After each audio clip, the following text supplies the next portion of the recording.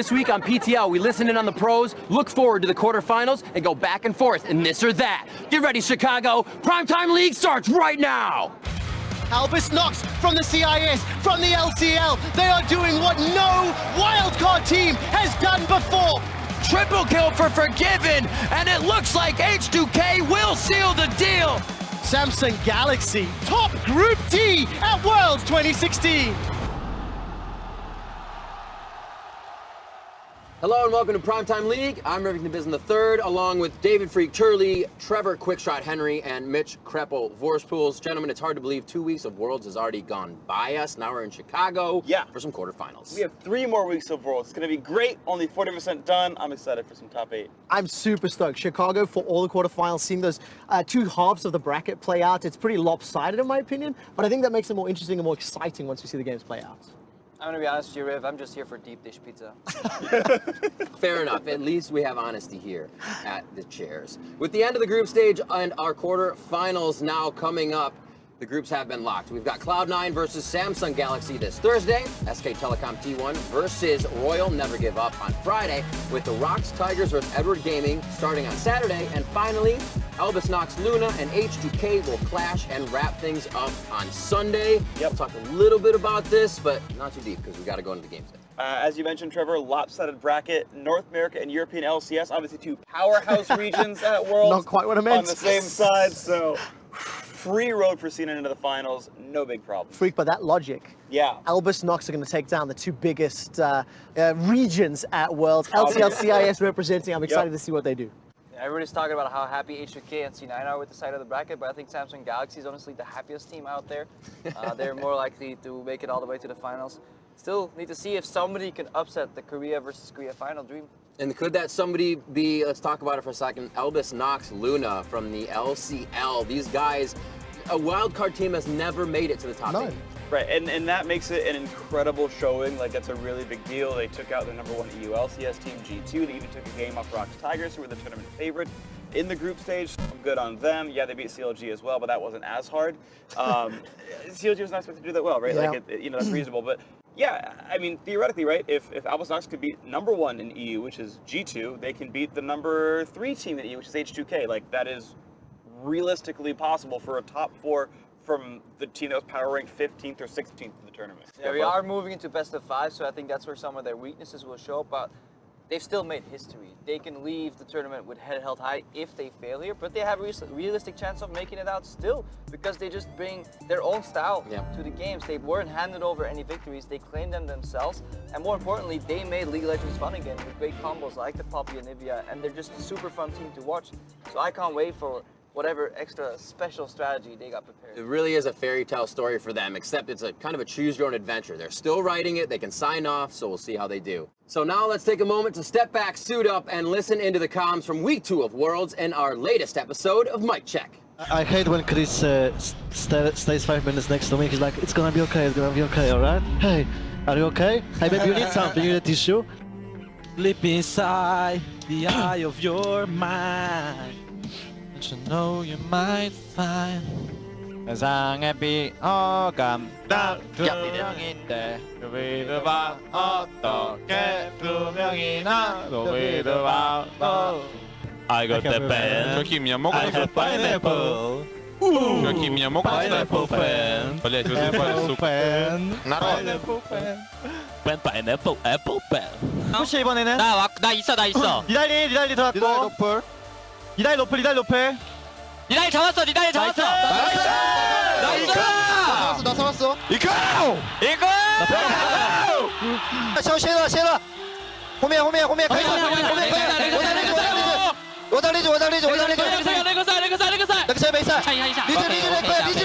리즈 빼었다 Я отслышал, Райс на меня увинить пошел. Дефу мид. Бля, я дам Иду. Здесь ТП. Иду к стажеру. Стажер, ты ко мне можешь добежать? Стажер. Заставил, все, съебывай, стажер, я тебя не могу сильнее вывести. Я вышел. Окей, вышел. 绿切一直没下过进 W 小心前面有 W 不可以背不打 One Poppy. Snare 3, 2, I can speed you guys up. I can kill here. Okay. I'm chasing. Take it. I'm chasing. Commit. Just commit. Yeah, just commit. We can chase. Chase. I ult. I'll take it. Civil. Rek'Sai. Kill Rek'Sai is more important. He will take the stun here. Okay, go push mid. We cannot dash, I think, because they have Rek'Sai a lot. I'm speeding you, Peter. 1.5. I'm on Rumble. 2. I'm on Jin. He's 1 HP. Peter. Jin's 1 HP. I go for Rumble. Look at Jin. Rumble stairs. Go. Jin. 2. Nice. Ban. Push it. Let's go ban. 끝나게 해야 돼. 게임 안 끝나게. 바론 줘. 죽지 마요. 나이스. You can just start. Okay, just do it. He's smart. Just do it. I go into zone here. I go into zone. No.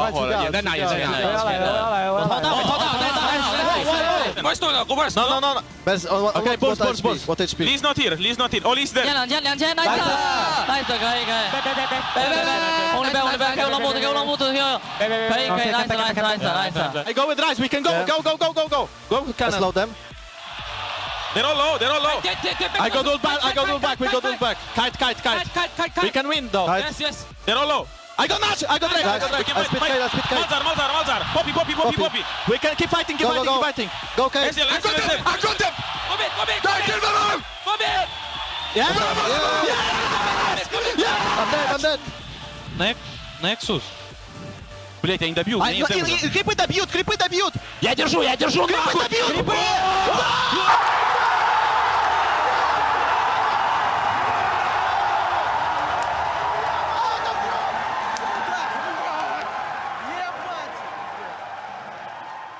All right, gentlemen, let's start to break down some of the quarterfinal matches. We're into the best of fives now, and Cloud9 versus Samsung Galaxy is going to be the first match on the docket. Starts Thursday.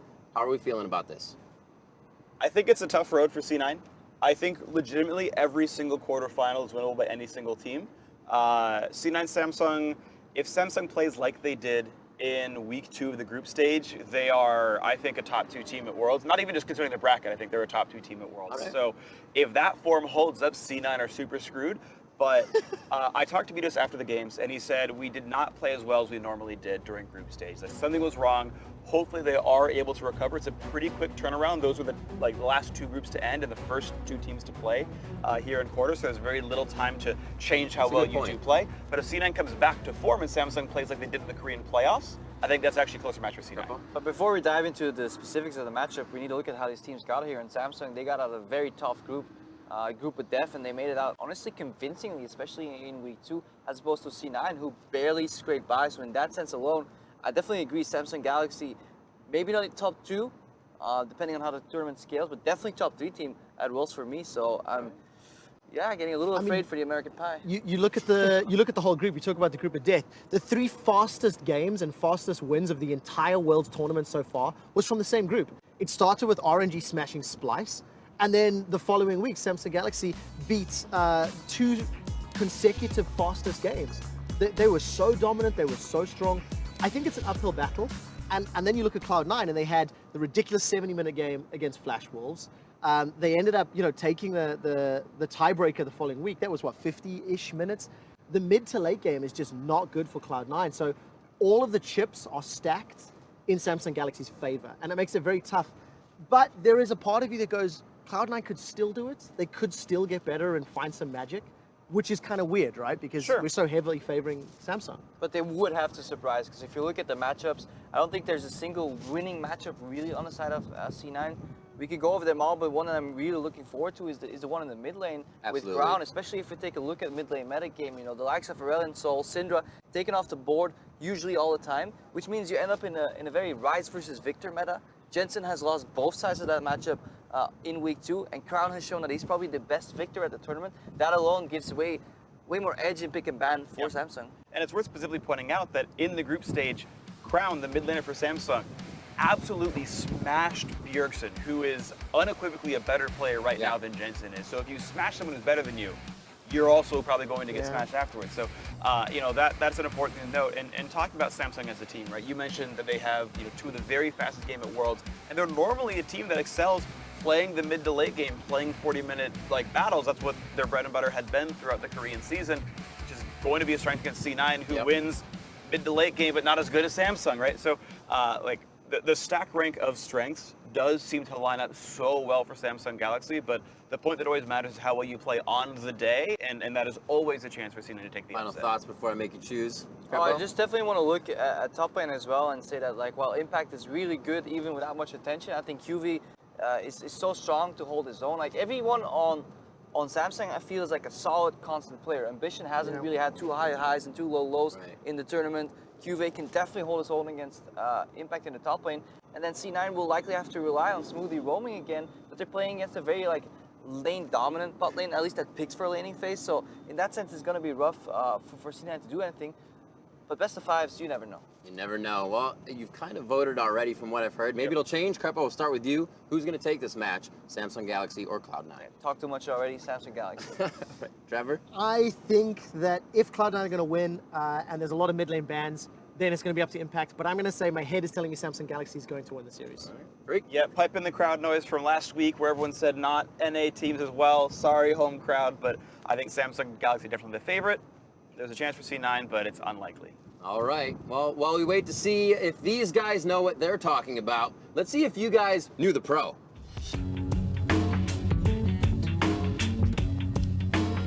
All right, here at Worlds, there are only a few pro players left. That should have made it all the more easy for you to guess this week's Know the Pro. On Tuesday, we tweeted out a glimpse of someone from the final 8 teams. And if you had guessed it was H2K's jungler Jankos, then you would have been correct. Jankos and the rest of H2K surprised everyone by going 4-0 in Week 2 and earning the #1 spot in Group C.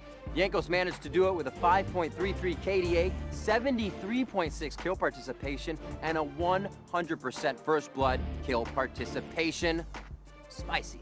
Now, Jankos and his H2K brothers will take on Albus Nox Luna in the quarterfinals. That's H2 what? H2 looking to make the semifinals, that's what.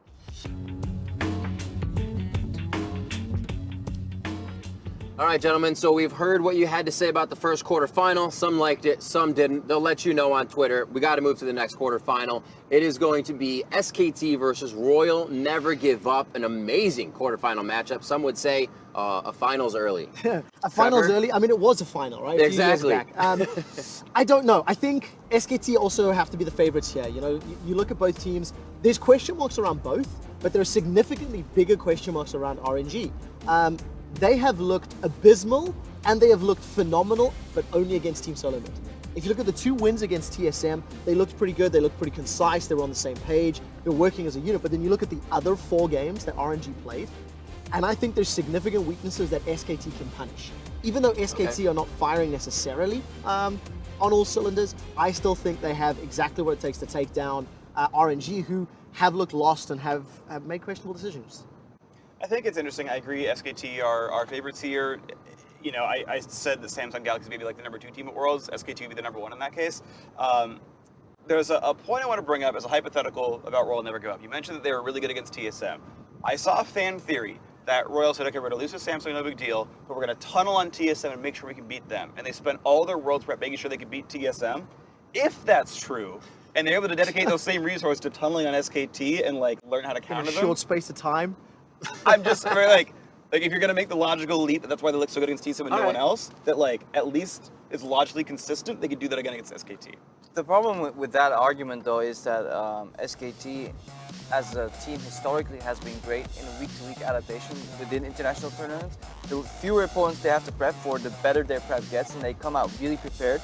And then combining that with the fact that RNG in best of 5 seems rather inflexible, especially MLXG is a player that doesn't really adapt too much in best of 5s, in my opinion, from watching them in the LPL. It seems that the farther the series will go, the more clear-cut the victories will get for SKT. And that's something we've seen historically as well at IEMs, where SKT maybe they adapt very well. They play a slow game 1, everyone's like, oh, there's hope. Game 2 is a little less close, and game 3 is an absolute they get smashing. And the thing is, if you look at all the groups, I feel like SKT made less blunders in picks and bans than many other teams. You know, one of the narratives that we had a lot is like, why did you pick this? Why didn't you ban this? I feel that discussion did not happen around SKT, but I heard it around RNG. So not only have you got these like sort of player mismatches, I feel like SKT have got a much better grasp of how to get advantages from picks and bans. And that I think can really hurt RNG, especially when you look at some of the matchups. I think like FLICKR in the mid lane. Yeah. He's playing phenomenally. Right. Yep. If he gets another advantage, and we've seen how heavily mid laners can swing matchups. Right. That's just the way in for SKT. Exactly. I think individual player for player, I think 4 of the 5 are very close. Looper Duke, both excellent, right? You've got Bengi or Blink versus MLXG, both have been okay, right? Yep. Uzi versus Bang, oh, The whole bottom lane is explosive. great at League of Legends, Mata and Wolf based on form, right? Yep. But Xiao, who is not playing very well, I thought his Aurelion Sol was pretty good. I think there are some picks here for him that can stand up, but Okay. FLICKR has been playing 99% of the time much better than him, and as you mentioned, mid lane's pretty important. Yep. I think that's a huge wedge for the game for SKT. All right, gentlemen, it's time to put up the vote. Trevor, we started with you. What's your first vote? No surprise. I think it's going to be SK Telecom taking this 3-1. They'll drop a game to RNG. All right, go down the line. South Freak. Korea's number 2 seed, SK Telecom T1, 3-1. Crepo. Final vote. Yeah, I'm gonna follow with SKT here. More importantly, because RNG's like strength to really win best of 5s used to be late game team fighting, but in the later stages, SKT was just so beautiful at warding off flanks and playing together as a team. So it's gonna be SKT. I would almost go as far as saying 3-0. As well, I mean, I don't even vote here. I think it's going to be SKT too, but still an explosive matchup that's going to be amazing to watch. And now, through the magic of editing, we're all going to disappear, and Freak is going to serve us up some Twitter.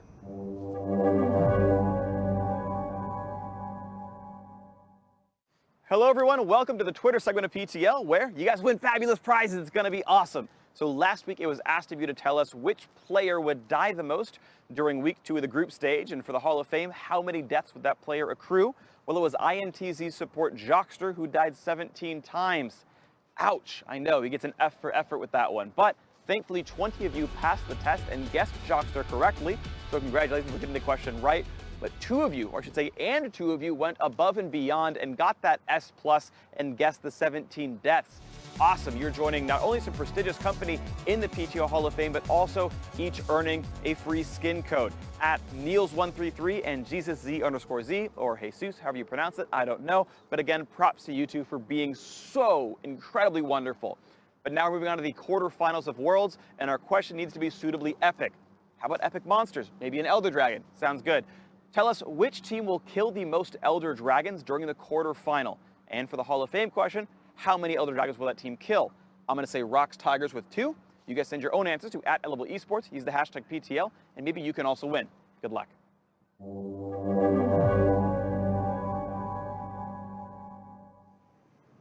And now we welcome Freak back from Twitter as we jump into our next quarterfinal matchup. It's between Rocks Tigers and Edward Gaming, both favorites coming into the tournament, but have not shown like they should be the favorites. Freak, what are you thinking? Absolutely agree, right? Both these teams lost to international wildcard qualifier squads. EDT didn't even get top in their group. They got 2-1 by H2K overall. Like, neither team is playing, and the results show, like they were domestically. I think both these teams look quite a bit weaker.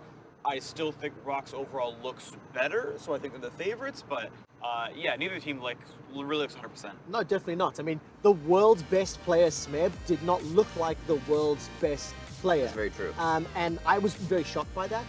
On the same token, EDG were meant to be the strongest team China has ever produced in the history of League of Legends. And as a team, they simply just kind of fell apart.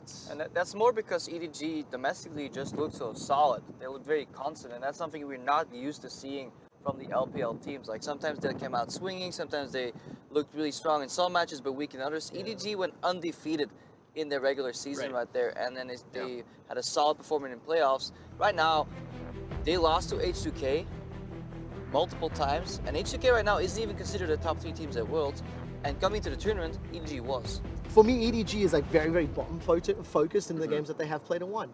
For me, it boils down to EDG as well. Their strengths in the playoffs was also using globals. They had a very bot-centric view on the game. They had utility in the top lane. They played a lot of roaming and globals, and then they went to the bot lane. But then they played against AHQ playing those same globals, and they forgot how to play against it. So they're not even using the things that they're strong at and learning how to counter it when enemies use that same strategy against them, showing that they're very inflexible during Worlds, and it's kind of disappointing because we had such high hopes for them, and they disappointed.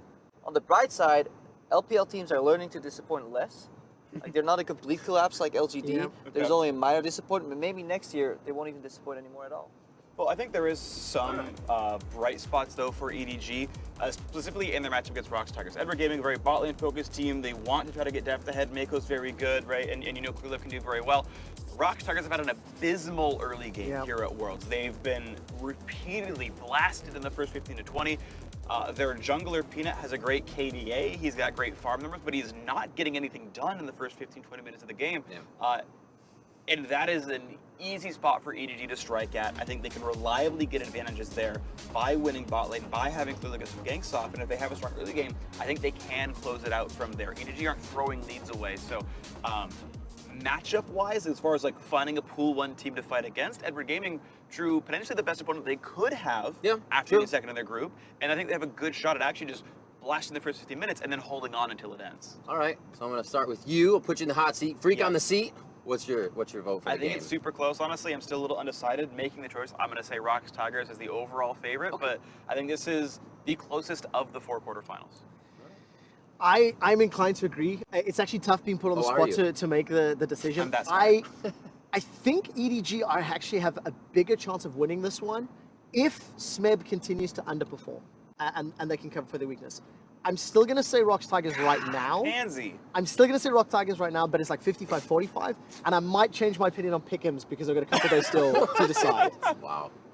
Crepo, how you feeling? Personally, don't think it's that close, especially because Korean teams have shown very good week-to-week adaptation and preparation when it comes into a single matchup. And I think Smeb, while he looked not as great as he can be, I think he, throughout the tournament, should get better. So I'm more of a 75-25. I think EDG, due to variance, can take 1 game. So 3-1 for the Rocks Tigers. All right, we'll see. Smeb's no pleb. It seems like a lot of you guys give credit to the top lane here. But for now, it is time for a week 2 round of this or that. Hey everyone, welcome back. It is time for this or that. I finally don't have dead weight on my team, and neither do you. Yes. This is going to be great. Okay, so if you don't know the rules, Rib is going to be holding up signs. You mean Telestrator?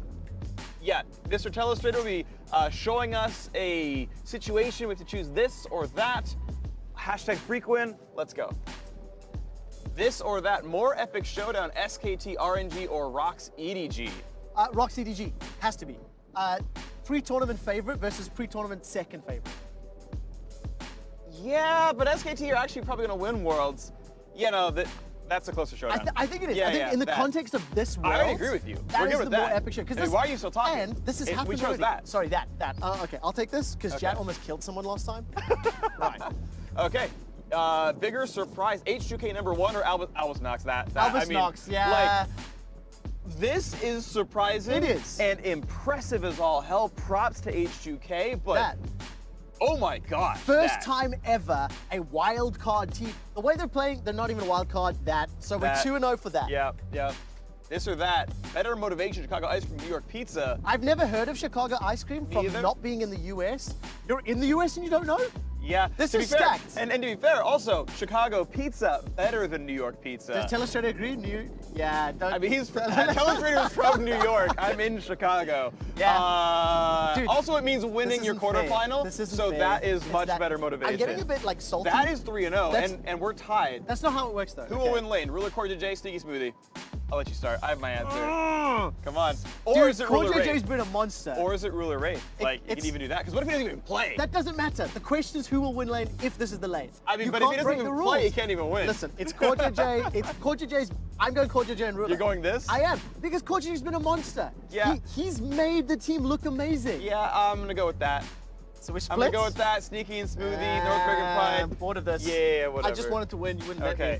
FLICKR, LCS Disappointment, TSM G2.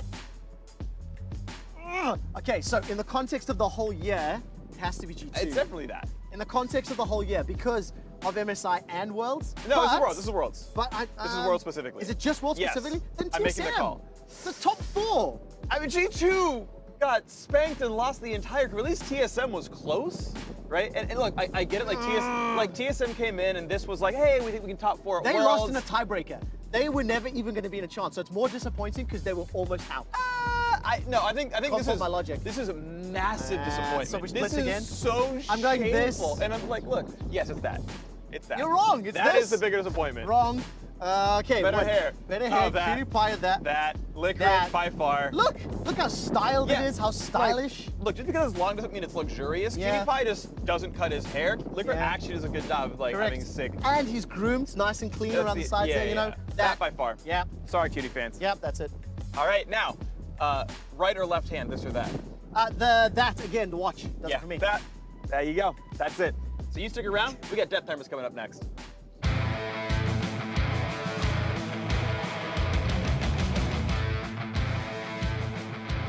All right, now that this or that is done, it is time to jump into Death Timers. It's been a while since I have done this one, so for you guys at home, the way it works, we're going to have 30 seconds each to argue one side of a matchup in the quarterfinals. And I figure, seeing as though we're both European casters, H2K versus Albus Nox. Crepper, which side do you want? Yeah, sounds like a good matchup. I'll take H2K. Oh, why am I not surprised? All right, so I'm going to take the advantage. You pick sides. I'll go second.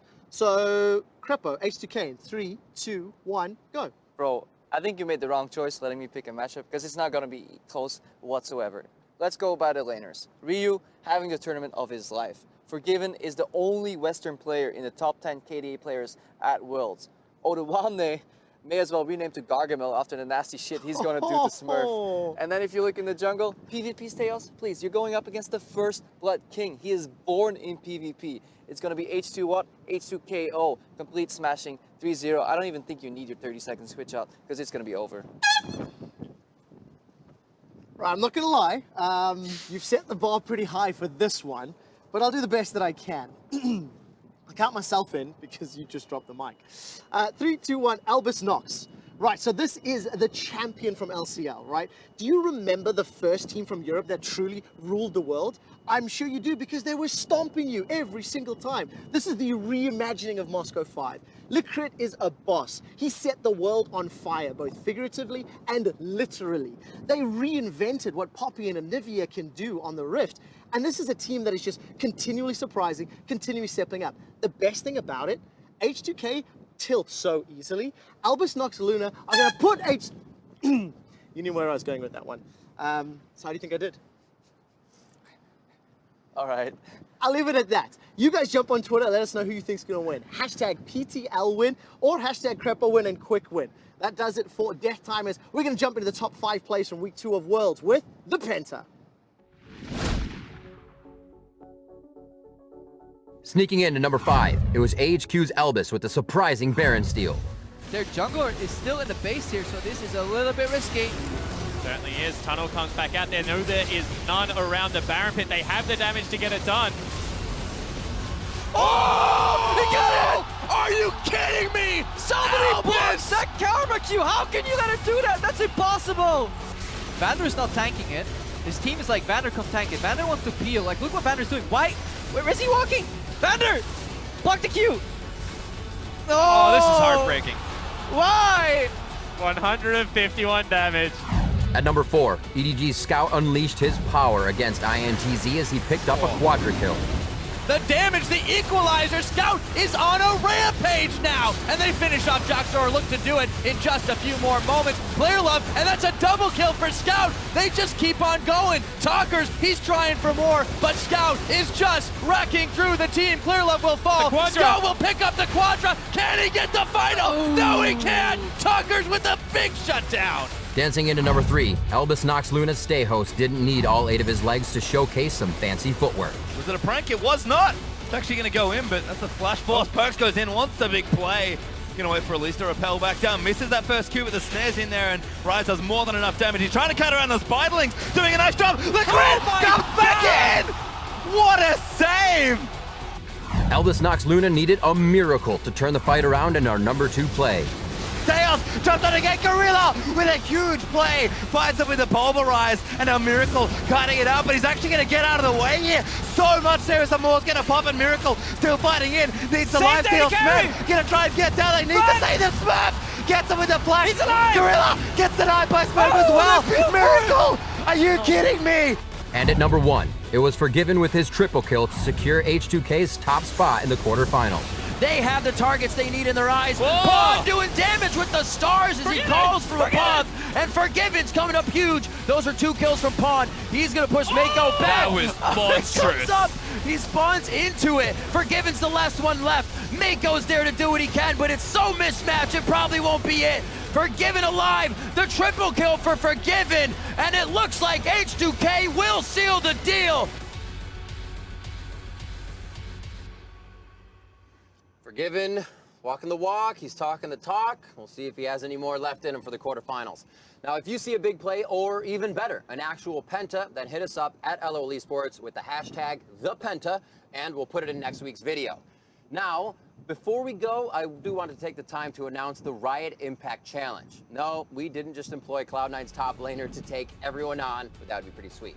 We're partnering with Omaze to host a charity sweepstakes where your dollar can not only win you a trip to Barcelona for All Stars, but will also go to support 4 incredible charities that are doing fantastic work all over the world. Skins, swag, and merch will be available for those who participate. So if you want to make a real difference, head over to LeagueOfLegends.com where you can find out more about the campaign and how to participate. Gentlemen, I want to thank you for joining me here on the lake of Lake Michigan as well. We're getting some deep dish later. Do not worry. Definitely. That's where we're headed after this. Thank you for tuning in. Before we leave, we're going to get ready to cast the quarterfinals. Let's throw it over to the road trip to Worlds as they head to Chicago.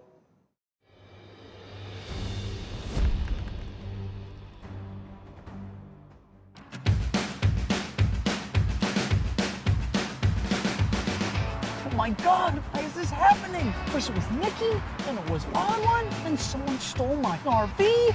My mom's gonna kill me. What the? You shall not pass! Laser Like, beams? Crumbs? Is that you, dude? What are you doing out here? You're the only guy that stopped. I need a ride to Chicago. Yeah, you going to the quarterfinals? I'm going there. You and me, road trip to quarterfinals? Let's do it. Do you take my staff? This is perfect. All Crumbs, right. yo, you're my road dog. Let's do it. Oh, God. Oh, yeah. Excellent. How long have you been out here, dude? You don't want to know.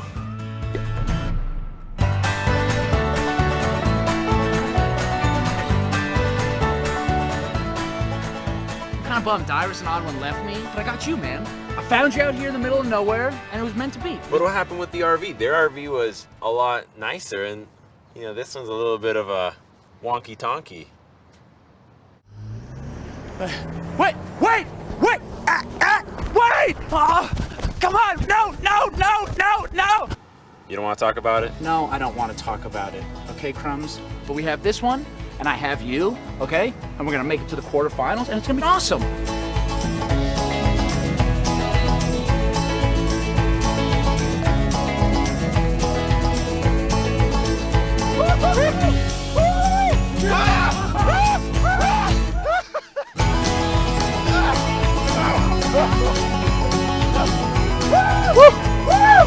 Halfway to Chicago, baby! Look at this place! It's beautiful! See, that's why they call you Smarts, Crumbs. That's why they call you Smarts. Thanks. Look at this! Ah! But Dude, it's just salt and dirt. whatever, man. It's beautiful. Look at all this salt. That's a lot of salt. After group stages, who do you think's saltier? North America or this lake? NA. And for NA sure. saltier. For sure they're Yeah. saltier. I didn't want to bring this up right now, Then don't! but it's too beautiful to pass on the opportunity. I think that we need to bring somebody else into our equation. What?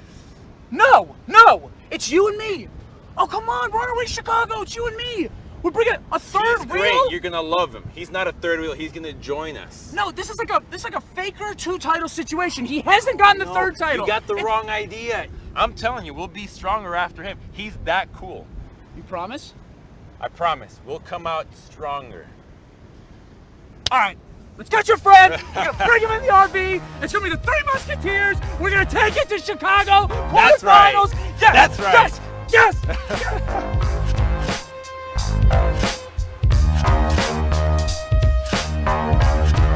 You said he was gonna be cool. Better be cool. Dude, He's not he is cool. Man. Crumbs. man.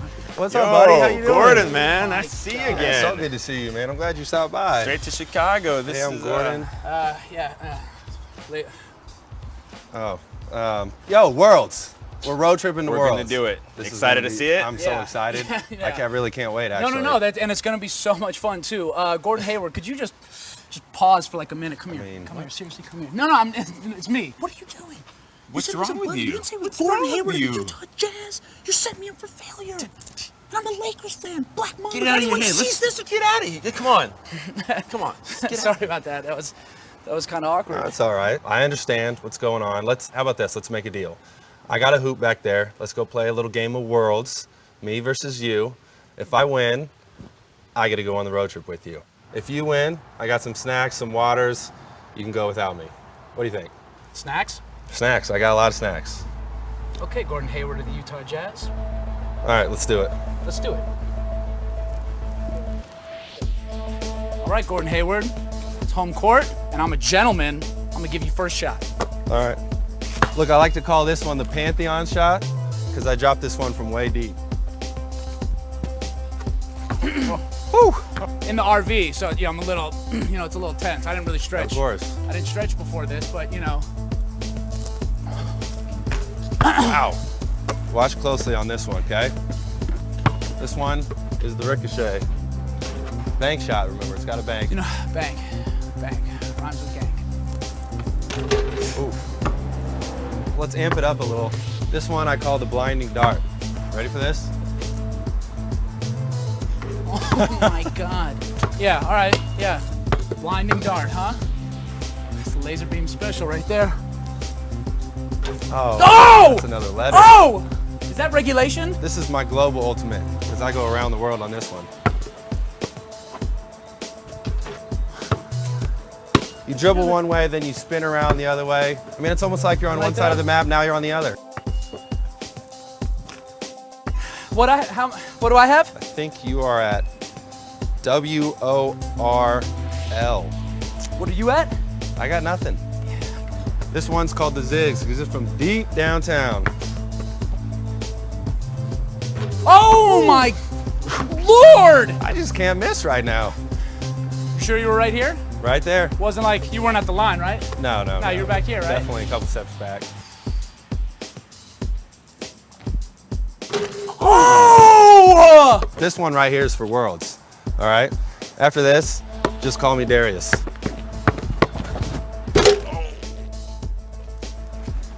Are you serious? Did you one-handed or did you two-handed? That was two hands. Behind that, did you behind the head a little bit, yeah. All right. Oh. It's not regulation, Gordon. That is not regulation. And my home court, I put him down. Hey. I put him down like all the time. That was a good game. I had a lot of fun. I appreciate that. You know what? I think me and you are going to be spending more time together. We're going to Worlds. It would be an honor to have you on my RV. Hey, I'm still going to get those snacks too. What do you say? What? Yeah, let's go. Get the snacks? Let's do it. Gordon Hayward of the Utah Jazz, you are a legend, my friend. All right, gentlemen, let's huddle up. Let's huddle up. Bring it in. Right here. Okay, it's been the most awesome road trip ever so far. Now we got Gordon, okay? It's gonna be even more awesome. The three of us going to Chicago, going to the quarterfinals, going to Worlds. It's gonna be amazing. You guys ready? Yeah. Ready? You ready? Yeah. Yes, sir. Let's get a quarterfinals on 3. 1, 2, 3. Quarterfinals!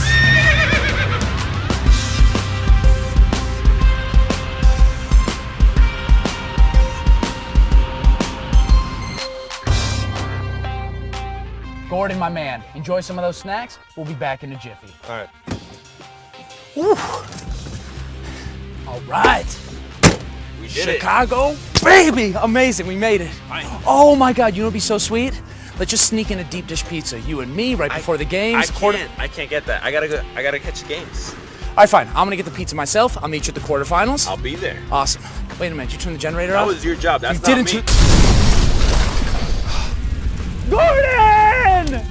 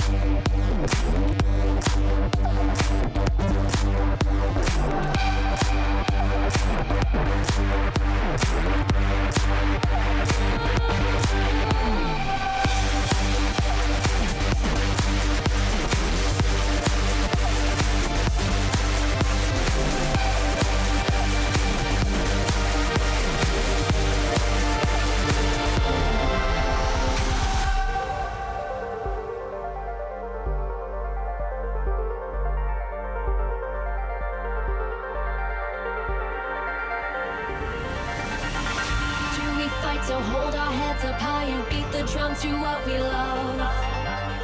Risk the fall, or we have felt it all come crashing down from far above. Stars are rising, countless worlds colliding, only one will take it all. Can we bring to fall the giants? Can we make the final call? We are the ones to ignite the darkened skies, the champions of the world that we defy. A solo ride of the few who rise up high, and we all fight at the last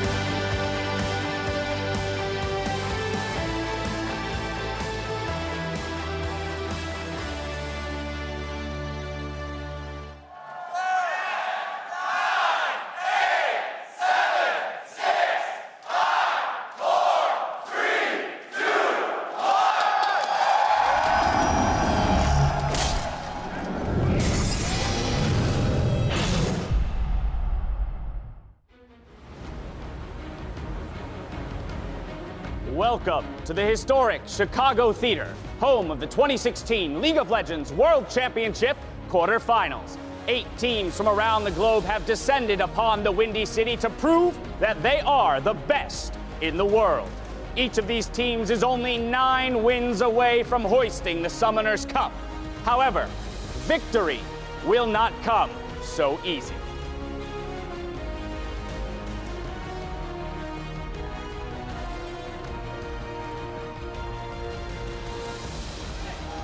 Hello,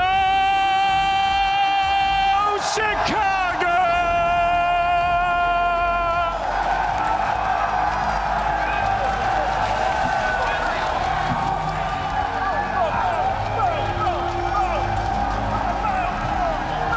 Are you ready for some League of Legends?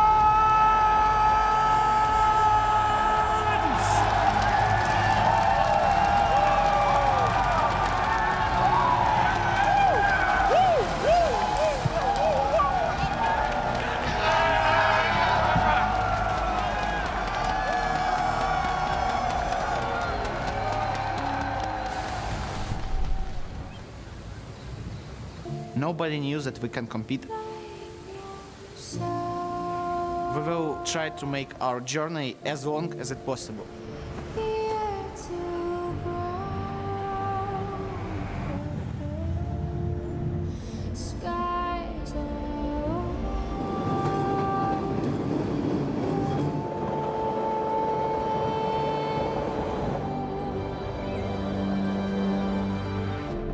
If we can get past quarters, it would just be a huge accomplishment, showing, yeah, we actually do deserve to be here. 북미 팬들에게 미안하지만 저희도 이기려고 여기 왔고.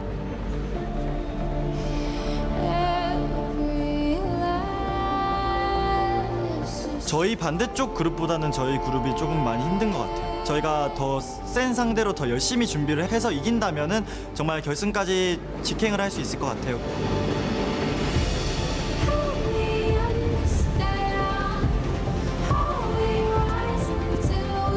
적어도 4강 이상은 가야 될 것 같아요. 유럽 SS팀 중에 저희밖에 안 남았는데 그래도 끝까지 살아남아서 유럽을 자랑스럽게 하고 싶어요.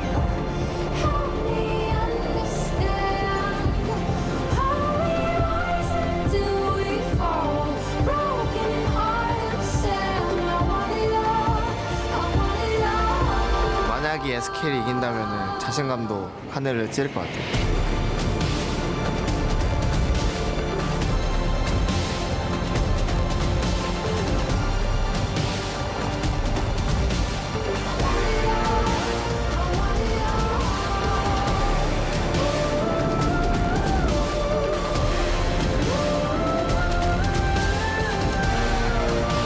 이제부터 시작이라고 생각하고 있어요.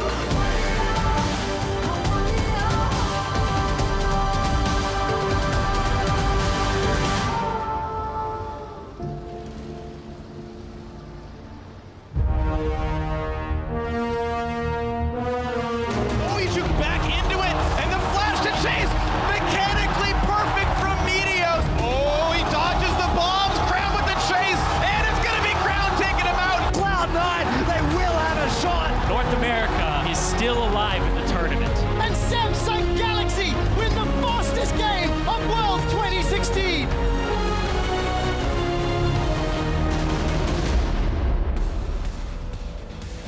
Good evening, everybody. I am James Dash Patterson, back behind the desk alongside Alberto Crumbs Rangifo, Chris Papa Smithy Smith, and Joshua Jat Leesman. Gentlemen, welcome to Chicago. This has to be the most beautiful league venue ever.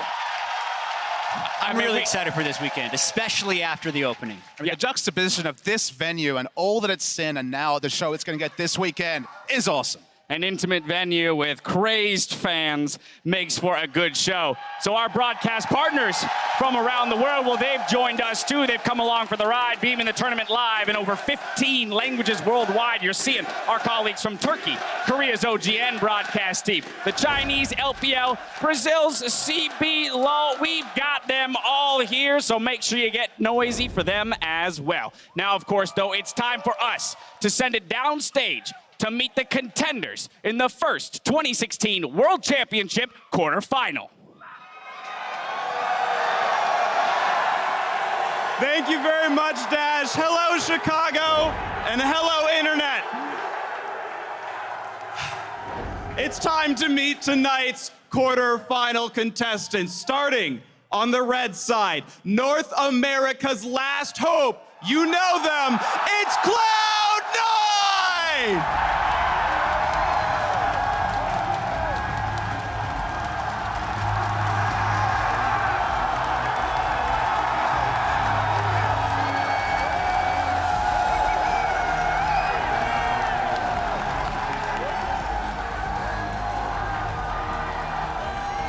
Top lane, former world champion, Impact.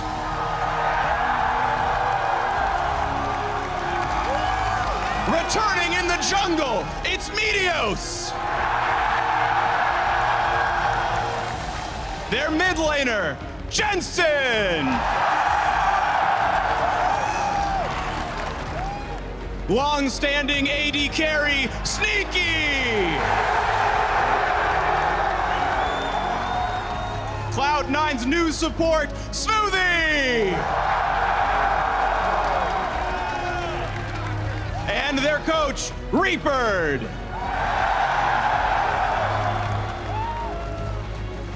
Their opponents tonight, hailing from South Korea, it's Samsung Galaxy!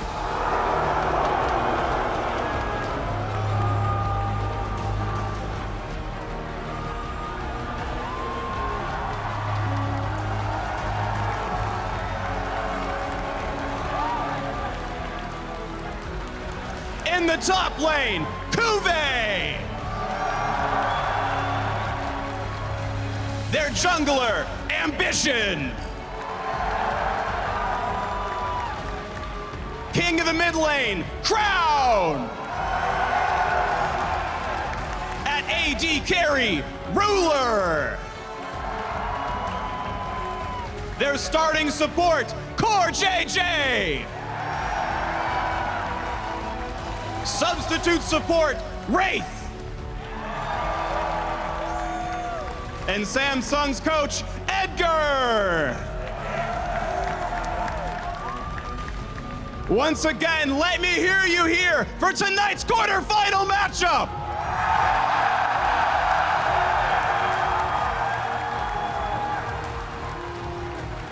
Gentlemen, please take your seats. Let's set it back over to Dash to get tonight's games underway. There you have it. Our two teams that are facing off today, the hometown favorites and the last hope for North America in Cloud9 up against Samsung Galaxy, who looked dominant coming out of the group stages, so it's going to be quite a matchup. Yeah, and you can see the crowd heavily on the side of Cloud9, trying to even be a sixth man for the crowd. We saw a lot of boos in the stands for the Samsung team. I think it's a bit of American sports culture trying to make them uncomfortable in here, but there were definitely some cheers in there. Testing the mettle, the mental fortitude of the Samsung squad there. Yeah. But we have to remember that 16 teams entered the tournament 2 weeks ago, and just 8 remain. Of course, we have Samsung Galaxy and Cloud9 playing today, and over the next few days, we'll also see Korea's ROX Tigers and the reigning world champions, SK Telecom T1, from China's LPL, Edward Gaming and Royal Never Give Up, the League of Legends Continental League's Albus Nox Luna, and from the European LCS, H2K. Now remember, the knockout stage of the tournament will consist of one single elimination best of 5. Now the higher seed in each matchup has their choice of side selection in games 1, 3, and 5, while the number 2 seeds will choose for games 2 and 4. After each game in a series, sides must be chosen within 5 minutes of the previous game ending. Since Samsung Galaxy finished first in their group, they get to choose for game 1, and today's series versus Cloud9 have opted for the blue side of Summoner's Rift. Looking at this entire bracket, though, gentlemen, we've got 4 really stellar matchups. Let's kind of, ruminate on that for a moment. Now that we've arrived in Chicago, we've had some time to, gather our thoughts about these 4 different matchups. Well, I think it's pretty standing that the #1 seeds in each of these matchups are really coming in as heavy favorites in all of these, and any actual upsets that we can see are going to just be so exciting to watch. I mean, the brackets are also super interesting, right? Because on the left side, you have a lot of the favorites take the tournament out before the tournament started. On the right side, there really is a hope for an NA or EE hopeful to make it to the finals. So in terms of brackets, you couldn't ask for much more. Yeah, there's going to be a lot of those matchups where Samsung has to play the villain in every single venue they go to if they continue to make the run to the finals. And it starts tonight. So with that in mind, let's get into the matchup. LCK Samsung Galaxy versus the North American LCS's Cloud9. Now, Samsung Galaxy enters the quarterfinals after earning the first seed out of the hotly contested Group D. And look, on the first day of this tournament, I raised the question, does Samsung deserve to be here? Should they be here? Question asked, question certainly answered. 5-1 in the group stage. They clearly deserve to be in a very difficult Group D. So then you kind of have to shift the narrative a bit. And to me, the question is, or the reality is, and it's one actually that applies to me as much as it does to this team, this is not the team that neither global fans nor Korean fans wanted at this event. They wanted KT Rolster. Probably a couple of KT Rolster fans here, maybe not, but regardless. KT Rolster, they're known for their polished brilliance. You think of someone like Score, one of the best junglers in the world, someday. On his day, the best top laner, not so much in the regional finals, you'd have to say, but still a very strong team. And, the reason why I can empathize with this, you look at the casting talent, the list. People wanted Monty and Doa, right? I'm sure people here would love to see them. Great casters in their own right. That's right, I said their name, chat, please. But You're the good. big thing about You're fine, them, right? buddy. Everyone knows their charm, their humor, they're great broadcasters. And the reality of this situation is that everyone's on the same page. Even the people that are here, Samsung Galaxy, they've said in interviews, we realize that we're here in place of KT Rolster. The KT Rolster fans, please cheer on us. They feel that extra burden of expectation, and you can kind of go one or two ways. In a situation like that, either you can wilt under the pressure, you can struggle. We saw Samsung Ozone 3 years ago go out in groups when they were the unfancied 3rd team, or you can really prosper. And look at Samsung Galaxy in week 2 especially, the big story for them. They set the fastest game time of Worlds and beat it on the same day. This is literally the stuff that streams are made of for Samsung Galaxy. Yeah, and that week 2 was just absolutely incredible for Samsung. They were able to easily take control of that first group, but you have to take those victories with a grain of salt. While they were able to have such commanding victories, their counterparts were not playing to the best of their abilities, and losing at 24 minutes, you gotta try to lose that hard. Yeah, and they were so dominant in that week, too, that I feel like the storyline has taken a very sharp turn for them. Papa Smithy, you were just talking about how a lot of people didn't think, or even Korean fans, that they deserved to be here, that they would show Korea true. A lot of people were distancing themselves from Samsung. No, they're on a different level from SKT and ROX. And suddenly they're the prohibitive favorites to make it to the finals. And I wonder if they can kind of have that mentality shift and use it for the positive, from being the underdogs to suddenly being the prohibitive favorites and the ones that have to represent Korea on that side of the bracket. Suddenly there's a lot more pressure on them. And they've just never been a favorite. That's the reality of Samsung Galaxy. They've always been an underdog. In the summer season, they beat ROX Tigers first time out, never took a single game, not a match, single game of any of the other top 3 teams. Very much a surprise they're here. This is the first time they're playing the favorite, and that's why you have to wonder, are they going to be up to the task? Because people are saying 3-0, 3-1 Samsung. There's no guarantee, though, given there's no track record to make that prediction. Well, they've never been the favorites, but they are tonight. So let's turn to the sole North American representative here in Chicago, Cloud9, who struggled in week 2 of groups, but managed to qualify over IME and the Flash Wolves. Yeah, and I think that was a very difficult group they came out of, but unfortunately for Cloud9, they kind of backed their way into the semifinals. They went 1-2 on that final day of groups. The game that qualified them was a very nail-biting game against Diamond, where they almost threw away a very large lead, and they recognized that they didn't play well in that game, but they have to kind of conquer the fear that they were playing with and play without their inhibitions and just be able to have a much better week, because if they play like they did in week 2, it's not going to go well. Yeah, and unfortunately, that second week was obviously much worse than that first one. And I think that what they're going to try to do is really release all their inhibitions, as you mentioned, and play not scared. We saw a Cloud9 that was undecisive, unable to really pull the trigger, and it shows in their average game time being over 47 minutes. That is extremely long, and that it's just a trait of a team that is struggling with indecisiveness. But similarly to how we can think that Samsung is going to have a shifted mindset, we can expect the same out of Cloud9. And backs to the wall, they might be able to come out guns blazing and actually show up in this tournament. All right, so while we recognize that Samsung Galaxy are the favorites here, my question to you guys then is, how does Cloud9 get an edge or a victory here tonight? I mean, the first thing you can say is the Victor pick, right? That was the big story. We wondered if Victor would be banned. TSM left it up, for example. The story with Victor is actually an interesting one. If you look over Crown's career stats on Samsung, 3 splits started in summer of 2015. 31% of his games played career on Samsung are on Victor. And that sounds like a big number, but for context, look at someone like Bjergsen in his 2 years. The last 2 years on TSM, his highest percentage champion is 10%. Kuro, known for his Victor before Crown, even on the world stage, but certainly in LCK, 18%. 31% is a massive amount, and you have to respect that this guy can play the good Victor matchups and the bad ones and know the ins and outs better than anyone else. Yeah, and I think it does start in Champ Select if C9 wants to be able to win this game, because even though Samsung has been practicing their way towards perfection, they've done it with a very small subset of champions. So they have a S tier in their roles individually, and then not too many champions underneath that. You think of Cannon and Rumble in the top lane, Victor in the mid lane. So I think that C9 needs to target the best of the best very heavily in bans, and then understand what they're going to be picking against. So I want them to ban the Victor, the Nidalee, and the Kennen, which I think takes the top 3 in 3 of their roles, and then they'll be able to play against the Rumble, the Ryze or the Syndra or the Varus in the mid lane, and just know what they're going up against and try and build a strategy around that. And on a more in-game specific note, I do think that they should enable Impact to carry, and let's hear that top dive for him once again, because he was able to do so much work in the qualifying run for Cloud9, and he has just received such little attention from the jungler, from the support every once in a while with this roaming smoothie, and if they just enable him more and put him on a harder carry champion, perhaps a split pusher, as we have seen some teams find success with a 1-4, we might be able to see Cloud9 actually come out ahead and find a weakness in Cuba and actually have a pressure point on the map that they can use to snowball.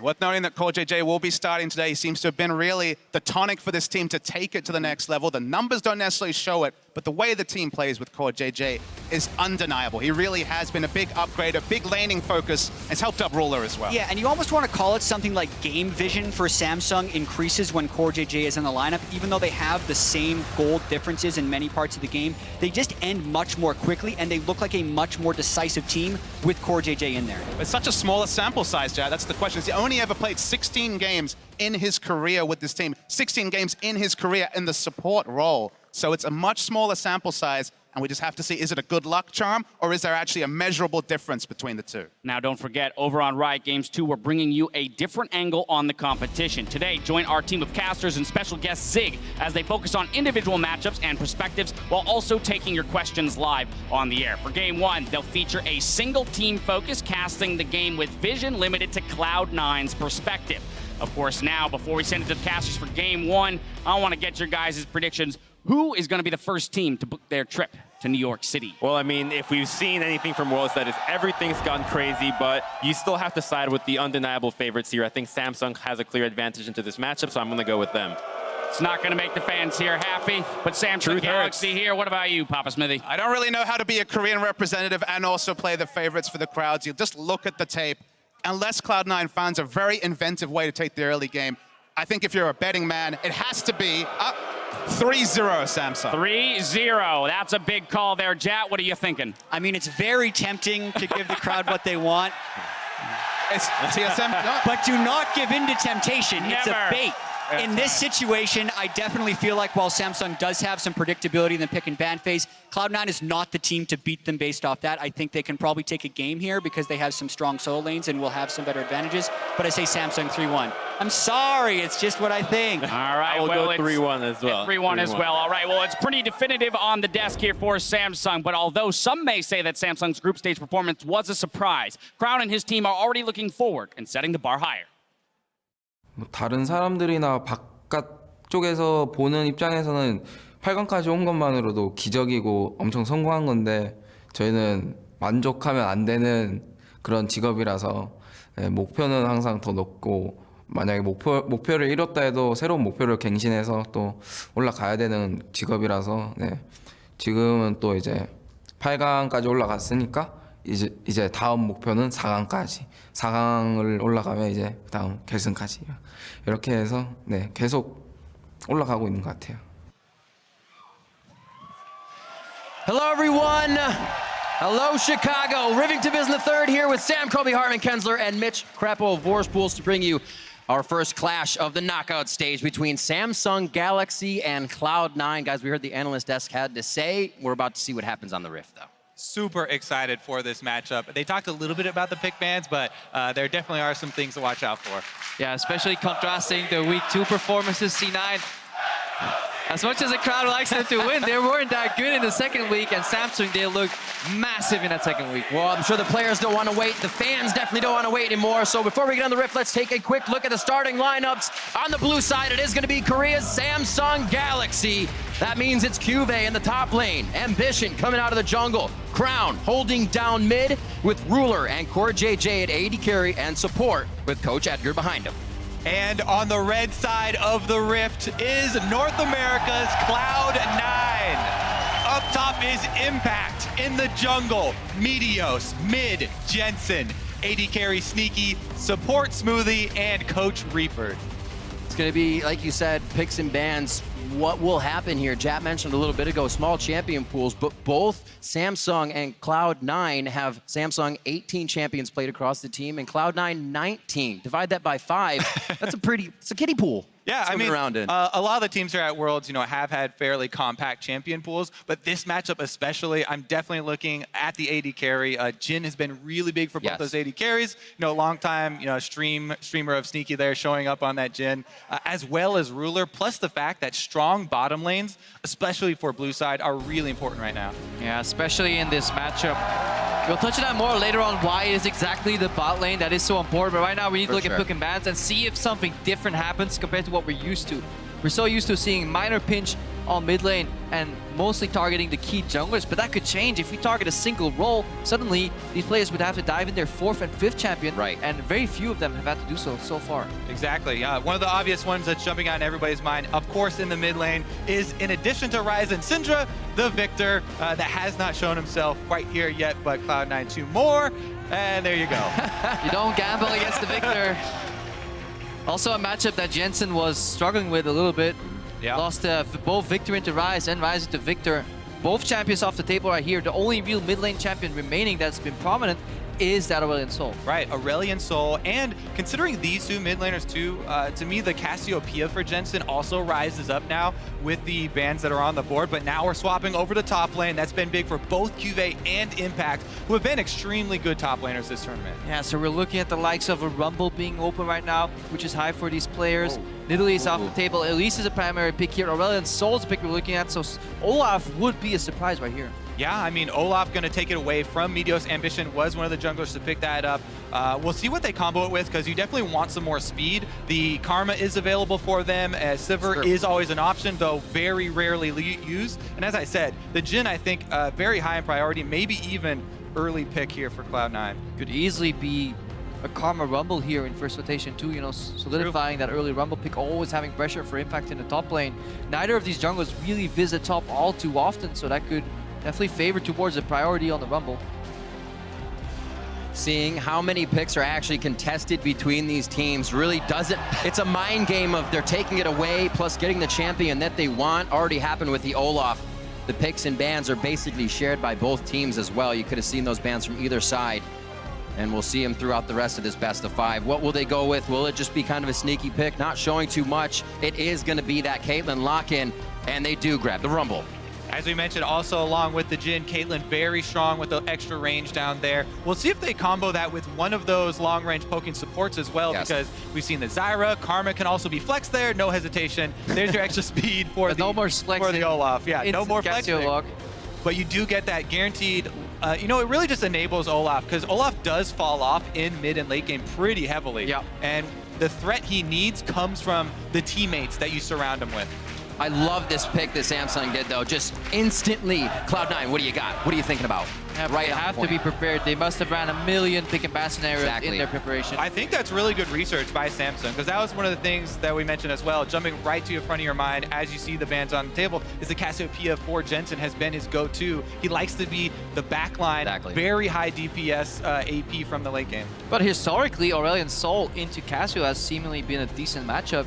It's the matchup that FLICKR has at the worst stats in of his career almost, I feel. He's gone down in regional qualifiers, even during Worlds, so yeah, definitely something you could play. This actually, the Orianna pick was the expected answer into Cassio in the start of the tournament, but because there was not as high of a priority as expected, we very rarely saw Orianna come out. But it's a super doable matchup, and it's very easy to play for the Orianna. It's very hard to outplay if you're Cassiopeia. Yeah. Mostly because the ball zones versus the attack. Right. Really do like that matchup, especially since when you pick Aurelion Sol, there is a bit more pressure to be proactive early, and if that's not your comfort zone, where Jensen has been a mid laner to dominate mid lane. He wants to play aggressively, push up in his lane, and try and harass under turret, and may not be, you know, as accustomed to the high roaming style and trying to get kills elsewhere. Well, that Rek'Sai may be the available early blue for Jensen to keep up with Crown's pushing. We see the Jhin and the core JJ Echo pick for QV coming in. Super likely that we're going to see that early blue buff handoff. Right now, Smoothie is looking for a pick, and combined with Meteos, that's pretty much the engage for C9. So they need to draft at least a combination of two champions that can start fights or at least facilitate those engages, because their mid games have been very slow. And that might be why they're still going for this Alistar despite having a range support against them. But that unit, that Caitlyn Alistar, is more than fine alone in the bot lane. Exactly. The Caitlyn Alistar is actually one of my favorite combos of ranged melee bottom lane, because you have the threat of comboing the Alistar all-in with a trap. That just provides so much setup for a jungler. Really a lot of pressure there. Definitely a lot of pressure, and it allows the Caitlyn also to just use the range to kind of 1v2 the laning phase. Miners to stay from Alistar. Really good combination overall. Ignite is fight lane. Smoothie's got it locked in. Meteos could, again, we've seen him in previous games, come to that bottom lane, get the flashes blown, and at least give Sneaky and Smoothie a way to get through the lane quite easily. Also, I really like the Rek'Sai passive pickup for Cloud9 because they have actually struggled a bit with the vision, especially towards the mid and late stages of the game where they start to fall off. Rek'Sai is going to provide a lot of extra intel for them. We'll see what they're able to do, though. Game number 1, and everybody is getting amped up. Hard to believe we've already been through 2 weeks of games, and there's already more to come here. The coaches say good luck one last time to the teams and each other as we're about to be on the Rift.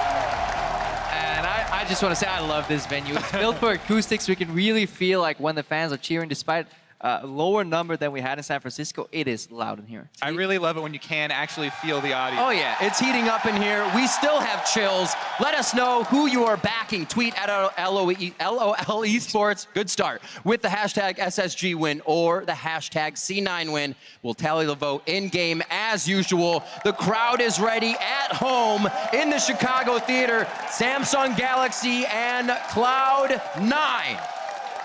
Looking to keep their hopes alive here in Worlds 2016. We're about to be on the Rift. Yeah. And despite what the signs in the crowd were saying, they're actually running it down bot lane right now. You'll see it once we zoom out.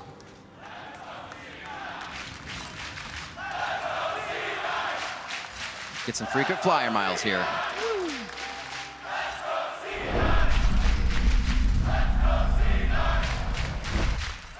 The crowd is behind him. It is home turf, and the game has begun. We'll see how Samsung and Cloud9 go at it in our first quarterfinal best of 5. Yeah, we saw a 4-man run in the bot lane right there. Samsung moving together, trying to get in there for some vision. There's a reaction from C9 right after. Yeah, I think it's highly likely that the Samsung bottom lane will go to interrupt the Gromp, but Cloud9 have placed their defensive ward already. As soon as Samsung walk over, up through the river, they'll see him coming, and this bottom lane should probably just have both of them start with outside camp. You really want to do that with the double range to try and abuse the ranged and melee as soon as you can. Topside start for both junglers, though, and Cloud9 do have vision on the Olaf. I wonder if we're going to see Ambition take advantage from the fact that Meteos is so predictable in his pathing on that Rek'Sai starting topside and then handing off the blue. You know, very well could do that on the Rek'Sai, but also if you've set a pattern and people are expecting you to go very passive, Olaf is one of the jungle champions that you can actually attack in the jungle because he likes to get low for the quicker clear, and you can try and surprise him, maybe get a summoner. Meteos, though, usually going very, very safe in the early game, trying to get farm advantages as opposed to pressuring. And I want to delve a little bit into the mid lane kickoff. Why Orianna is such a good pick into Cassiopeia? It's because Cassiopeia always stacks straight. It's the Q into E combo, walking up. Orianna doesn't really get punished too much from Miasma. Early on, there's good base damage, but once you hit like level 3, 4, 5 on Orianna, she just puts the ball forward, and Cassia will get punished and slowed every time she walks up to finish a trade. That will make it so she can't stack multiple E's on you, you can disengage, and then at level 6, there's always the looming threat of an Orianna ultimate. There it is. You talked about predicting the slow route there. Cloud9, Meteos is going to be able to get his blue, but what you deny is the blue handoff. Definitely so, but he does set a super fast clear doing this path, and Ori as a champion is fine farming, a little bit pushed in early.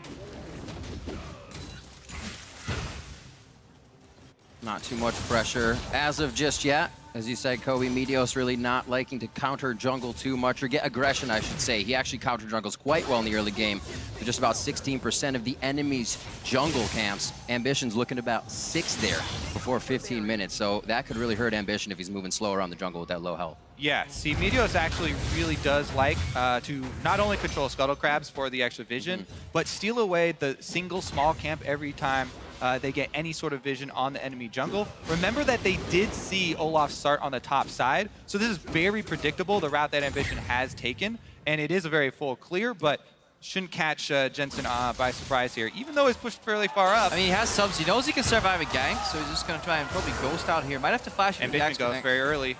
That was nice juke. That was actually an amazing juke there by Jensen. He did not give Crown the passive movement speed on his Q. And this all ties together here. So good start from C9. They both walk into River, both their top laner and the jungle to put 2 wards down, and that actually allows them to play super aggressive in the top side like they were doing earlier with that River vision. Impact, despite actually only getting 3% jungle tension before 15 minutes, is generally always pushing and has a massive CS lead. This guy plays like a monster despite playing on an island. Yeah, I think everybody really playing accordingly there. No big surprises. For Samsung, it actually didn't give up anything to go for that gank. Nope. Yes, Ambition did trade Ghost, but his camps, remember, he started on the top side, so he's just going back to that top side. Very efficient clear still. Didn't lose any time with that, and I don't think that any team either team right now really out to any big meaningful difference. No, we're looking at pretty much even CS across the board, except for in that top lane where Impact was relentlessly pushing from early on. Yep. It's a nice smite here. He smited early. Yeah, that's a steal. Smited early for the extra poison from the Gromp to help him kill it, but bottom lane pushing up. This is something that we kind of touched on in Champion Select. The importance, especially on blue side, of very strong, double range bottom lanes, so you can then go to invade and you get that vision stacking going. Yeah, but Sneaky got through the power shove of the early levels where the Karma Poke is pretty obscene. He managed to go at even CS, and right there you saw him punish that 4th shot as well. Really good combo E into Q, layered in between, within the headshot proc from the E-Mark. Really well played. They're looking for Ambition to break the game open here for Samsung Galaxy, because Impact is pushing quite heavy on the top lane. Definitely agree with your bottom lane point there, because you do have to keep in mind that all-in potential that we talked about from the Alistar and Caitlyn, especially in the early stages where there's very low vision at the moment, and the first support recalls are really where the dangerous moments come, where you're trying to get that first line and, traps can be set up. I like what C9 is doing here. Much more early grouping. Both jungler and top lane grouped a little bit earlier. Right now, support roams mid after the base. Complete surprise. There's likely going to be at least one summoner blown here when Smoothie combos. And the question has been, is the communication there between Smoothie and Meteos?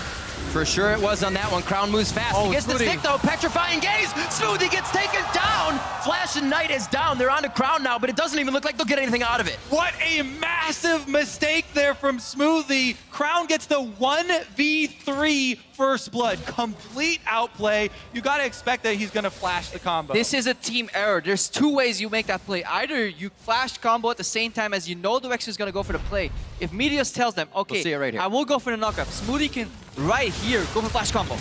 And he will layer it in. The problem is, if he goes that slow and that late, it's a reactive combo, and he's too slow. Even if he does it later on, Crown will still get the R off. So basically, this is a communication mistake between Smoothie and Meteos. We don't know who made the wrong call or whether it was just instinctive, but this is a major flaw for C9, even in the late game. We saw it in week 2 as well.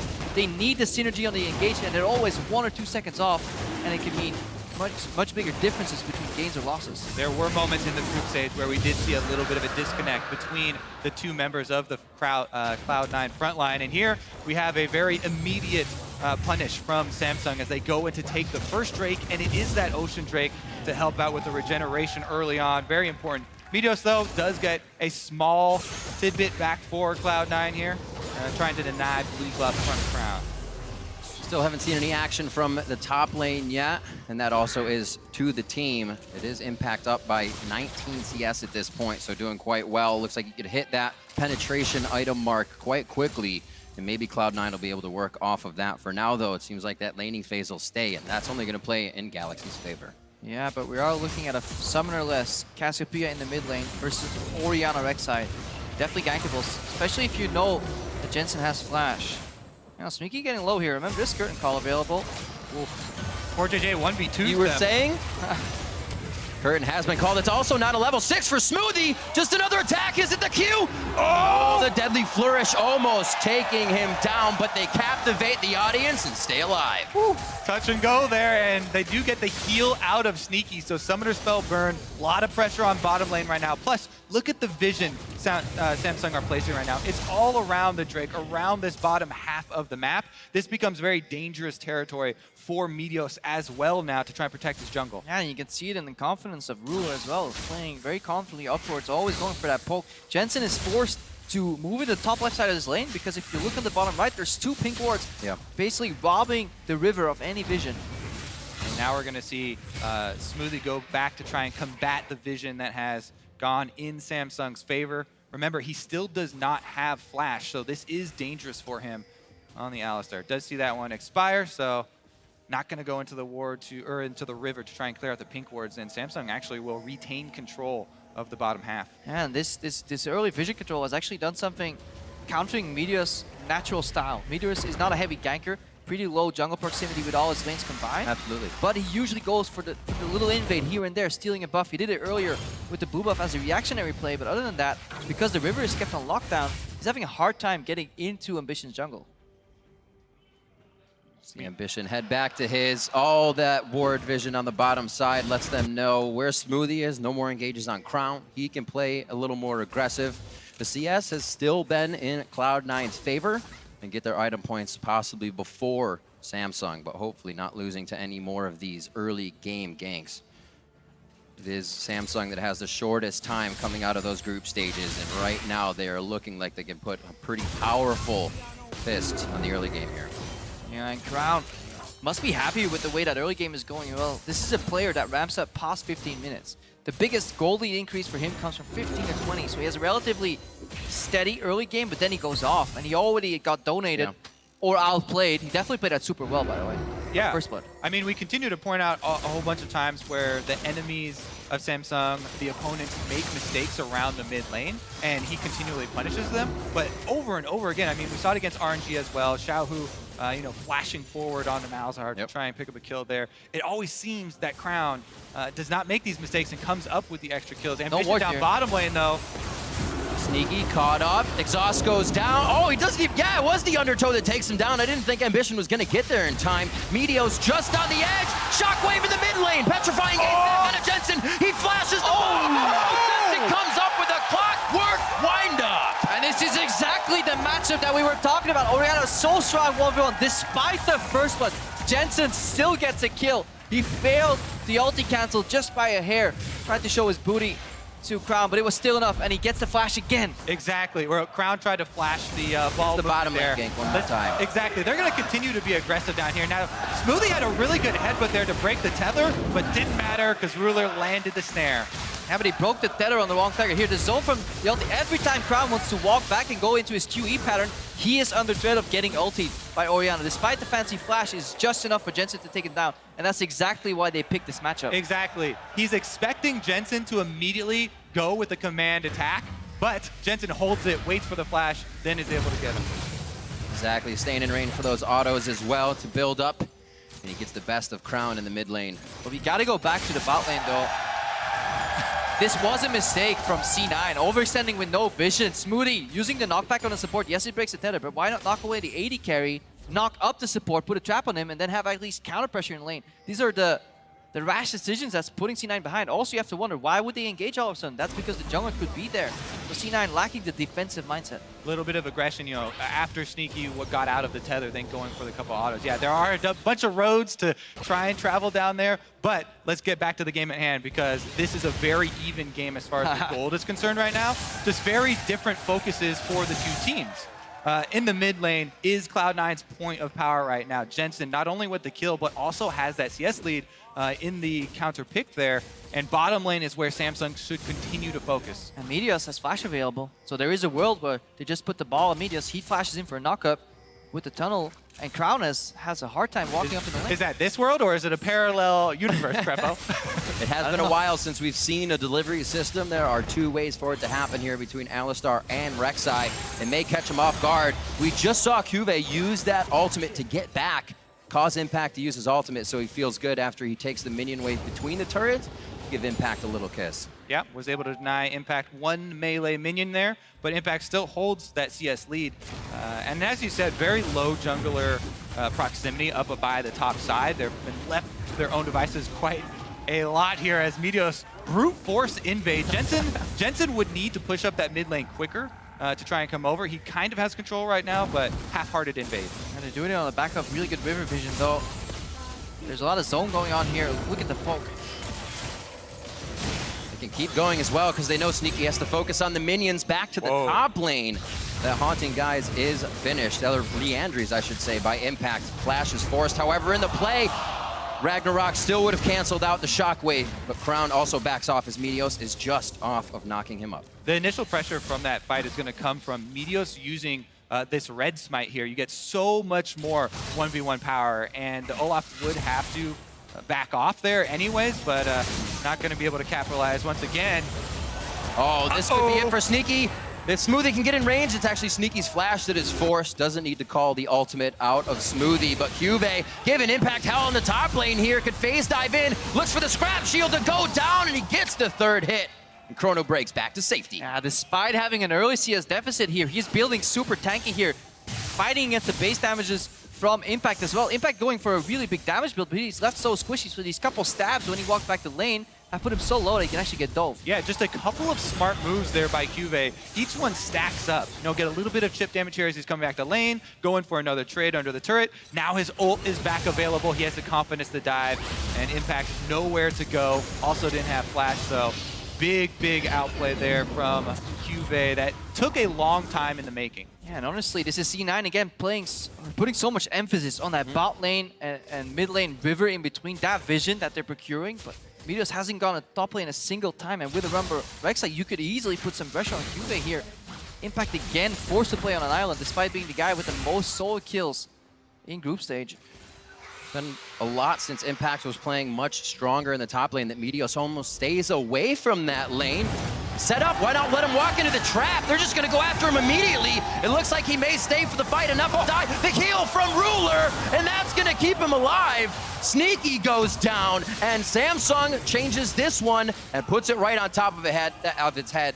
That's Cuvee's teleport down, but he just got a kill in the top lane, so he's got some time to breathe outside the lane. Once again, another setup from Cloud9 that backfires here as they're not able to burn through the Karma, through all of the shields, even with the brush advantage with 2 versus 1 and Ignite used.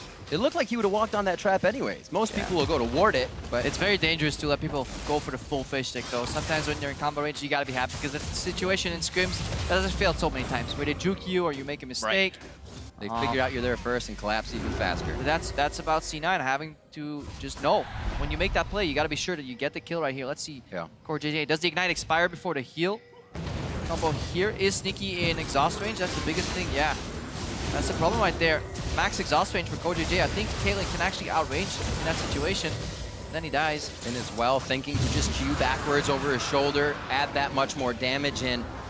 playing very solid from the bot lane, and things are going to get much harder for Cloud9 with 2 dragons down in favor of Samsung Galaxy, an ocean and a mountain. Yeah, Cloud9 are attempting to be proactive here, but this is the second time where they set up a play off of the Alistar, they get punished, and then it turns into a Drake as well. And Samsung now actually with a substantial lead in this game. Cloud9 kind of have to go for a wombo combo team fight now with Rek'Sai Flash, Unburrow, and Orianna Shockwave with the Rumble Ultimate on top of it. Yeah, this is the phase of the game from 15 to 20 minutes where there's such a stark contrast between these teams. Galaxy always ramps it up, somehow gets an extra kill, an extra pick off because we're leaving the mold of the laning phase, and C9, they actually struggle. Their gold advantage dips on average after 15 minutes towards the 20-minute mark because they're just struggling to find the right play and execute it. And then the super small sample size we've seen when Samsung does have the leads, it's 100% once they get these in the mid to late game. Impact still able to deliver a little bit of damage here, but QV with that kill still makes him think twice about fully going into the fight. Sneaky now to the mid lane. As you said, Kobe, Cloud9 is trying to be proactive, and now they're moving the pressure around. Yes, their turret is down. They're in a very rough position because their first turret went down without any sort of answer here from Cloud9. So they've lost so much territory on the map. It forces their AD carry and their mid lane AP carry to also fight for farm. And this is one of the most difficult things for teams as they struggle through the mid game. You kind of have to wait for Ruler to deliver all these minions up to a safe spot. Meteos gets hit here. He should just be able to tunnel out of this one. Not much help. But we can see Jensen giving him, already shielded him out and then move the ball. But now they know they can keep going. Mid pressure is going to be theirs. And Cloud9 is getting suffocated in every lane. Sneaky goes down on the bot side. Yeah, it all started with pushing bot and top lane, but it was Jensen in the mid lane that could hold his own, keep Crown back. But due to a couple of mistakes here, Crown is getting strong enough with the added pressure from Ambition to really spearhead the mid lane pressure, and suddenly C9 find themselves pushed in all 3 lanes. Exactly. No pressure left at all for Cloud9, and they're going to have to go into defensive mode, use defensive vision at the moment, whereas Samsung can pick any point of power right now. Man, Ruler with the Jhin hits every single ultimate shot. Literally just killed him with the ultimate only. Yeah, really good use of the cadence there. Sneaky did not get the 90 caliber net out of the bullets and got hit by every single one. And that prowess on the champion is why we rated the Jhin pick so high between these two teams. Samsung really using it effectively. And Cloud9, the underdogs, trying to make a comeback. But again, it all stems back to the early game. It is Samsung Galaxy correctly capitalizing on some of the windows of opportunity left open by C9. If this is an even game, that doesn't work. But Samsung so good at snowballing minor advantages. They're considered a very slow team, even in the LCK. They could always close games, but they didn't have the strong enough early game to really break it open. That's why they were struggling against top teams. They never beat the likes of Rox, SKT later on in the season. They only beat them in opening week. They had 2 games, I think, where they beat the Rox Tiger. After that, they only beat teams below them, but consistently so.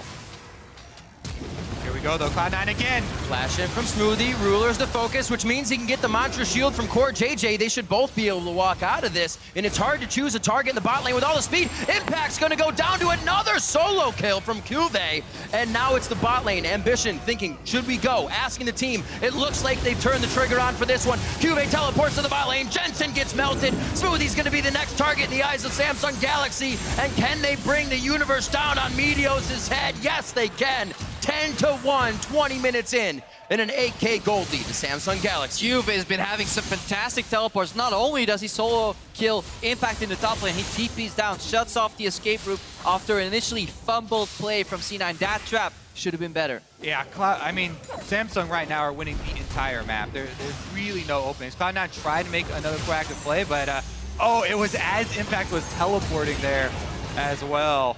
And QV comes up with the solo. Yeah, solo kill, Impact trying to join this fight. It all went wrong because that trap on the left side of your screen right there was supposed to combo. It was supposed to be Alistar combo into the trap, but it was placed ever so slightly, a bit too much to the right. So when Meteos joined in for the knockup, they let the Jhin escape. Ruler got away, and then he had back-end damage in that fight, which means a complete ace whitewash for Galaxy. Looks pretty busy over at that Baron site. 21.5 minutes in.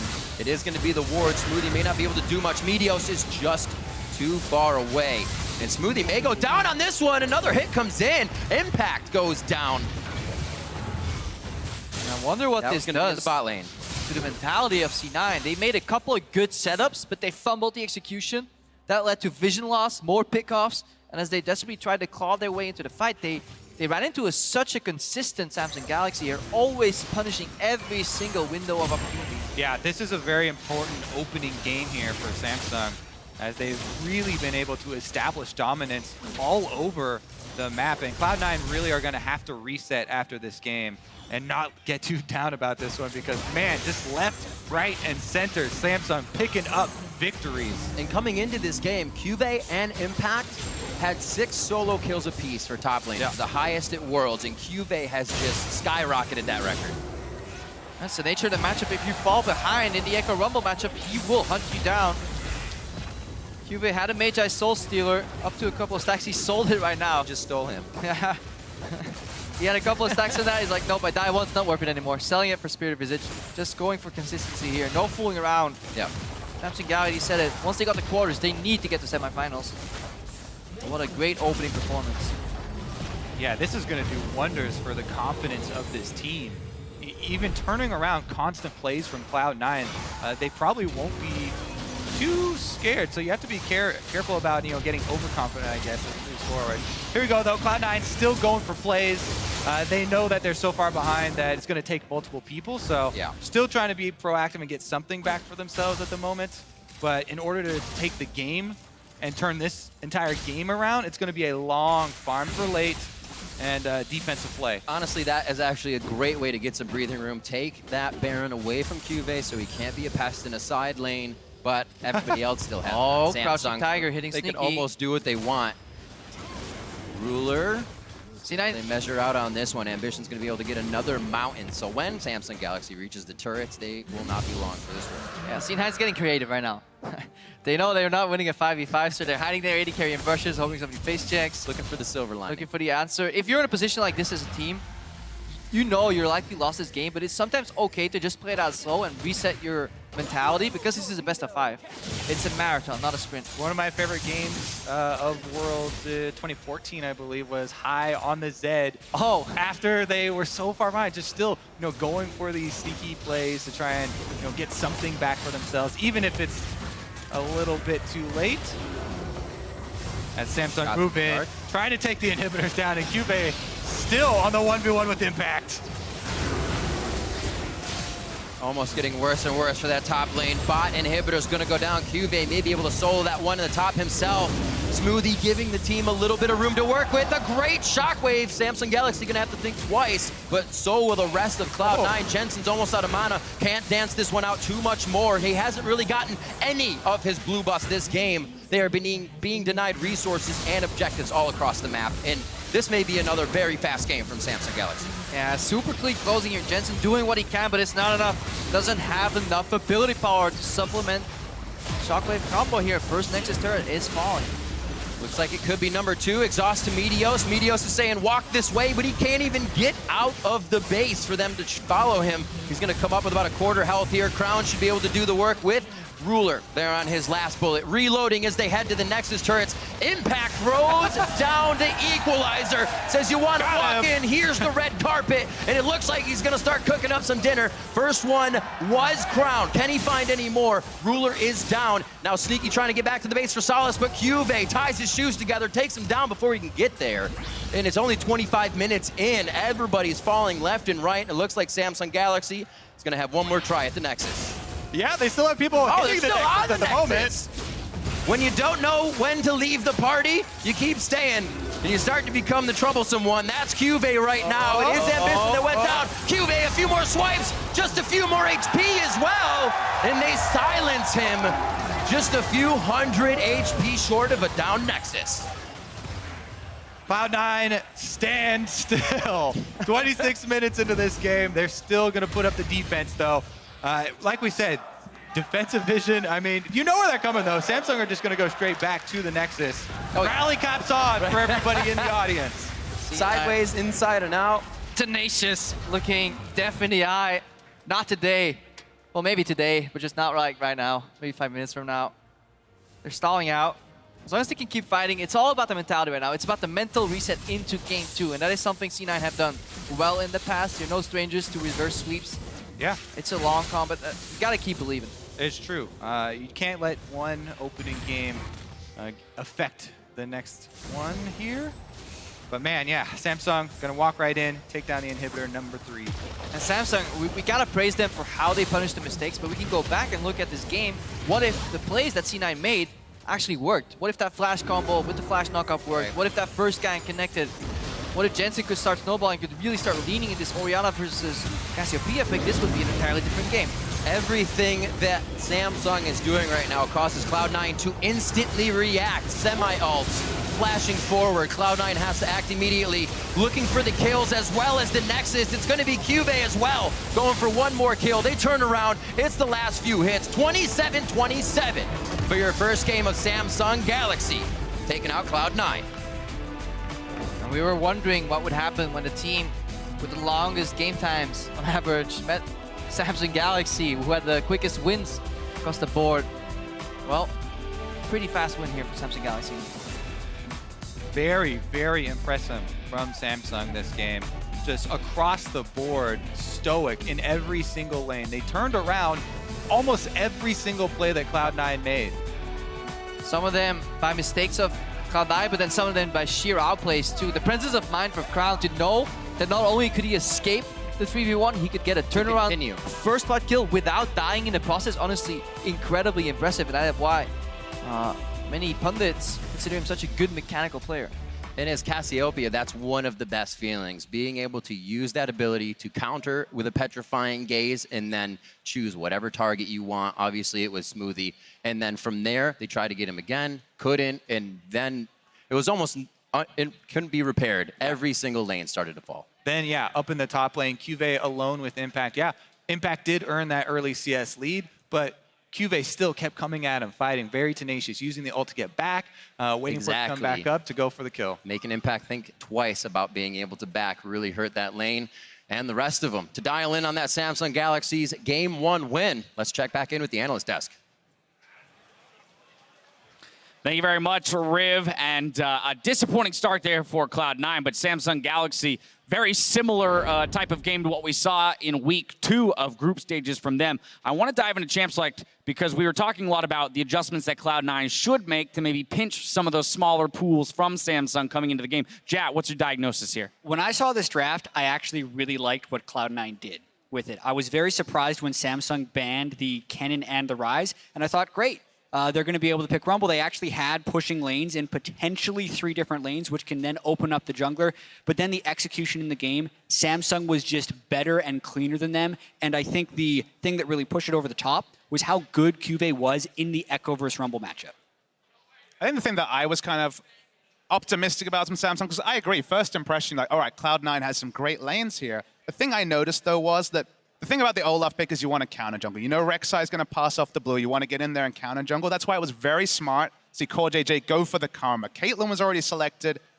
Any AD carry is going to lose the 1v1 early with her pushing advantage. So Jhin Karma can actually push in.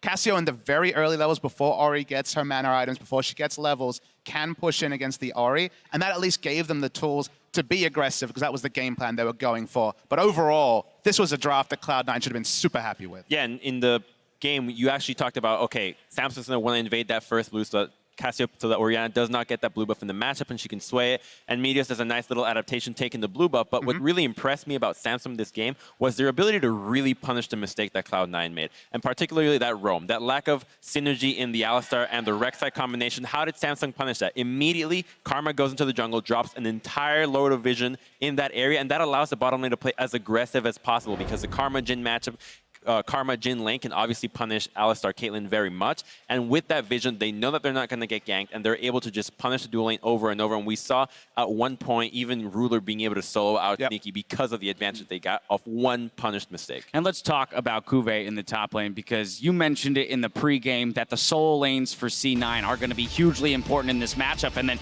here we have Impact getting rocked. And you have to mention, these are the 2 players with the most solo kills at the tournament. Both had 6 going into this game. QV managed 4 solo kills, 75% as much as he had at all of Worlds in this game is up to 10. And QV is a super interesting guy to talk about because he's kind of a name that's slept on. He's actually the only player starting today that was in the Samsung Galaxy team that was formed after White and Blue went over to China. So he's the only original player. Wraith on the bench also was in that lineup. Samsung were a struggling team. In the top lane, no one really knew what to make of QV. The one consistent about him, just like Smeb before him, he was an underperforming top laner that was always really high on Korean Challenger. He was top 10 for the most part of 2 years. So you're like, there must be something about this guy. And a performance like today, and in general his performance level at Worlds, has been that next step for QV 2 years into his career. Yeah, and I think it's kind of about him defining his legacy, especially if they can advance from the quarterfinals to the semifinals and continue to grow. Him and Crown both, but even when he was solo killing Someday in the Korean regional finals, people were thinking, Someday, he's just playing like garbage. It's not QV getting these solo kills. And maybe people are going to continue to make that excuse, but the longer he solo kills his opponents, the more respect you have to give the guy. Absolutely, and as the top side of the map was falling, we of course saw at 20 minutes the ace, where Samsung Galaxy really sent a message to Cloud9, and this is brought to you by Ace. Yeah, and this is going to start from Cloud9 trying to combo onto Ruler, but unfortunately the trap is going to miss onto Ruler, and they're unable to do it. QV is going to solo out Impact, and as soon as that happens, he TPs to the bottom side, and they're just going to collapse and massacre them. There's just nowhere for them to go. Olaf is really smart here after the start when he goes to crush. He actually gets from the behind. There's nowhere to go. QV with the flank teleport as well after getting the solo kill. And just a bulldozer running over C9. Yeah, and this was the final nails in the coffin for this game. Samsung was winning all across the map by this point, and this was just all of it coming to a head. Yeah, 27-30 game time, very reminiscent of that week 2 of group stages. While we look at this graph here, or this post-game graphic, I want to turn to you guys, and with in mind, C9 has selected blue side for game 2. Ask about what possible adjustments they can make, because Jet being happy with their draft is, I mean, and saying that it's just execution. I mean, do you have faith that they can even shore up that many weaknesses in this short amount of time? This is not exactly a strong game 1 showing from Cloud9. I liked most of their draft. The only tweak I would have made is having a higher priority on Karma, only because that showed they needed the pressure from it. I don't actually think they want to change that much outside of dropping the Nidalee ban and getting one other in there that they want. And coming into it, we thought that Samsung would be playing a style where the bot lane is all about laning, and we saw that. The laning was very strong. Karmajin, an incredibly powerful laning phase, while smoothly looking for the roams. We saw him on that first roam towards mid lane. But I do think that the lack of success in that specific one really turned him away from doing it again and again, and that's what I would have liked to see. So I don't think that the draft has to change too much, just that if they can actually keep having more confidence in themselves and knowing what got them to this point, sticking to it should net better results. And look, Cloud9 have a win on Orianna this tournament, but it was the super long game against Flash Wolves where basically we got to 6-item territory before anything happened. I want to see Jensen on a playmaker, something he can kill people with. He's probably not going to get the Syndra even at first pick, but something along those lines. Whether it's a Worlds meta champion or not, they want to rotate through Jensen's lead, as we saw from the botch dive, and get him ahead. And that's what they need to do. So if they can set up a mismatch in mid where they have kill pressure, that at least gives them something to aspire to for game 2. And Jack, can't help but notice the Gnar being left unbanned here in this game. Is maybe that an answer for Cloud9? Is putting even more of a split push threat there on Impact, giving him an opportunity to maybe stack up against QV in the solo lane? I think that's one of the options, but I also feel like Gnar has fallen away a little bit, especially for Cloud9. And some of that has to do with them not being able to keep up vision control at the World Championship. So even if he does get an advantage on his own, they haven't been able to transition any of those advantages. So I kind of like him on a team fighter, as long as he has the ability to win in CS. Of course, Meteos has been the focus of a lot of criticism coming into this tournament. The Rek'Sai here, how did we feel about his performance in, say, comparison to the likes of Elise Sin? I mean, I think it was fine, but the problem is that when you have a matchup in the top side like the Echo into the Rumble, you don't have a whole lot of kill pressure there, especially with the roam, so it's a hard lane to address. I would have liked to see a lot more pressure onto the mid lane. I really felt like the window back into this game would have been Jensen. He was able to find a solo kill, he had a nice CS advantage, and there was a point where Rek'Sai had Flash and Cassiopeia had no summoners. If you can punish that lane and crack that mid lane turret, you ease up the pressure for the side lanes and immediately are able to actually have your lanes play out without getting dove nonstop. And even if you're in an incredibly close game, just to kind of close out all the strategy we're talking about, there were several different moments in this game that if you're a 2 evenly matched teams, would decide the game. The 3v1 gank turning around in mid lane, that's game over against Samsung. And then there were several layers of more of that happening when they were missing Caitlyn traps on Alistar stuns and getting solo killed. And there was about 5 or 10 things that could have individually cost them the game in that one. Cleanliness of execution for Cloud9. Now Samsung Galaxy has taken a 1-game lead, but don't go anywhere because we'll see if Cloud9 can fire back right after this.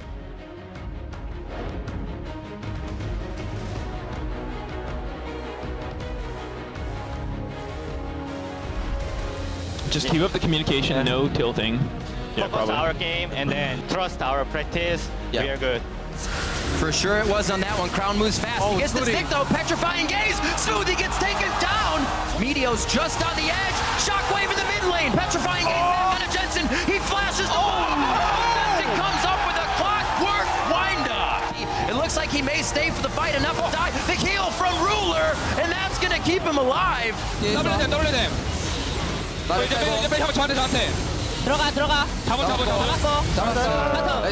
Meteos is just too far away.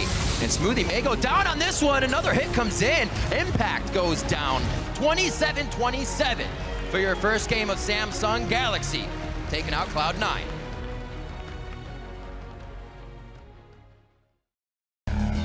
Dare to be different. Revel in the impossible.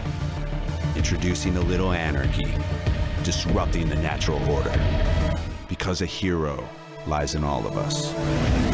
Nothing is beyond your reach. Claim your victory and go forth to conquer new worlds.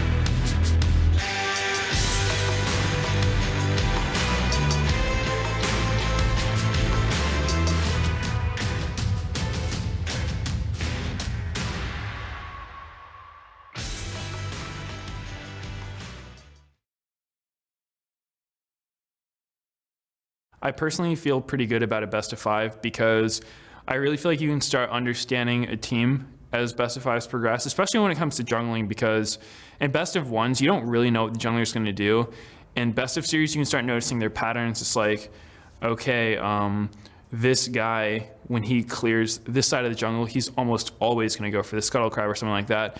Whereas in best of 1s, teams you haven't played before, you're like, I guess he could do anything. You know, I don't know how like efficient or crazy this guy is. So I feel like in series, you kind of get a better feel for how the other team likes to play. And you can try to do things to like take them off their game and switch things up. So I like best of series quite a bit. There's a lot of pressure to take in on game 1, but we'll see who has the better read on the competition as we head into game 2. Welcome back to the Chicago Theater, where Samsung Galaxy have taken a 1-game lead over Cloud9, and they did it pretty definitively. Yeah, that game was kind of like a Band-Aid game for Cloud9. Rip that one off. Sometimes, yeah, when it's that quick, they can refocus even easier after this one. But things that we do have to look at and shout out from the last game, obviously the Jhin in the bottom lane was very big for Ruler, plus 13 CS at 15. That doesn't even kind of explore how much pressure they had down there as well, though. And it's also, they were playing a pressure matchup. The enemy support roamed away for a play on mid and it failed. So it's all these little things that tied together, which made it why Samsung had such a convincing victory. It was part because they play so well, and part because the few plays that C9 put together, they all fumbled. You had the engage in mid lane where Crown gets the outplay right there in the kill that could swing the entire matchup in the mid lane, which also gives way more pressure in the bot lane. It's a cascading effect of a couple of failures. C9 are looking to shore those up, and Samsung are looking to punish even more of them. And we had a little top die going on, but the reverse side of the story, Cuvée went absolutely crazy, and it was just off of first kind of messing with the minion waves, Chrono breaking back, and then getting Impact off of his back rotation. Yeah, I mean, Impact did have, a little bit of control early on with the minion advantage, but Cuvée had some really, really smart little poking moves, kind of like guerrilla warfare coming out of the brush, chipping him down slowly, burning his flash here. They're very good at taking small advantages and coming back to bring it around later. Well, we'll see what homework was done here for game 2. We don't want to show anything in game 1. We did say the champion pools would be pushed quite far into maybe 3rd and 4th picks. We'll see how it happens in this one. Tom Kench as well as Nidalee still getting that pick ban.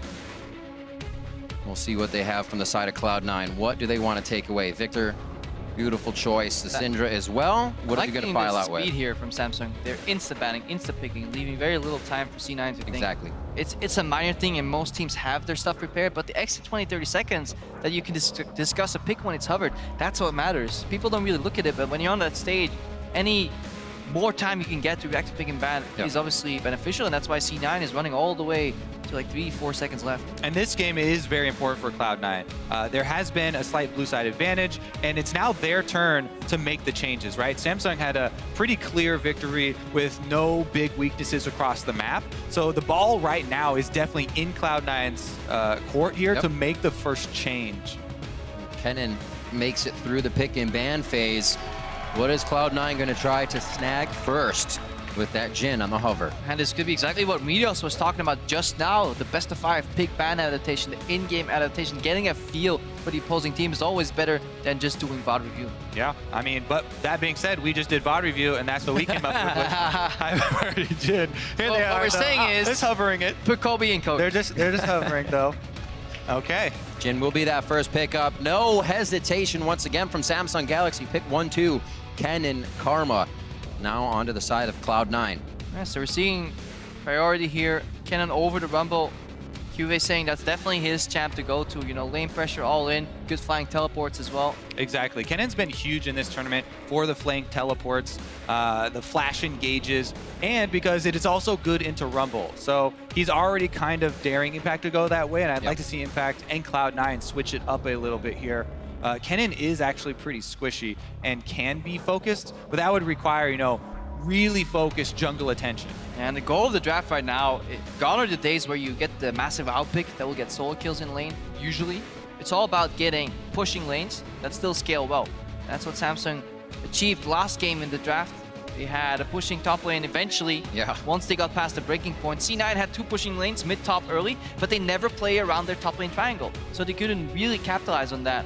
And then later in the mid game, Samsung Galaxy started pushing on both top and bot, and eventually on all 3 lanes, and that was the breaking point. So C9 desperately looking for some early pressure lanes, but then they need to work with Meteos in unison and use that push advantage to get vision in. Exactly, and the other thing they're looking for are switching up and taking away those key picks. The last two, or the 2 carries that Samsung just used, Jin and Cassiopeia, both taken away now. And we mentioned how both of those champions are high priority for this Cloud9 squad, but now they're going to have to run into this play style that we've seen Samsung run before. They have a speed boost for the Skarner. They look for those mid-game picks, and it is a little bit slower style of winning, but it also has a lot of fallback play. Yeah, we're also seeing the jungle tendencies reflected in the picks here. A Rek'Sai, a Skarner, over the likes of an Elise early on. 2 junglers that like to farm. Just that the location of where they farm differs ever so slightly. Meteos goes for the few counter jungles in between. Very heavy on Scuttlecrabs. Ambition mostly farming his own jungle.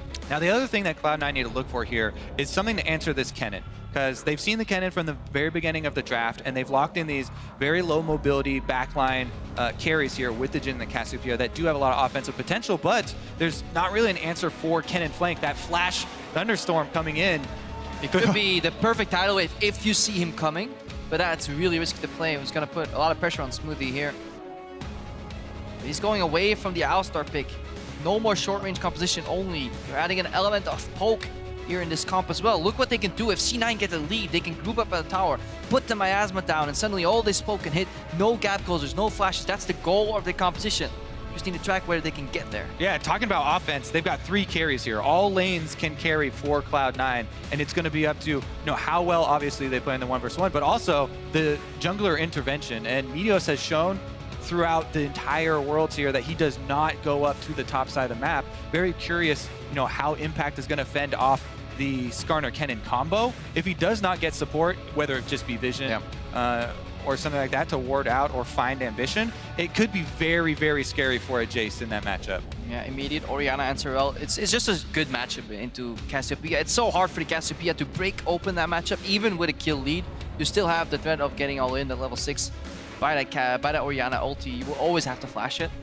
And then if Samsung gets sieged on ever, they have the tools to deal with it though. Flash Skarner ulti, a line of trap zoning, the looming Orianna ball, and then the Kennen flying teleport. A lot of answers that C9 need to track if they want to siege. Definitely agree, and I do like the other adaptation Cloud9 have made with the Nami in the bottom lane to add that sustain, add the extra pressure there for the early stages so that they aren't constantly getting chunked out and they aren't constantly an opportunity for the enemy team to take advantage of.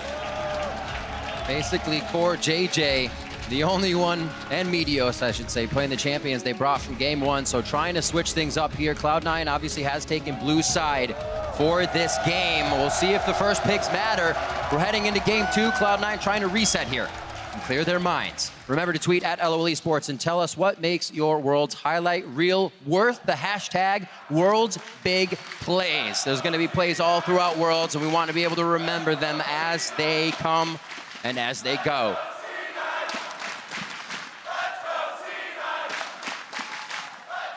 Crowd once again behind Cloud9 as they step onto the Rift. We are heading into game 2 of this best of 5.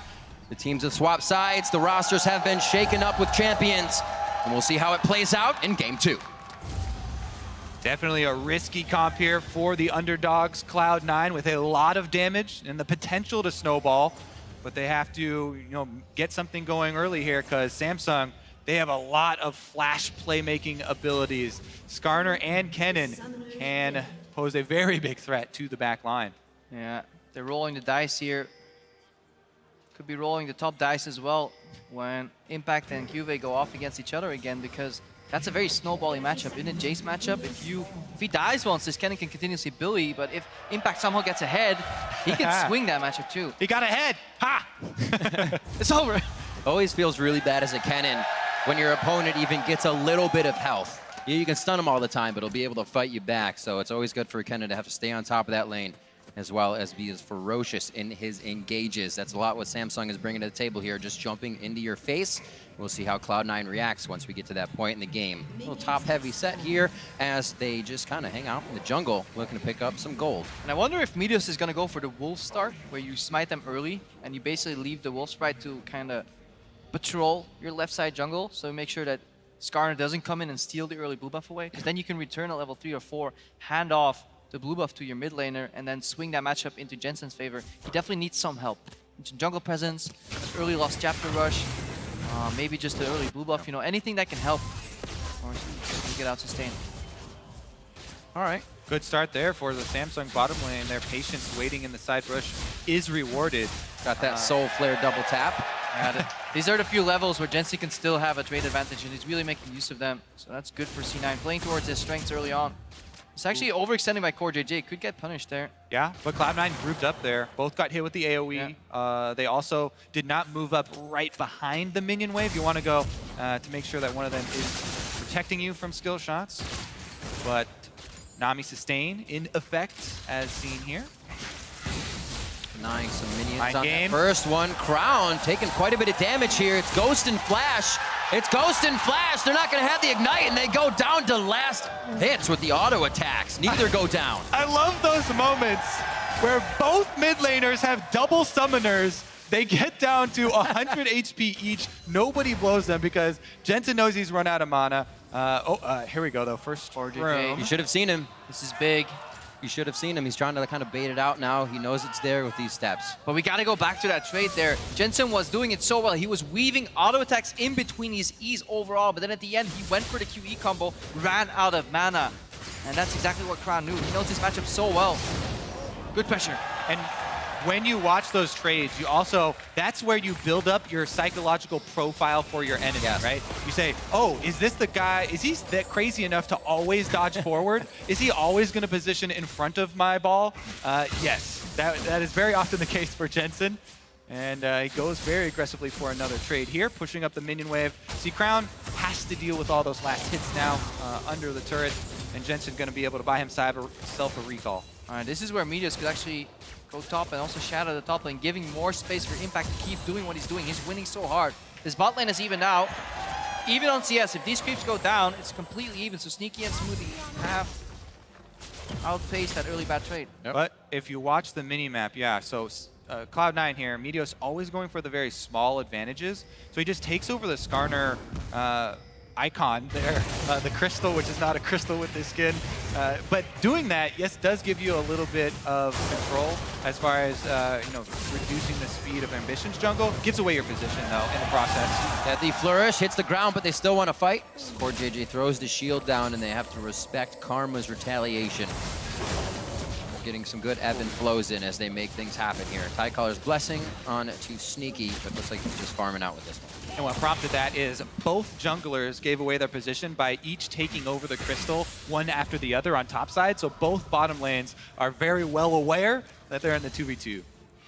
Props to both Impact and QV. QV farming well, Impact playing that chase very nicely, threading in his auto attacks as he flies in with the empowered ones. Focus on this bottom lane here. 30-29 as Sneaky is caught up in CS with a bit of pressure they put on Ruler and Core JJ. Yeah, but Ruler must know how to play against Nami. Core JJ as well must have watched a lot of games from Wraith, the substitute support from Samsung Galaxy. Yeah. Nami aficionado, that's also why people expected him to start, because in the week 1, the top tier expected support pick was that Nami before Mata kind of showed the world that Alistar still existed. And that's the thing, when you have a support that's at the same level or just around the same high level of play as your quote-unquote main, you can even practice against them. You don't have to just watch tape and watch VODs of the matchup. They can go into custom games and trade over and over again. Well, obvious Team Matt coming in for Meteos. He can continue to farm his jungle quickly. See QV put a little bit of deep wardage in. Let's see if they can start making some moves off the tells of Cloud9 once Meteos passes that. 43-41 here in the top lane. So far a different game, but it has not exploded here. And we haven't seen somebody take the lead. Yeah, and one of the big differences is, yes, the draft, but also Cloud9 not really trying to force plays anymore. They had a bunch of plays that were punished by Samsung, and they're not trying to get behind early again. So more farming, and you can see the farming focus. Meteos, early Tiamat here on the rec side. He knows this is going to be about farming out the extra small camps. Tiamat really helps out with that clear. Very sustained as well. Just stay on the map. Threads in another auto fight in the bot lane. Core JJ goes down to about 200 HP. He is. As you can see, QV is still about 60% and okay in the top. Yeah, finally top lane though. He's combining the counter jungling with pressure in the top lane. This is some part of the recipe that C9 was looking for, and now they can maybe lean on the advantage. And that is also a possible play that could get turned around with QV now hitting 6 on the Kennen. And Skarner, Meados knows that Skarner is trailing him because he was seen while counter jungling. Very, very risky there, and that is one of those ones that flashes before your eyes that could possibly end up in a double kill for the enemy. There's no Karma in lane here. Look at Core JJ on the minimap as well. Doesn't run straight down bot lane because he got an early base in. Despite the lane being even, you wonder why base so early. Well, you lose a couple CS bot, you gotta translate that into an advantage, so he goes for unpredictable rolling patterns. Really, really good to point out there because we talked about this a little bit before, but that 5 to 7 mark where your first excursion to try and get vision down, you see he upgrades the Sightstone, brings a pink ward, Ambition is also trying to get vision at the same time. Actually, they're on different sides. Can be Meteos steal? It's a vision war. There's no smite for Meteos, so it'd have to be a TMF prop. Well, they're just fighting him. Roam here from Impact. Didn't seem like there was a call from QV. The Impact left lane either. What a chance for Cloud9 to pick up a kill there. Flash though, taken from Ambition. Big summoner down here on Ambition, loses the flash, but look at the jungle. One ward right here. Second, third down below in the Crux. Complete information from Samsung. So they traded 10 CS in the bottom lane for a beneficial base timing on support. Yeah. Then Core JJ picked up the Sightstone, and yeah, they were behind in timing-wise, but they got bot lane vision, which means by exclusion, they also have left side vision. They can track Meteos right now. Exactly, and that's why I was so surprised that Ambition was split off from Core JJ during that vision. They actually did the two-pronged vision invade. Meteos, though, does have the Raptor Smite, so he saw that one. They know it's warded, but they won't be able to clear it out. Smoothie's work here coming into play. Smoothie puts one over the wall as the top lane try to put each other underneath the ground. QV and Impact going at it once again. Nobody taking each other down just yet, as Impact does have that Hex Drinker to keep himself safe. And clearing wards in River as a support is a fine line between courage and stupidity. You gotta act confident. You gotta fake it till you make it. You gotta walk in as if you got backup. But if they know you don't have backup, you're toast. But yeah, but you have to be very ready to turn around and run away quickly. Pink ward die, though, over and over and over. All 3 of those pink wards that just were purchased and placed on the bottom side were all just cleared out. Yeah. That means that the vision Cloud9 actually left on the top side is the important vision that still stands. Meteos, though, walks over QV's defensive Tri-Bush ward. And this might be an error in communication, whether they didn't track the wards, but even though this gank doesn't accomplish much, he's at least getting in the head. He's breaking the pattern of Meteos never goes top, and that's important. Because the next time Impact walks up, QV may hesitate for a second. It's like, why is this guy so aggressive? Is he alone? Or is the jungle here again? And those little things matter. Yeah. So even if the gank doesn't work out right now, it could get into QV's head, but he's proven to be very stable. It's doubtful, but there's a chance. And they would need to do that in a different way. One of the things that I've been a little bit sad about at Worlds is I have not seen too many of the wraparound ganks where you come through the lane, through these lane rush. Right. And yes, at the top lane, you can ward your Tri-Bush over and over on red side, and that's, you expect there to be a ward there. But very, very few top laners will buy pink wards or extra wards for their lane brush, and you can sneak in there, especially if you have flash on Rek'Sai. That could be a very easy route. And those are the low percentage plays. You know, they don't always work out, but when they do, they give you big hits. But in searching for efficiency here and not wanting to get cross-mat too often, it's so dangerous when it comes to that. I like this more over playing. Constant push up the lanes here. This Nami pick paying off because this control in the bot lane cascades into the river. The vision is ready to test. Ultimate down. Pretty tanky so far with that Cinder Hulk. The inner flame just completely tearing through Smoothie there. Looks like they'll be able to get this one down though. The Soul Flare rather from Karma. Shockwave threat. Both damage. Jensen's there. Ghost and Flash. Doesn't look like he's going to have to use either to get out of this, but there was a Flash from Sneaky as well in that play. Yeah, I actually, the difference there between Jensen and Sneaky is that I believe they communicated that Rek'Sai's, that Skarner's ultimate is down. It was actually Sneaky who was the one who took that the Skarner ultimate. However, he was the one to burn his Flash, scared of the follow-up there instead. Yeah.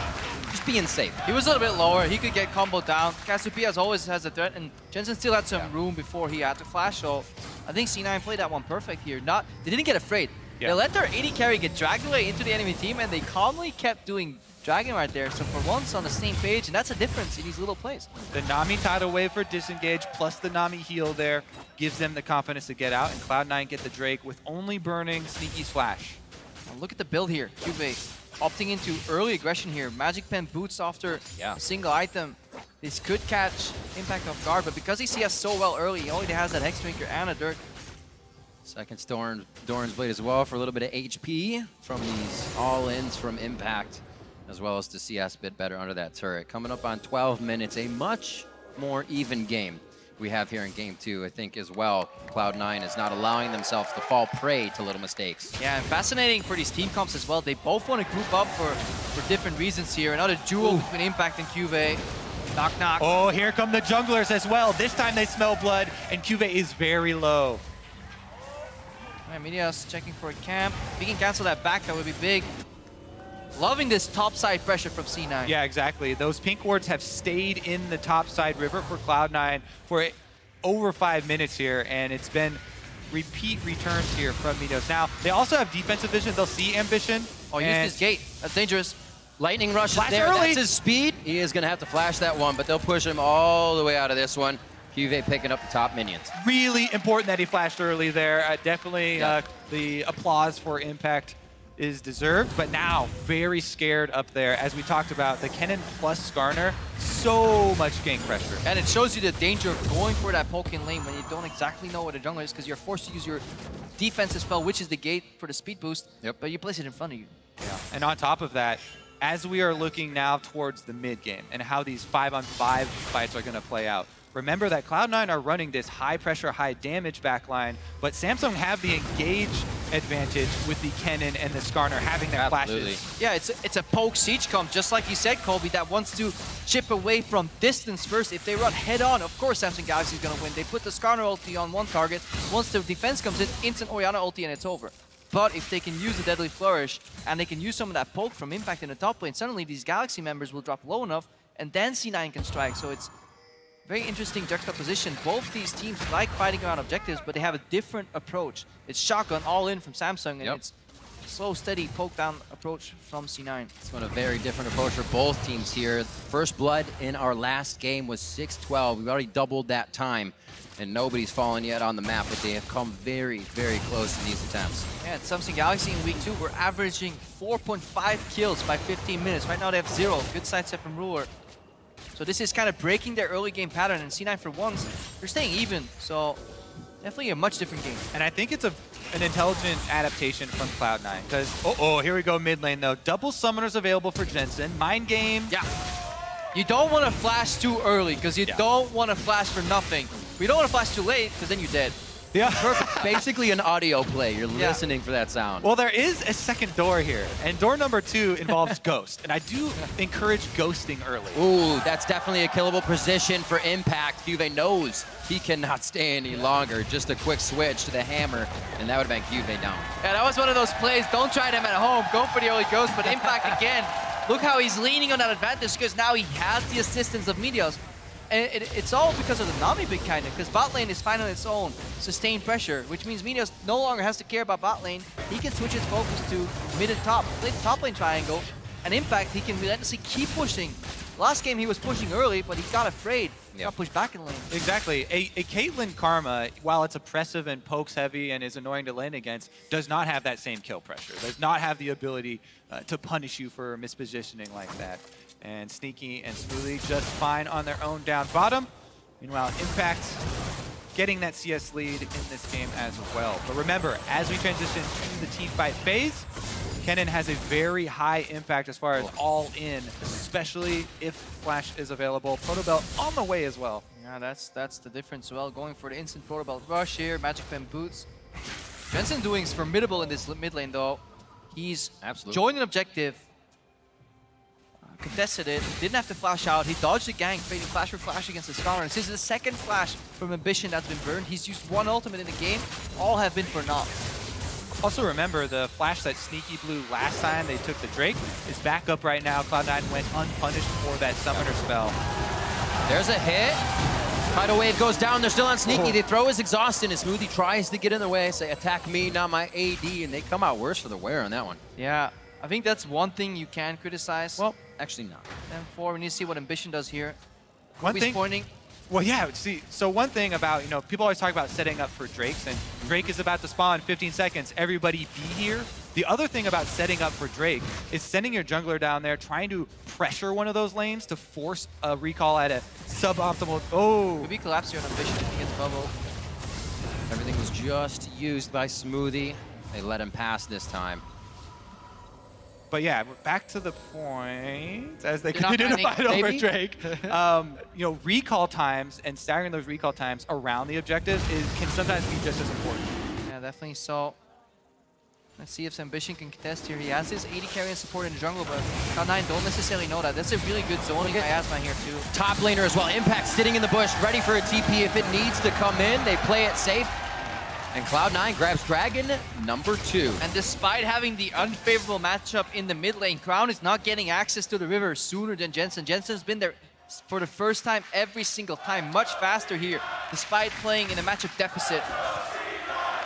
Impact playing this top lane so well. Fog of War is Jace's friend. He always has that pink ward below him and always a ward in the top to know if he can get Juve on either side of the wave with a shock blast, and he has been chipping away when he has time between farming.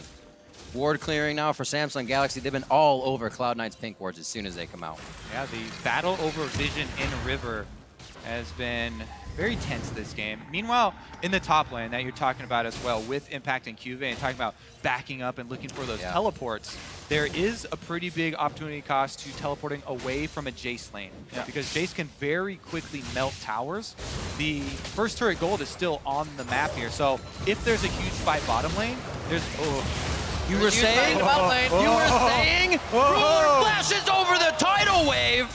He goes for a surf, and Core JJ still getting the shots in. Smoothie with 350 health lives on that one with just about 100 under his belt. Impact forced to go back as he's not ready for Ambition and Cuvée together. Yeah, a lot happened in these last 2 minutes right here.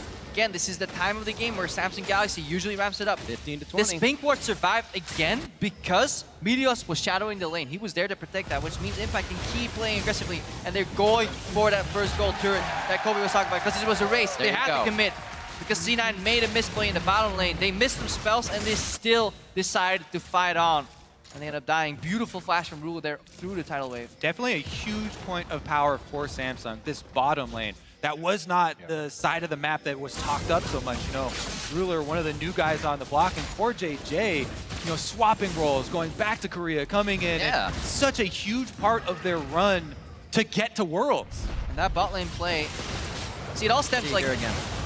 It goes back to the previous trade where they engage on the support far too often and getting not so beneficial trades for C9. So they shifted their mentality, said like, we need to stop trading on support. So they went ham to get the Caitlyn, but they missed everything. And if a Caitlyn can sight up the bubble, there's so much punish, especially when the Karma can then land the AoE in very predictable fashion here. Cloud9 overreaching, honestly. Yeah, we return to this theme of Samsung being very good on the defensive and being very quick to throw counter punches. As soon as Cloud9, that was a Cloud9 offensive play in the bottom lane. They went for the bubble. They moved up with the heal to try and get positioning.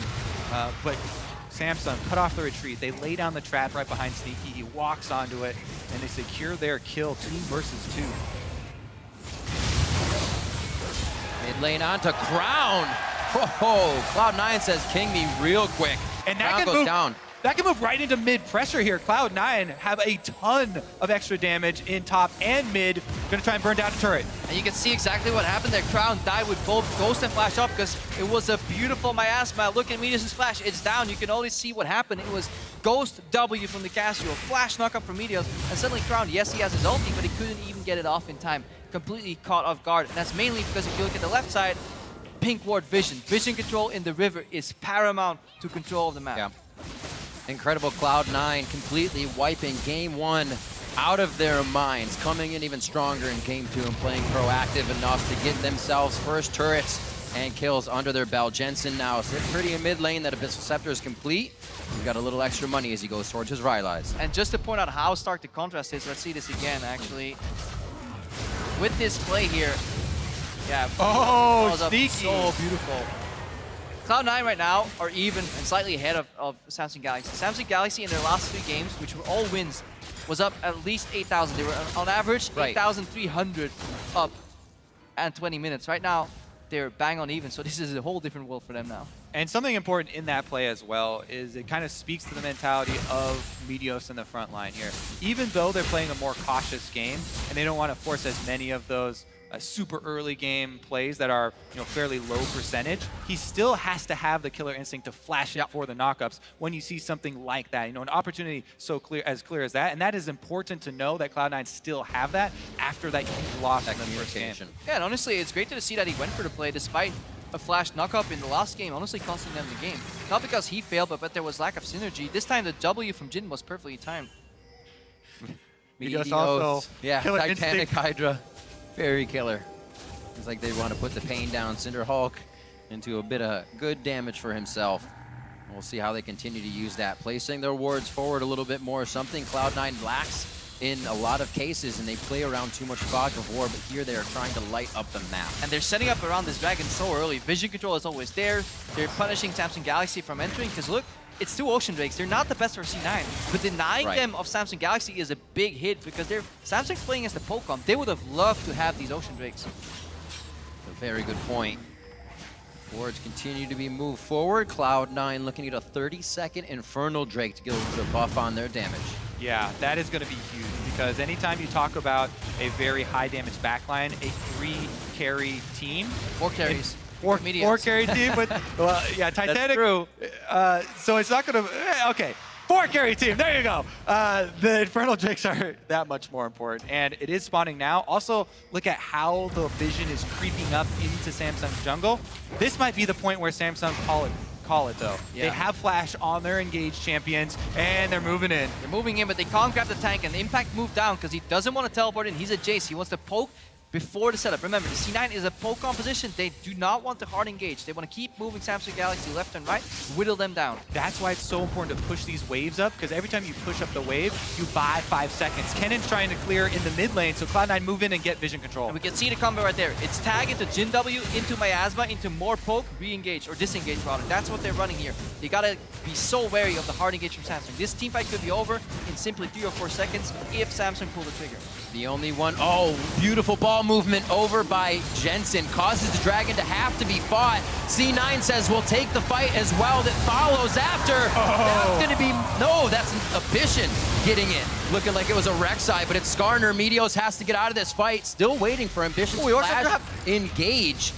Meteos is going to be safe. The trap does not allow a headshot to come through from Ruler. I was so ready for the flash headshot from Ruler. There's still heal. Yeah. But I like the commitment. C9 were at least in unison right there. They had communication that multiple parts worked together to stop that dragon, and they moved in. Sure, it was a missed smite, but thematically, it was a good play. Yeah, definitely going in to try and force that and zoning off Samsung. But Samsung do get the important Infernal Drake there for themselves, and denying it from Cloud9. And that was Crown moving the ball. I'm sitting in last game with Jensen on Orianna.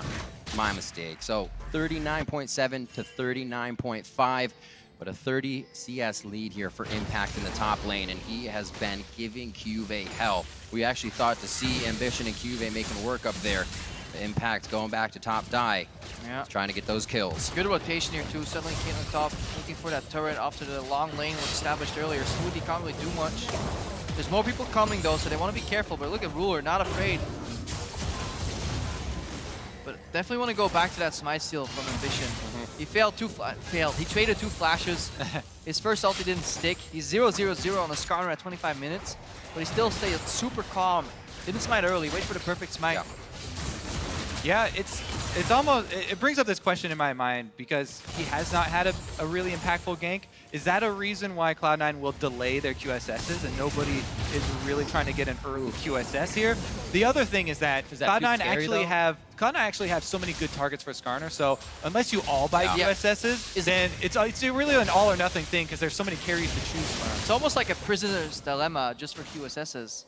Everybody's got to work together toward the same goal. If one guy cracks, it's an inefficient strategy.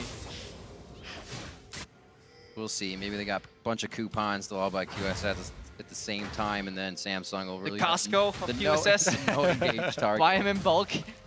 Honestly, I really would prefer mass Mercury treads because hear me out on the extra stuns that are going to be coming from Kennen, and those are going to be hitting everyone anyways. tenacity, a stat very often overlooked. It's such an invisible mechanic, but you definitely feel it when Kennen is waltzing. Oh, teleport from Samsung. Onto Ambition, very, very tanky. Flashes are being used here. Tidal Wave flashed out by Ambition. Ooh. Slicing Maelstrom on 3 members. The shockwave from Crown, and Cloud9 is melting. Impact to the skies and to the back line as he tries to finish Ambition, but it's like he's hitting brick walls left and right. Samsung stay up as 5, and Smoothie is the only one standing for Cloud9. And that is going to be the Baron. We set it up so long. The all-in from some of the Samsung champion composition here. They pull it off, teleport it behind, right onto Sneaky, and that is an early Baron. That was honestly the dream. When we were talking about how this fight could be over in simply a few seconds, this is exactly it. What a beautiful ward teleport on the Sneaky, flash WR from Cupid. Remember, Kennen doesn't need to tag people anymore with his ulti. As long as they're in range, the W will apply. Right from the other side. This is the dream fight for Samsung Galaxy. This is what they were looking for so long. They never engaged unless they found the opportunity, and they seize it immediately. And that must be such a big blow here for C9. And that was honestly one of the first times that Samsung have even had wards in that quadrant of the jungle. Cloud9 kept pink wards up in the river for a very long time. Right. For Samsung, they immediately get those wards in, and then they attack the river as the carries are left alone. Quickly, 4,000 gold put into the bank account of Samsung Galaxy. 2 kills to Crown there, 2 for Ruler now. This gives them so much more freedom as well. They're playing against the poke comp. Not only do they have Baron, which means they can hide in the creeps no longer die to the poke, the wave killer is useless. They're up 4,000 or 5,000 gold, which means the poke just doesn't hurt that much. And with their games obviously being the shortest, it's very impressive that Samsung has actually only conceded 1 dragon throughout, or I'm sorry, 1 Baron throughout all of Worlds. So they'll probably make the next Barons, if it goes long enough, theirs in this game and push even harder. Impact from the side, can't even get the shock blast on, just the blast. And it looks like they're gonna try to back off after it takes just about the team to start clearing these waves. That's the other thing, it is very difficult to push on a team like Cloud9 are packing with so much extra wave clear and damage here. But yeah, just look at the drop off there, the one play, the all-in play when you are the team that does have that hard engage. Here they come though, looking for the engage again. Yeah, no flash, just use speed up. Movement speed steroids here, just to zone. Get him off the tower. Here, look at how far forward those traps are from Ruler, and then the simple rotation top here. This is what Samsung is looking for. Isolate objectives, our turrets, get them more gold boost off the back of that play. Baron power play already at 4.3k. And it's important for Cloud9 not to overextend trying to defend these secondary turrets, because the gold kind of rubber bands when the team with Baron, it's going to shoot up here as they push down turret after turret after turret. Cloud9 just need to stabilize at their inhibitor turrets. Those are much easier to defend and try and farm off the lanes. And this is a Baron taken after a 1-5. The Baron power play starts once the Baron is taken. This is a 5,000 gold swing in addition to what was there after the Baron, after they won a fight. So this essentially is a 6,000-7,000 gold play in total for Samsung, just off one good teleport. We saw that graph, that was just a huge cliff. The abyss. We'll see if they can get themselves out of it. Clouds fly high in this game. Impact still with the good few items to make a hit on Samsung Galaxy. If they can find the poke as Samsung rotates left to right. Unfortunately, Cloud9 has been pushed back almost to the stairs of their base, so they're only making small excursions here out into their jungle, setting wards and then backing up. Some of these wards they can't even defend still, and now it's to the bottom lane for Samsung Galaxy. 10 seconds remain. No more creep buffs, so it's going to be hard to siege because they are running into a poke comp. C9 also got that dragon, so that's triple ocean for them. Did they steal it? Oh, they just walk out. Not too much of an engage as well from the poke team. They were just looking to get a nice catch on somebody if possible. And the game number 1 ended just about 3 minutes ago. This one going to go much longer than that as Cloud9 now put on their engage with a tidal wave. The curtain call comes out. That's Azanya's and ultimate by Cuvee, pretty much just zoning Cloud9 off any more engage. We see Meteos go down. He's the front line. That's a lot of squishy health bars, and I don't think Samsung will stop on this engage. Crown is tanking. One shield, the second command protect, but it's not enough as Jensen comes through with the perfect fangs to take 2 down. Both teams a bit over-aggressive there as Cloud9 go for the engage, get turned around on, but then Samsung follow under the turret and Cloud9 get some redemption kills, actually. Yeah, the patience from Jensen at the end there flashes out early because he got dragged into that fight by Ambition. The ball placement wasn't perfect. The command attack slightly missed, so they placed the ultimate, or the ball router, on Ambition, and he was so close to dragging multiple people in there. Only tagged one, and then they kept chasing, even though the cooldowns had already We'll see it here one more time. Here it is. He gets grabbed very early. Once this miasma fades out, Ambition's looking for the re-engage of Jensen, drags him in, but the focus isn't there. Jensen flashed out, mostly due to the zoning from Meteos. Cannon ulti only on one target too, so this is all in all a good fight. Look at how close this is. Oriana ulti as well. Good guy Impact taking that ace in the hole as well for Jensen. And then since Cuvee doesn't have Zhonya's or his ultimate there, very ill-advised tower dive for him and Crown to both go down because of that misstep. That could have been a push all the way into the base if Samsung did not mess that up. Definitely so. See the setup for Sneaky there with the curtain call and the follow-up from the rest of the team. Cloud9 still putting up a fight at the front door. It's really weird. C9 need to get a fight where they poke enough so they can use curtain call early, or poke enough, go for a very short fight, and then hunt people down as they run away with the curtain call. Sneaky looking for a position to carry this game here, but at all times and at all costs, C9 need to not repeat what happened earlier. They need to avoid the teleport cannon flank. And that's so difficult, you know, moving forward. As the map is now bigger and bigger with all of the Cloud9 turrets going down, there's so many areas that they have to worry about wards being in for the TP flanks of Cuvee, for the flash engages of Kennen. And I really need to see the Cloud9 backline actually spread out so that if one of them gets caught with a Kennen ultimate, that's not bad for them. But if all 3 of them are taking that, and that's going to be the way the team fight crumbles. Oh, Impact though. This played out very differently a few minutes ago. Cuvee's gonna flash forward. Ooh, hits the captive audience. Deadly Flourish keeps him stuck in line as well. That's flash for a flash. Woo. Everybody gets out there. Yeah.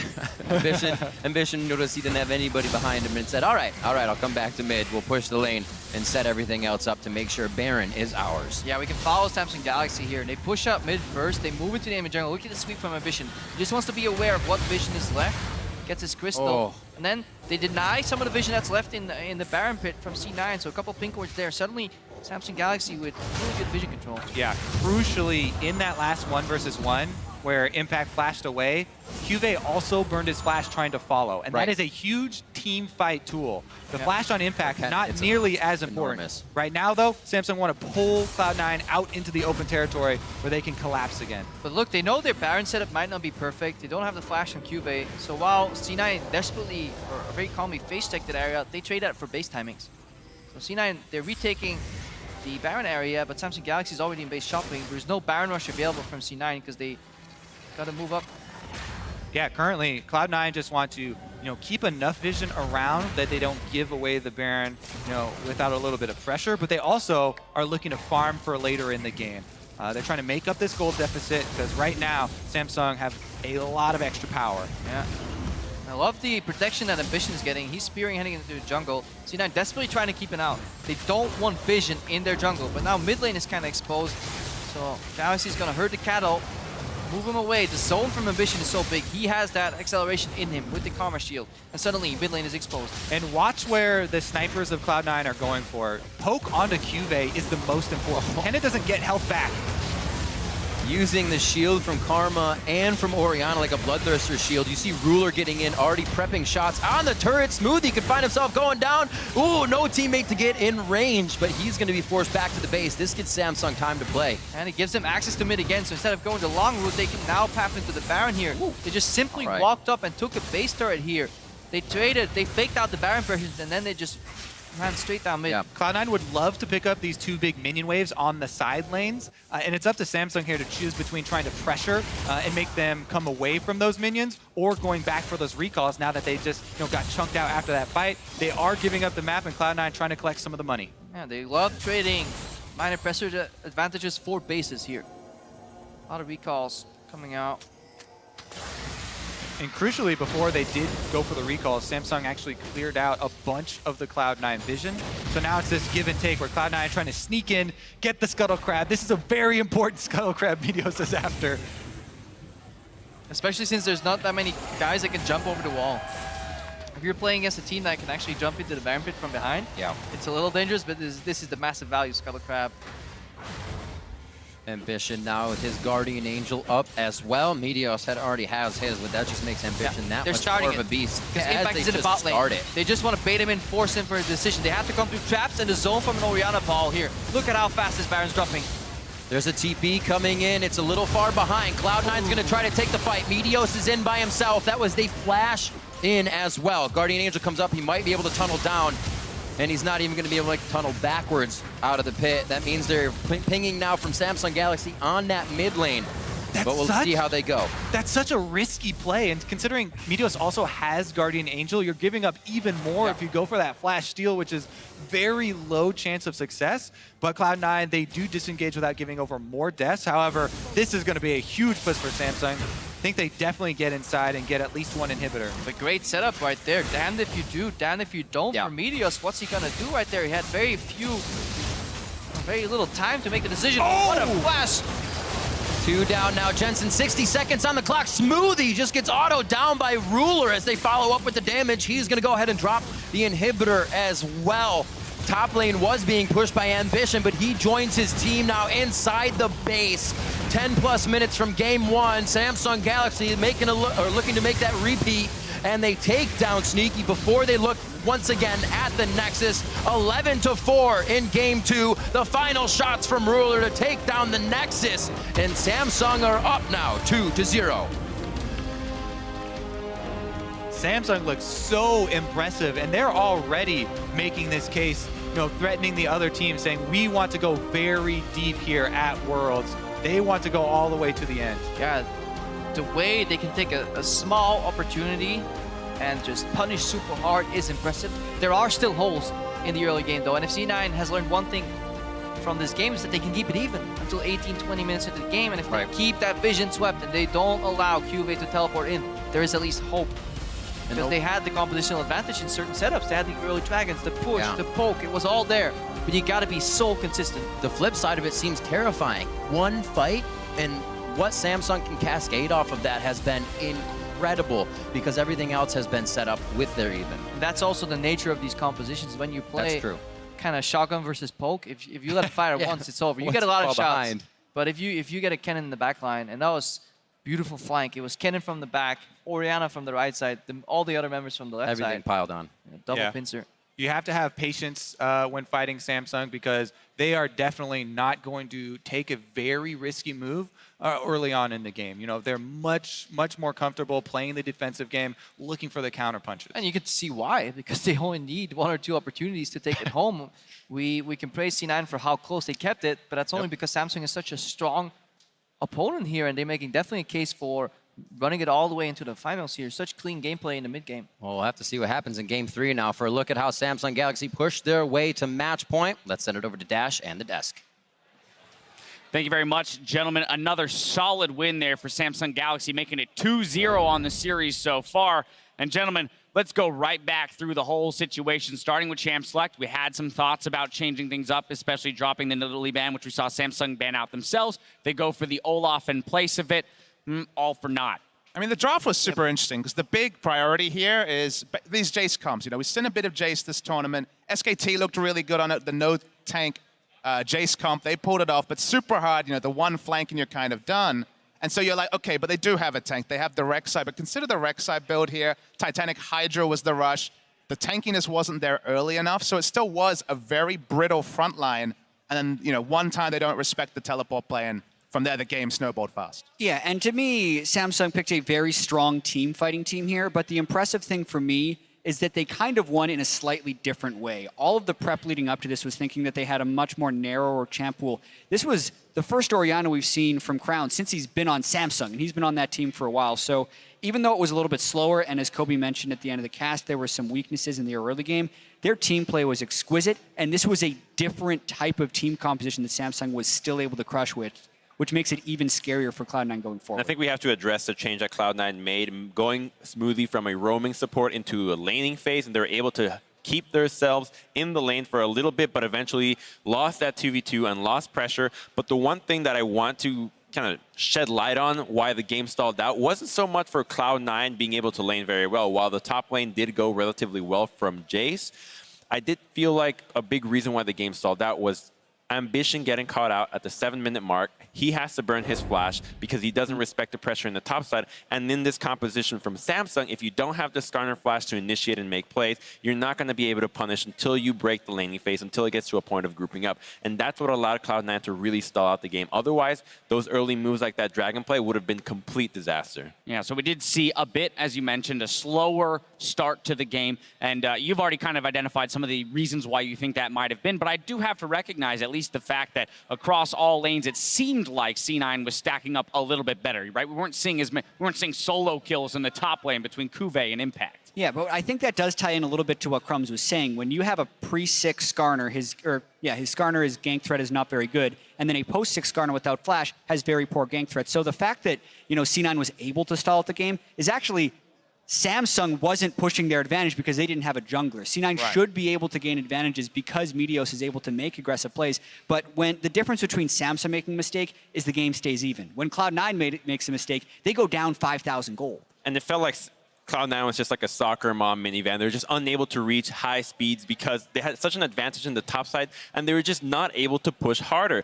They got to a point where you would have felt like the Jason to the Kennen matchup. We've seen it before with the Maw of Malmortis is able to really bully that lane. If you put a little bit more pressure, once he has that spike, you can just hammer it all the way into the tier 2 turret and get turrets that way. But we just never saw them get to that setup, and I have to, put a little bit of blame in the jungle, in the actual pathing and making sure he's established with vision. I mean, you put the blame in the jungle. I was taking notes. I was looking for when are the QSSs coming? Because if you're going to take this no-tank, high-damage comp, you have to be respectful somewhere. The draft isn't, you're opening yourself up to engage, so you need to have an answer. The QSS for the Skarner ultimate. But 35 minutes into the game, there was 0 QSS. I believe as the game ended, there was still not a single QSS. If it's going to be the Titanic Hydra Rek'Sai walking up, he's going to lose that Guardian Angel instantly. If it's not, they're going to lose their life instantly. So I feel like if you're going to make the big moves, you need the items to back it up. They went full damage, and suddenly no one can push because they're just going to get Skarner ulted and die. And while we talk about a slow early game, or at least a slower one than game one,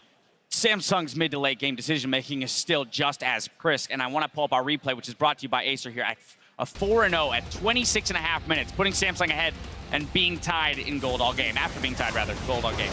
And it's all going to be from the TP right here from Cuvée with the chain of the Karma and the Skarner. Immediately a 4-man ultimate that's going to be Cuvée recognized this Crown recognized situation, flash with the Orianna ultimate, and as soon as that happens, you're just stuck in that AoE without any tank. And while Impact's decision to stay here is questionable, as he could have stayed behind to poke, the idea behind Samsung's execution, setting up the vision before and going for that play is just so crisp. And things are going well when your Caitlyn is flashing forward to get Hurricane Bolts on the combo team.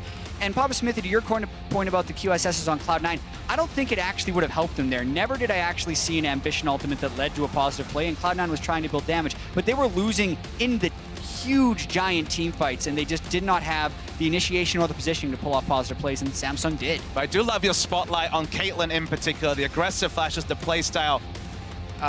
Ruler actually made his debut in the Challenger scene this year. So the first split of this year, came third on Stardust, joined Samsung, very little known about this player. A rookie going from Challenger to LCK to Worlds and playing at this level with this confidence, not dying once this game. That's the stuff dreams are made of. And I think we can say that for the entire Samsung bottom lane. When you consider that Core JJ was a North American LCS 80 carry, then a Korean 80 carry, and has played something like 16 to 19 games on support in his entire career, and now they're getting 2v2 kills with a rookie 80 carry and a recently converted support on the world stage. is just insanely impressive. You got to hand it to them there. And so here we are, gentlemen, 2-0 lead for Samsung Galaxy. That means do or die time for C9. So looking ahead to this game 3, real quick down the line, what do you want to see out of this squad for maybe a slimmer of hope? I think you got to get rid of the Karma. The Karma seems to be a very difficult thing to deal with. The speed up enables a lot of the compositions from Samsung with the speed onto the Olaf, onto the Rexar or the Skarner, as well as the laning phase. We saw them even have difficulty killing Karma itself, and it's not a good matchup into Rexar, one of the best Meteos champions. So target that support pool and maybe find a little bit of a better advantage that way. Well, it's do or die time, so I think you have to dangle a carrot here for Samsung to take bait. Because the one thing you can say about Samsung, the only game they have lost this tournament, they picked 3 losing lanes and a jungler that just couldn't really make anything happen. So maybe you dangle the victor, you dangle something risky. Okay, teams have tried it and failed, but so far they've tried 2 different playstyles, neither worked. If you can at least get some pressure in your lanes, if you can get those winning lane matchups, that's what I think they have to do. Yeah, I don't think there's too much of a chance, but if you're going to go out in an exciting fashion. I want to see Meteos as Zach. I don't even think he's been practicing it that much, but they have had a lack of initiation, and they need to be able to shut down Crown in the mid lane. Orianna Zach, go for it. I would love to see that myself, Jat. Well, when we return, it's match point between Samsung Galaxy and Cloud9, so stay with us.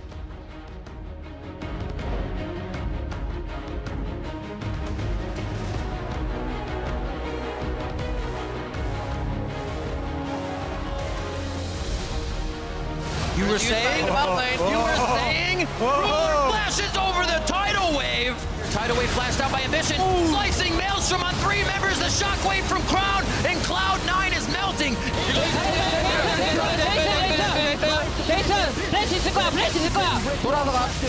We see Meteos go down. He's the front line. That's a lot of squishy health bars, and I don't think Samsung will stop. Oh, take a turn.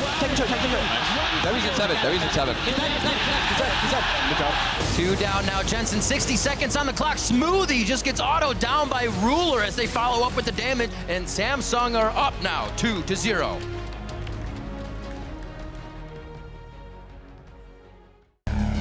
Dare to be different. Revel in the impossible. Introducing a little anarchy. Disrupting the natural order. Because a hero lies in all of us. Nothing is beyond your reach. Claim your victory and go forth to conquer new worlds.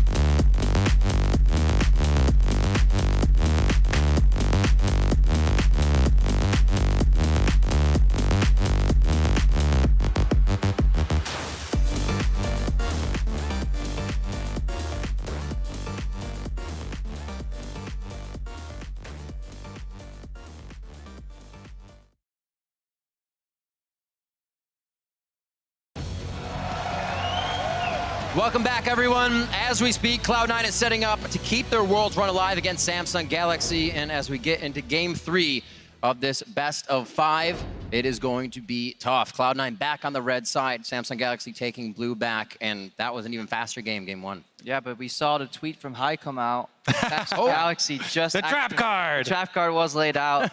0-2 right now, reverse sweep. That's true. Engaged. That's true. That's a dream. I mean, you do have to apply all of the lessons that you learned from the first 2 games, like Midas was talking about, in a best of series. So hopefully they're on an upward trajectory, and this game, they have learned not to, force a lot of those early plays that Cloud9 or that Samsung will turn around. They definitely are, because in Game 1 they had some of the right plays.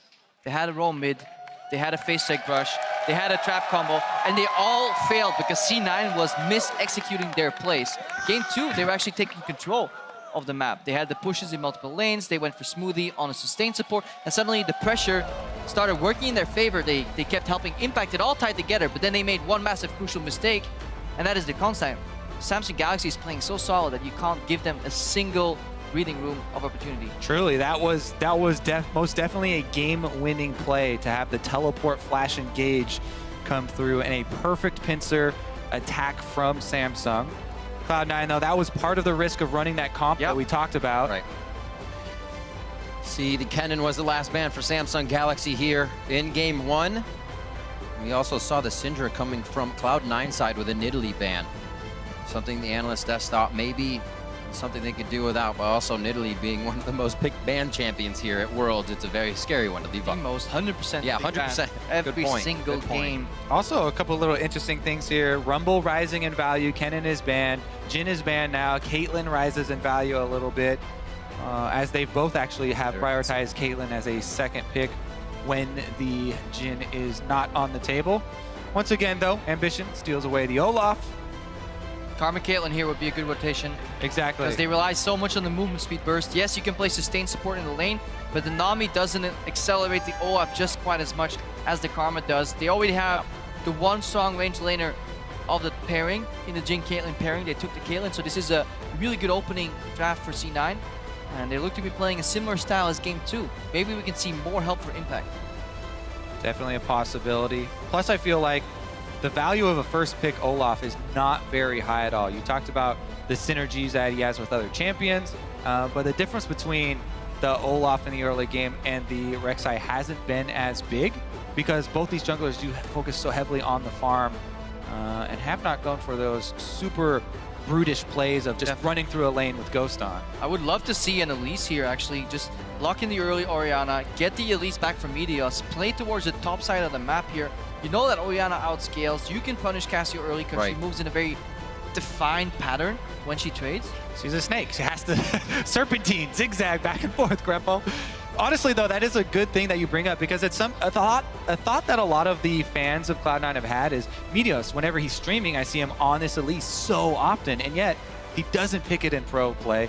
Doesn't go for these super early aggressive Elise games because I don't know. Maybe they feel like it falls off too much later.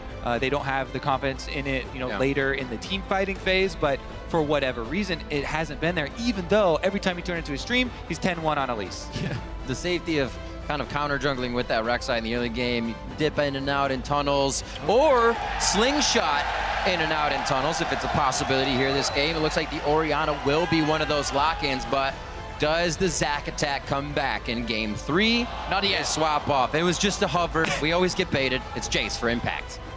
I do like the Zac attack towards Cassiopeia in the mid lane for the same reasons that you just mentioned for the Elise Greppo.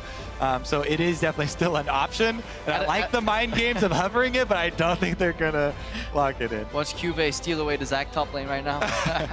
But the Orianna ball can always drop too. That's a strong combination there as well with the Zac. They're just looking at the other picks here, see if they have any hard counters. Poppy would be a blocker, honestly. For Zac, Steadfast Presence is incredibly easy. The other thing that, to me, has been kind of undervalued for all these Poppy players at Worlds, like, it's so incredibly important to have multiple ways, multiple tools to end out the games. And the Keeper's Verdict, Poppy ult, is so good at pushing down turrets later in the game when you get up into this kind of stalled out 30-minute game, either knocking back their wave clear, pushing somebody out. It's so good at pushing towards turrets. And we have actually seen a decent amount of players utilize that. All right, Meteos. What you gonna do? Is it gonna be the Zac? We definitely need an element of aggression here. C9 have a matchup in the top lane that can definitely push. They have a bot lane that can fend for itself, especially now that the melee support has been locked in.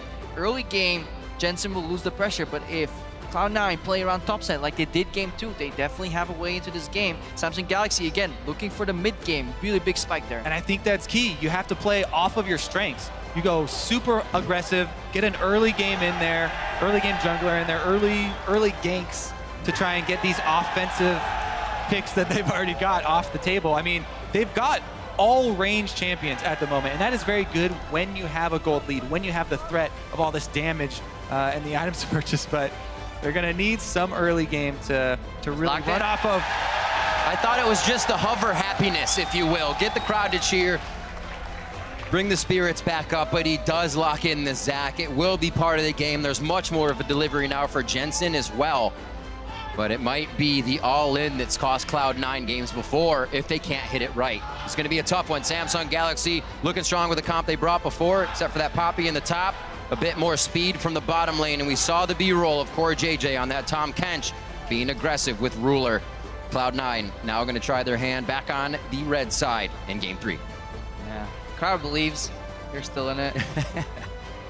Yeah, really keen to see if Samsung can continue this dominance, because we were talking about ways of how does C9 get back in. What's the way in for them? But honestly, we can't understate just how impressive Samsung have looked. So constant in the mid game. Definitely, and one of the scariest things is that they're running a very similar style here, where they are going to have that engage advantage. And to me, it's very important that that Samsung are one of the teams that have recognized that about Olaf. Oh my goodness, the Karma's been taken away. We don't have that speed. We need to get the Sivir. That might sacrifice some pressure bottom lane though for Cloud9 and open up an area of the map that has been dominated by Ruler and Core JJ. All right, Cloud9 looking to keep these quarterfinal hopes alive with the back against the wall. Samsung Galaxy on game point as we head into our third match. Hashtag SSG win. Hashtag C9 win. Show your support over on Twitter. We'll see how you're voting as we get into this game. Yeah. Cloud9 once again to reset their minds, start all over, and for the fans, hopefully start that reverse sweep. And last game we had Poke and Siege versus Big on teamfight. Right now it's honestly 2 teamfight compositions. Yep. In the mid game. All right, let's start prepping this Zac stuff, because I mean, I've got a jungler on the desk here. Zac, so I talk about the bottom lane being incredibly important. I do that enough already. It's You been talk a about Zac. theme. Kobe's got the mic. But we can combine our powers, because if the Sivir Tom Kench try and get one of those shoves, try and get control of the minion wave, which is going to be difficult. Zac has so many ways to gank the bottom lane. We always talk about mid lane, but from that position where Sneaky's standing, if you move just a little bit down, it's very easy for Zac to hop over that wall as well and try and punish the Samsung bottom lane. It's a little bit telegraphed to always go mid as Zac, because everybody's always expecting it, and you do see the shadow on the ground. So mid laners are very used to looking for that shadow of the Zac Elastic Slingshot. However, a lot of duo laners are not quite used to it. It is good though, because when these guys start trading in the mid lane, we saw just how long a trade could go on. Oh, yes. In the Orianna Cassiopeia matchup. And even if he's not there, if you're playing against a Zac and you're trading onto 20%, you can bet you're going to flash. It is going to change the way the mid lane is played, right? I talked about the psychological profiling of each other a little bit earlier in the last game. We've determined that both Crown and Jensen are very unwilling to back down and will go trading blow for blow down to 100 health. But Crown, he will have to burn that flash early because of the implication. The implication of a Zac gank. And here, good early zone. This is what you got to do. You step behind the range keep. Now Smoothie's left behind by his AD carry because he wants CS. Luckily, not a big punish. Look how slow they're pushing. You don't hit the minions here. You maximize uptime before level 2. Denying a few. Yeah, J wants to walk in with the minion wave. He's escorting Ruler in, but once this wave settles, you'll see both of them walk up right now. That's what they're doing, because they're not giving him any CS. They force to Devour early, so no QE start either. It's a long cooldown on Devour as well. And it's really big, because a good Tahm Kench player wants to start Q into Poke and then put an early point into Grey Shield after, never even skilling Devour. So C9 pressure is big already. They're able to get onto Ruler as well. See how much they can still pressure this. 10-1 in CS, but it's a big wave to clean up for Ruler. As a jungler, you have to read the way this bottom lane is going as well. This Scuttle Crab in the river becomes incredibly important. Meteos should make a beeline for it. He is going to get that alone time with the crab, so that just means that there's one area that Cloud9 bottom lane have to ward to be safe. And that means one checkbox is done in the river, which means your ward, which usually goes in the middle of the river, can now be placed in Tri-Brush, and we could actually see Smoothie or Sneaky run for that. Look how Ambition is not even considering ganking bot. He's like, no, we're done, so we're pushed in. I haven't seen that Scuttle Crab. He's 90% sure that is down anyways. So 4JJ and Ruler are playing on an island. He can't even CS. He's in the belly of his support right now. And this is what I talked about in Champ Select. Even though you pick out the Sivir for the speed later in the game, it might open up an area on the map for Cloud9 to actually pressure. They have not really pushed on any of these pressure points of Samsung. They've been very scared after that first game where they got beaten so badly, but this is a definite opportunity. Meanwhile, top lane, Impact by himself in the 1v2. Ambition went in, saw red, knows he's going to have some free time top as Meteos will be on the bottom, who just delivered blue buff over to Jensen, but Samsung trying to start things off early. As safe as the bottom lane is for Cloud9, the top lane is extremely vulnerable up here with Jace now not having flash and Poppy being so good at setting up ganks here. The flash from Poppy can be used to stun into the wall. Good communication too. So they know bot lane is under an island router but won't get the ult. He passed into the enemy jungle, bypassing the ward spot, Ambition that is, and then moves top lane for a really good gank. Impact went for the escape play, but burns his summoner doing so. Yeah, and now the thing is, for Impact, you can actually just try and CS at your turret. You got your minion wave pushing towards you in a good spot, and knowing that you don't have your flash now, try and play a little bit more conservatively. I know also, talking to a lot of the top laners, the challenger top laners, Zig specifically, did not think that the Poppy Jace matchup went in Jace's favor simply because Poppy can build so much tank and it becomes very difficult to deal damage to him. Azael and Zig on that top lane stream went pretty in-depth in it, actually, if you want to go back and check out all they had to say.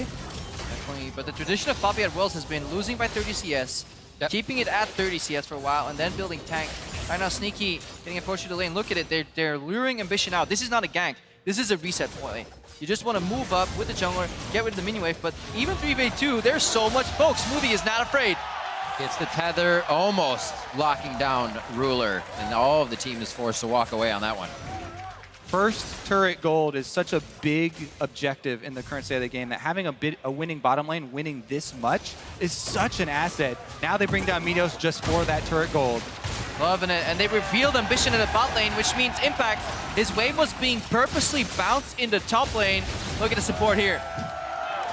Murica.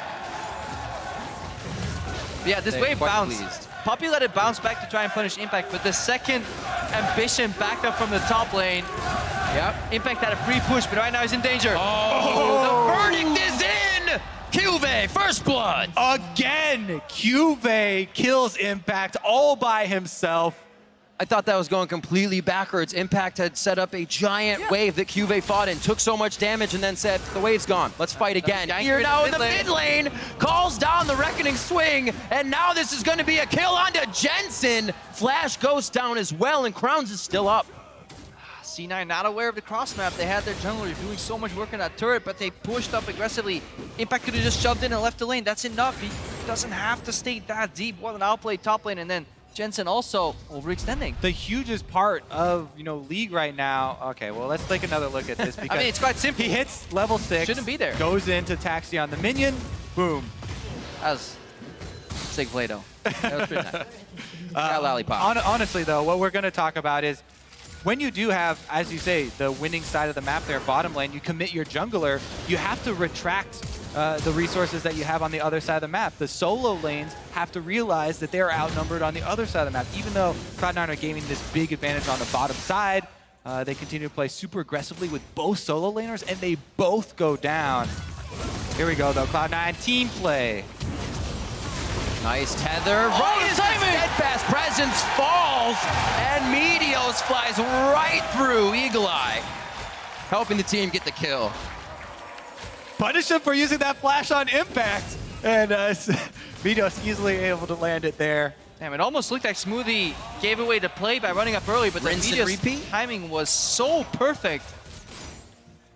That was like frame perfect. I don't think he could do it any earlier. So we did talk about his experience on Elise. Everybody remembers the Midos Zach in his debut in the LCS many years ago.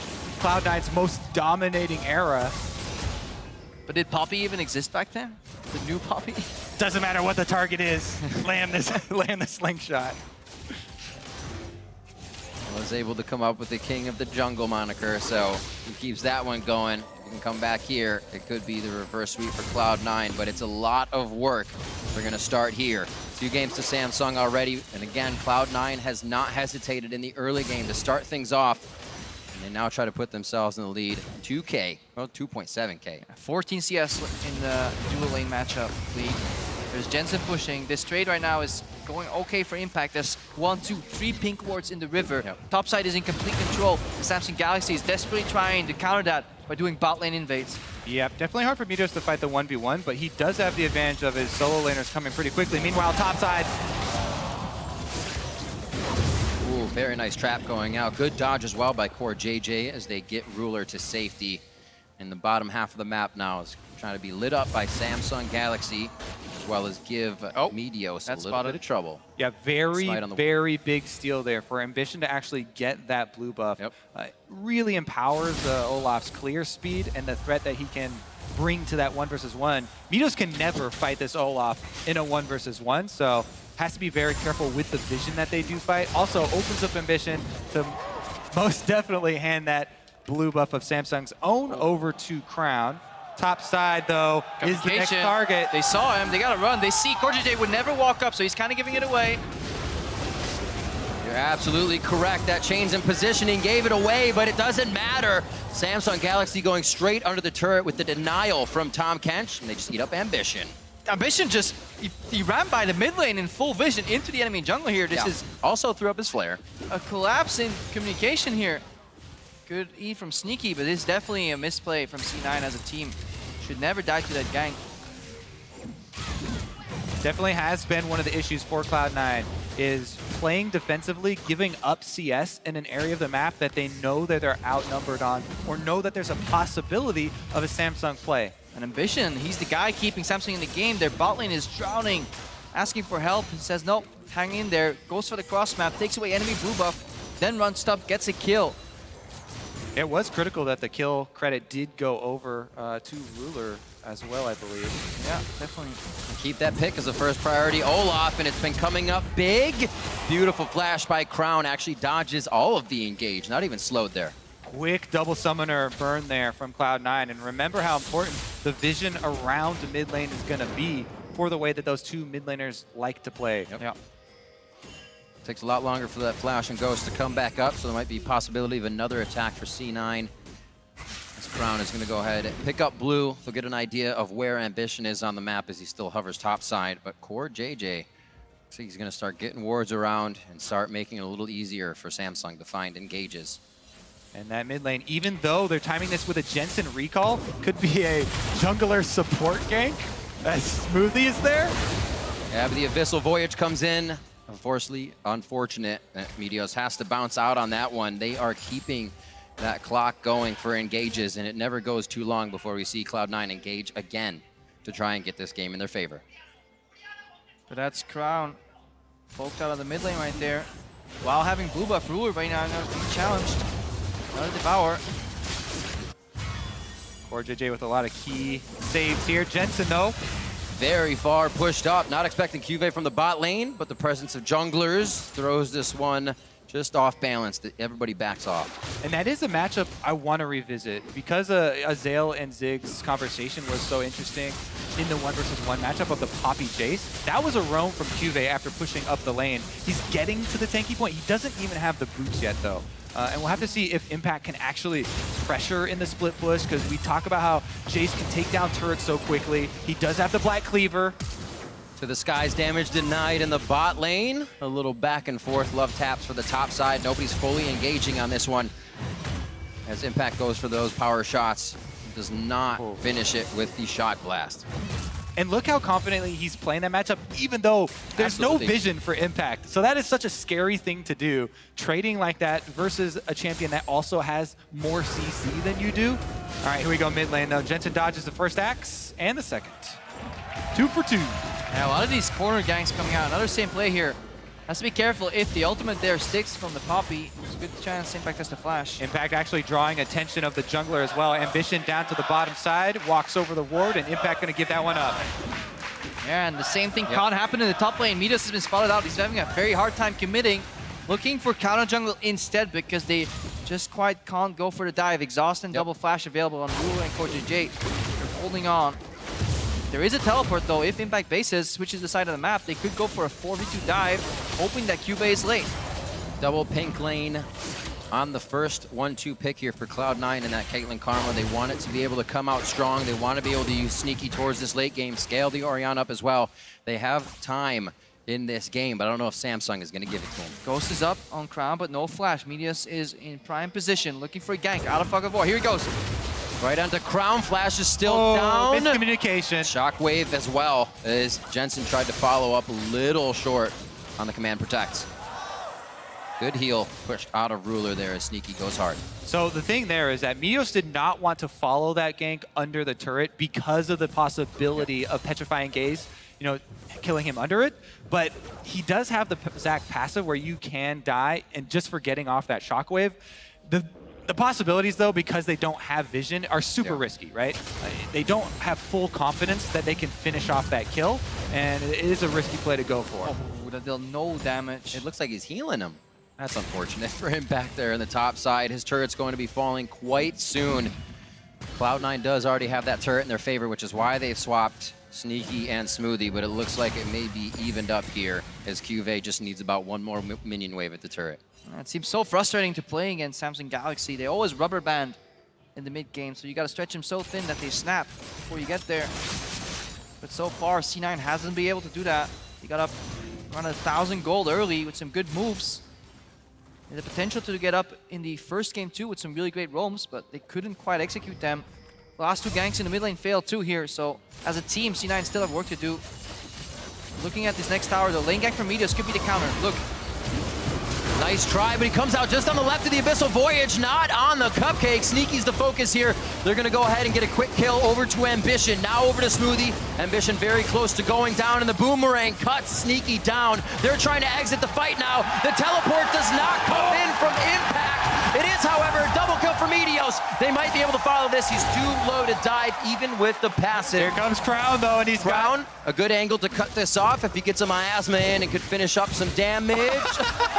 Slip and slide! Exactly how it happened. Another flash as Jensen and Crown basically in the same mindset of the attack. Who's first? Looking for the buckler. Cuvée not even going for the shield. He goes instantly for the kill. Could be eat up. Yes, it's going to be CoreJJ once again to deny the kill, and now they're on the blobs.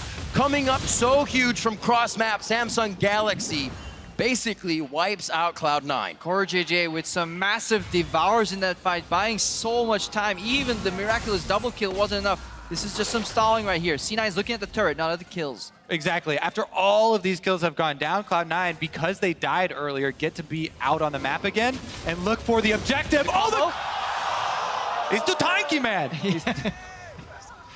Yeah, you gotta do he's actually too tanky. You gotta do the short version of that quote. Yeah.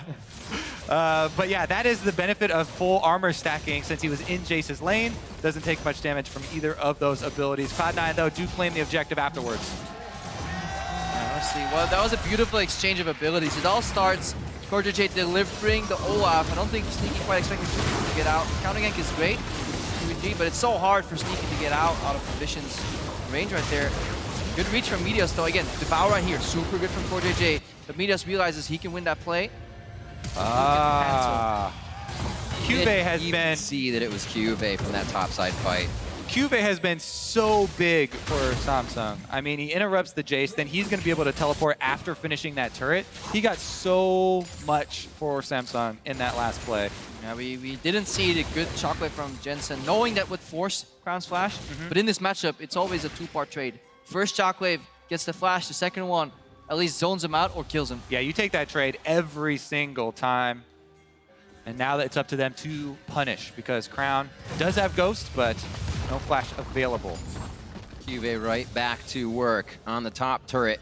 Gold pretty much even after all of this chaos. But the 3 kills are on to Meteor, so he's still going to have to be very, very big here in the upcoming fights for Cloud9. Kills spread across QV, Ambition, and Ruler. Looking much better for Samsung Galaxy, but Cloud9 has still been able to find their ends in these fights. Both junglers center out on the top lane right now.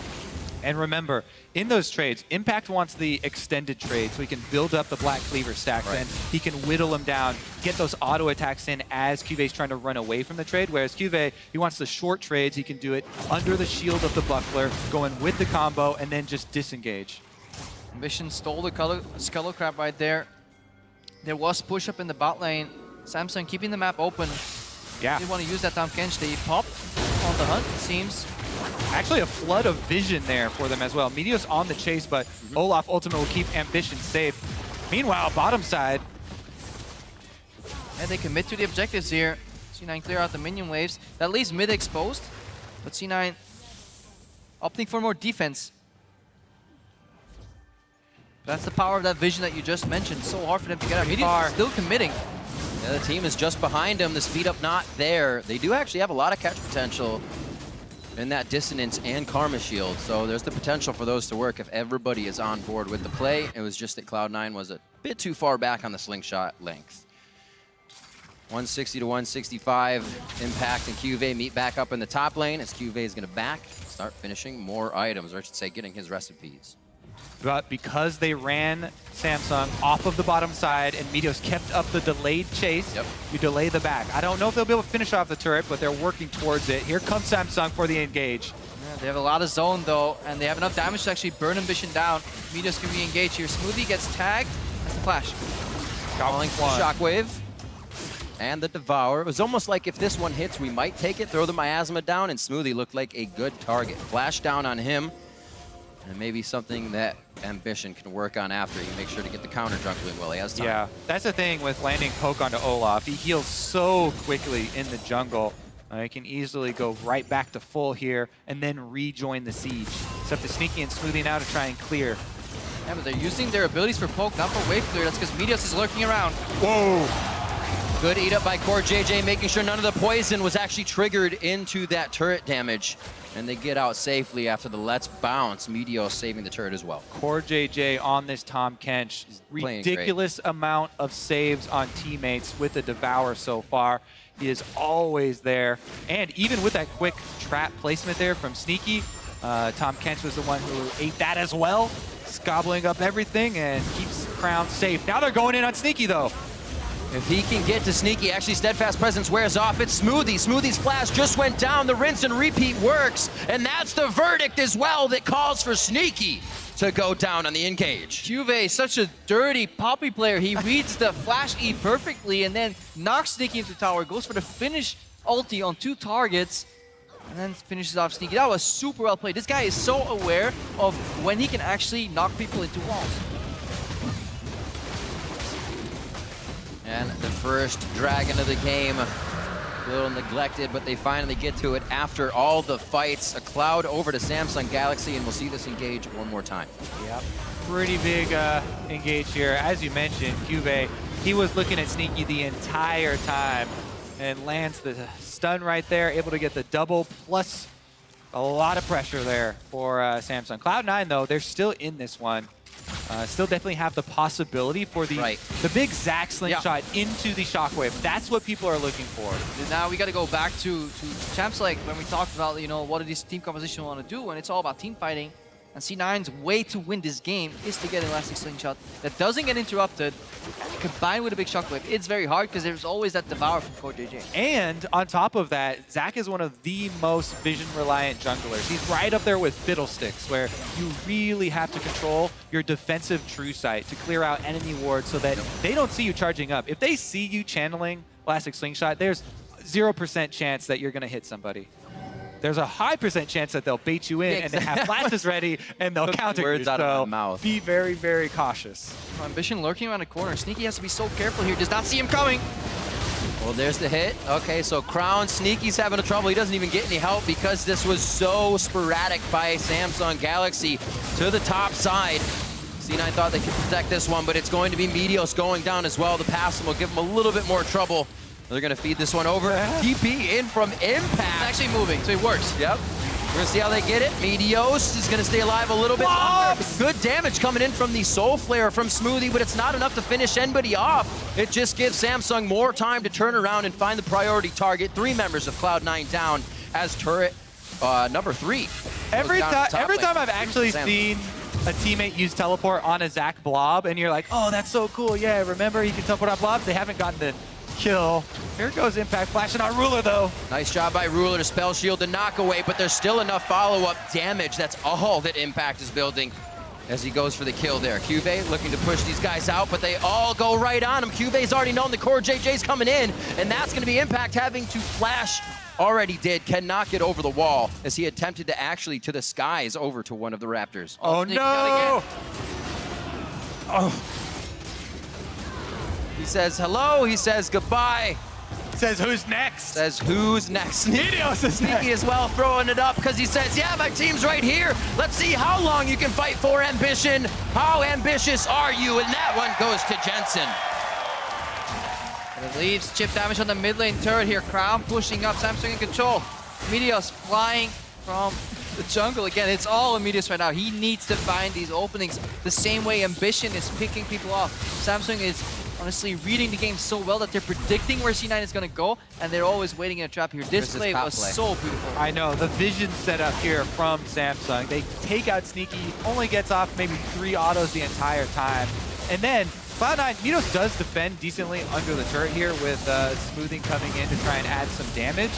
But so many times we see these teleports channeled only for them to be canceled and the Zac to die anyway. It's a super cool interaction though, because the blob stays in the same place, but in essence it is actually still moving. So people expected the movement to be the indicator of when Meteos comes out of his passive, but it's actually timer. Yeah.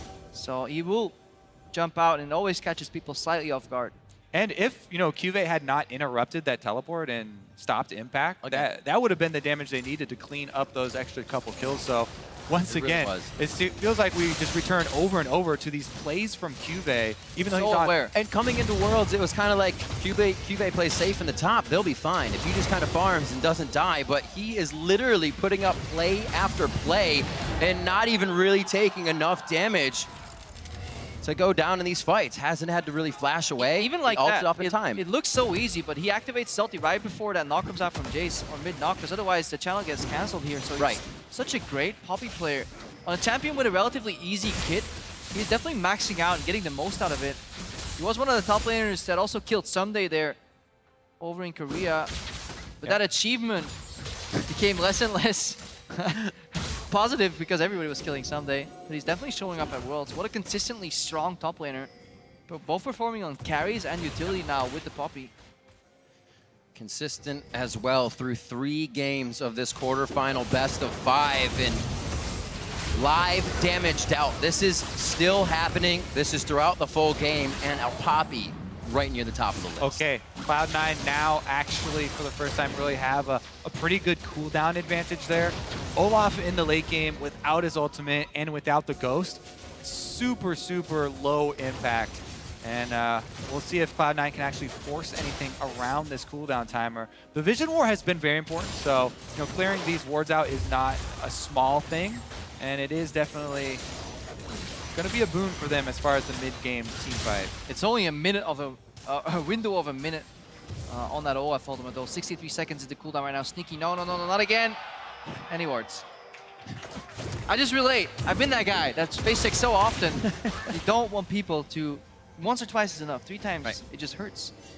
Well, that fear comes back each time now. Sneaky knows he can't get too close. It's either going to be a trap or a ward before him in these next instances. 4K lead here for Samsung Galaxy as they start to encroach on Cloud9's jungle and move their wards in as well. But they're reading the game so well, always challenging areas, forcing people to face sick at least, maybe burn wards, kill them immediately. They're so aware of their surroundings right now.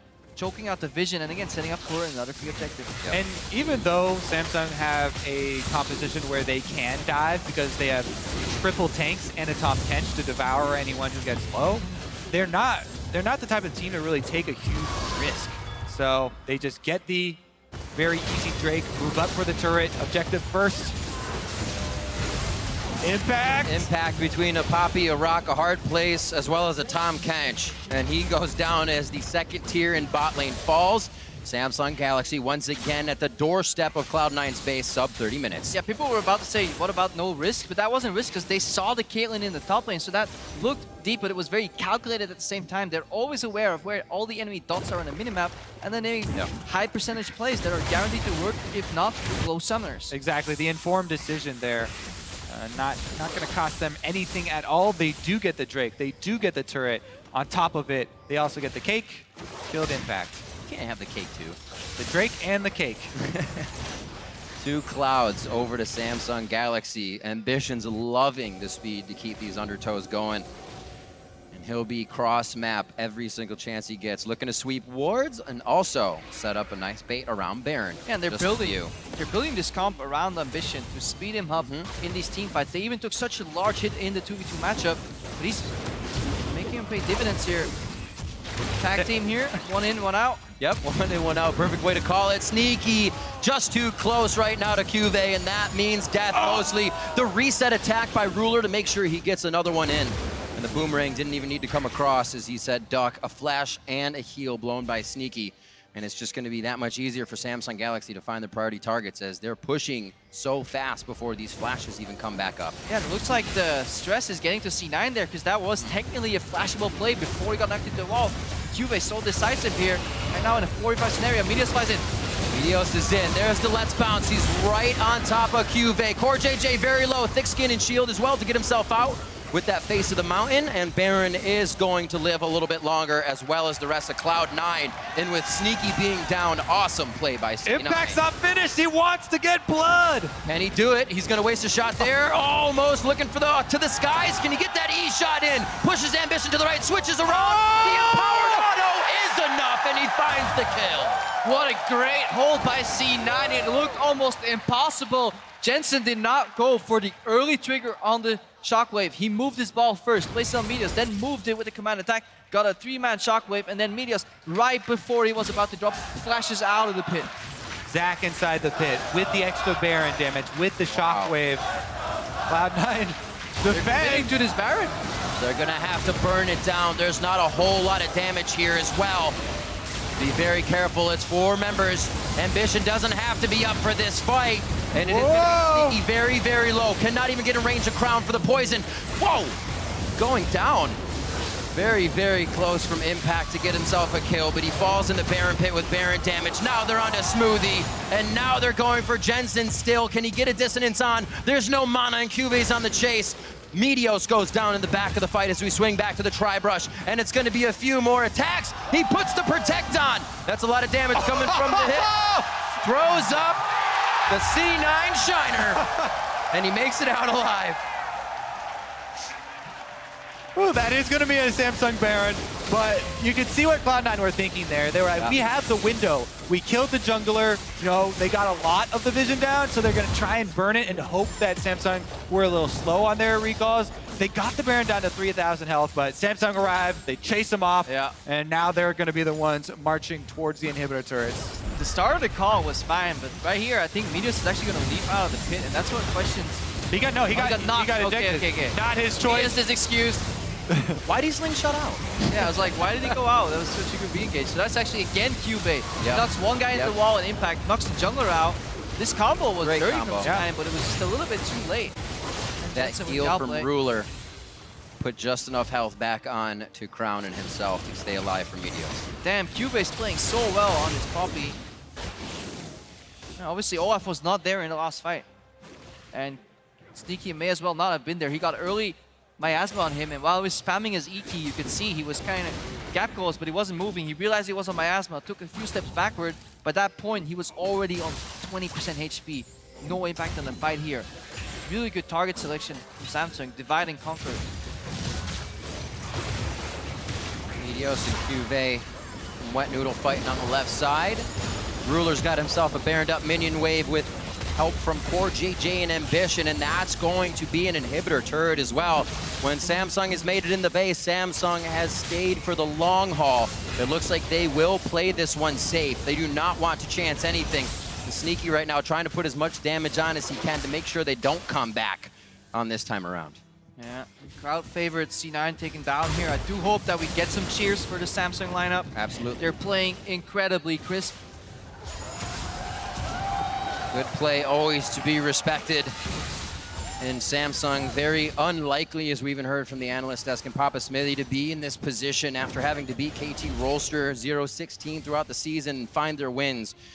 And then it was really undecided what would happen, but they are deciding for a lot of people right now. Samsung is. Looks like Cloud9 are thinking about pulling the trigger on this tower defense, chunking out Ambition. They also have Meteos waiting up on the top side. He is split from Jensen though, so you can't look for the ball combo, but they have to, because when Jensen and Meteos play at the same time, it is too easy of a read, so they need to take a different page out of the playbook. Right now, Ambition being poked. Seeing if he has to blow that Ragnarok. Actually doesn't have it, so he uses the Ghost. May turn around to fight here for a second. And Ambition, he just came back up, and he goes back down. Every kill is important for Cloud9, trying to get back into this game.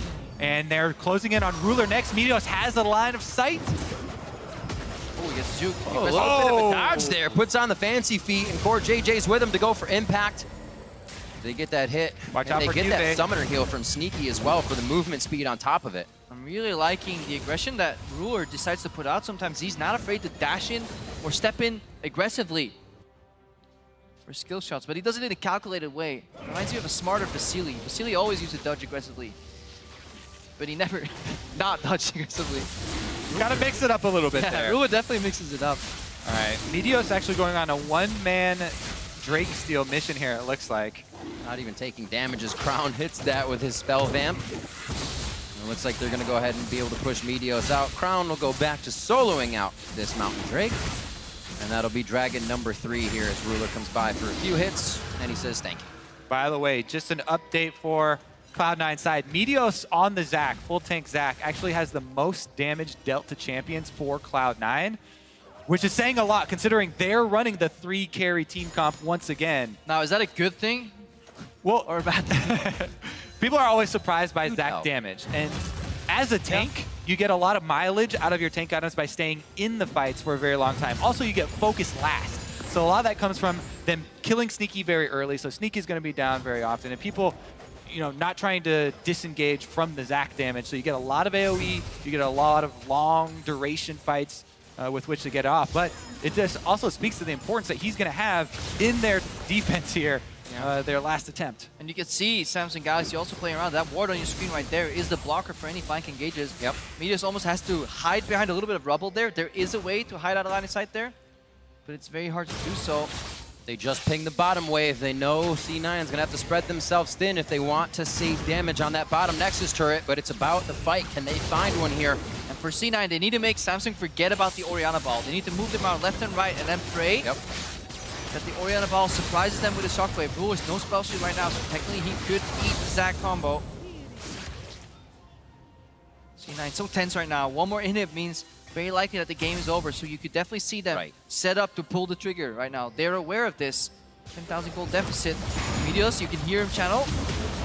He's going to the side. Spell shield goes up.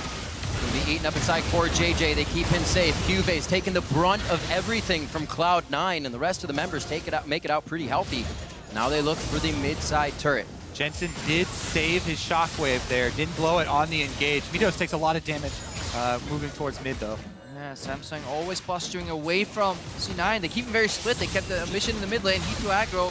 Just switch it back up becoming the top lane. a game of ring around the rosy right now. Crown on to Jensen. Jensen out of mana. He's going to have to go back to the Fountain Impact as well, getting pushed out on the middle inhibitor turret, and it looks like Samsung is here to stay inside the base. So methodical here from Samsung. C9 left with so little opportunity. Meteos goes in again, but gets stopped. Locket of the Iron Solari into Steadfast Presence pretty much shuts Meteos down. Court JJ gobbles him up, and they're going to devour the rest of the blobs. A good attempt by Impact to keep him alive. That's the hit. The shockwave comes in from Jensen, but no members of Samsung Galaxy fall. And now they have to wait for the minions to get on the turret, so they're looking for more Cloud9 members. Looks like with all the inhibitors down, all Samsung have to do are wait for the minions to assist. 37:30 on the clock. Samsung having the fastest game times, keeps them pretty speedy here.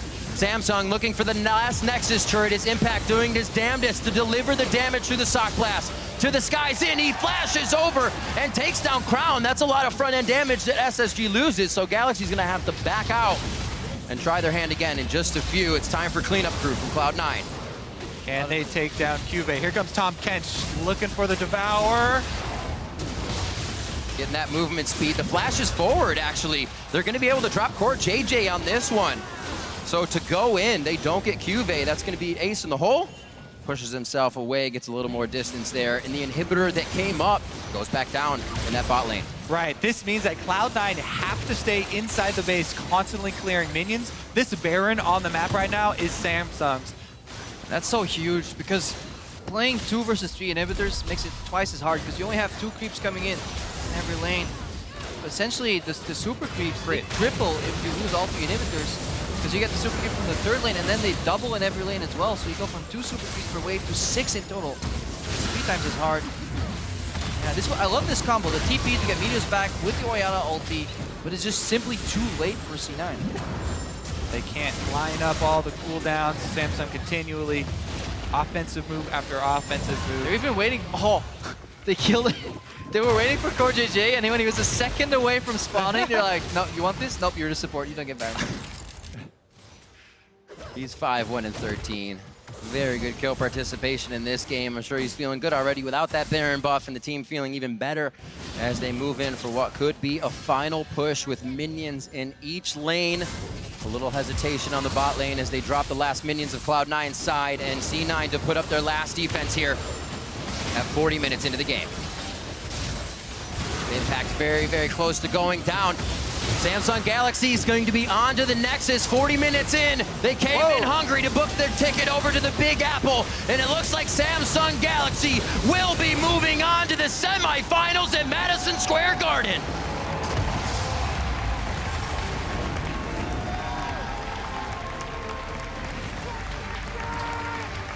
And these guys, they started in the group of death. They finished their last 3 games in that group convincingly. They came into quarterfinals and they take down C9 in such a convincing fashion. They are more than worthy of praise.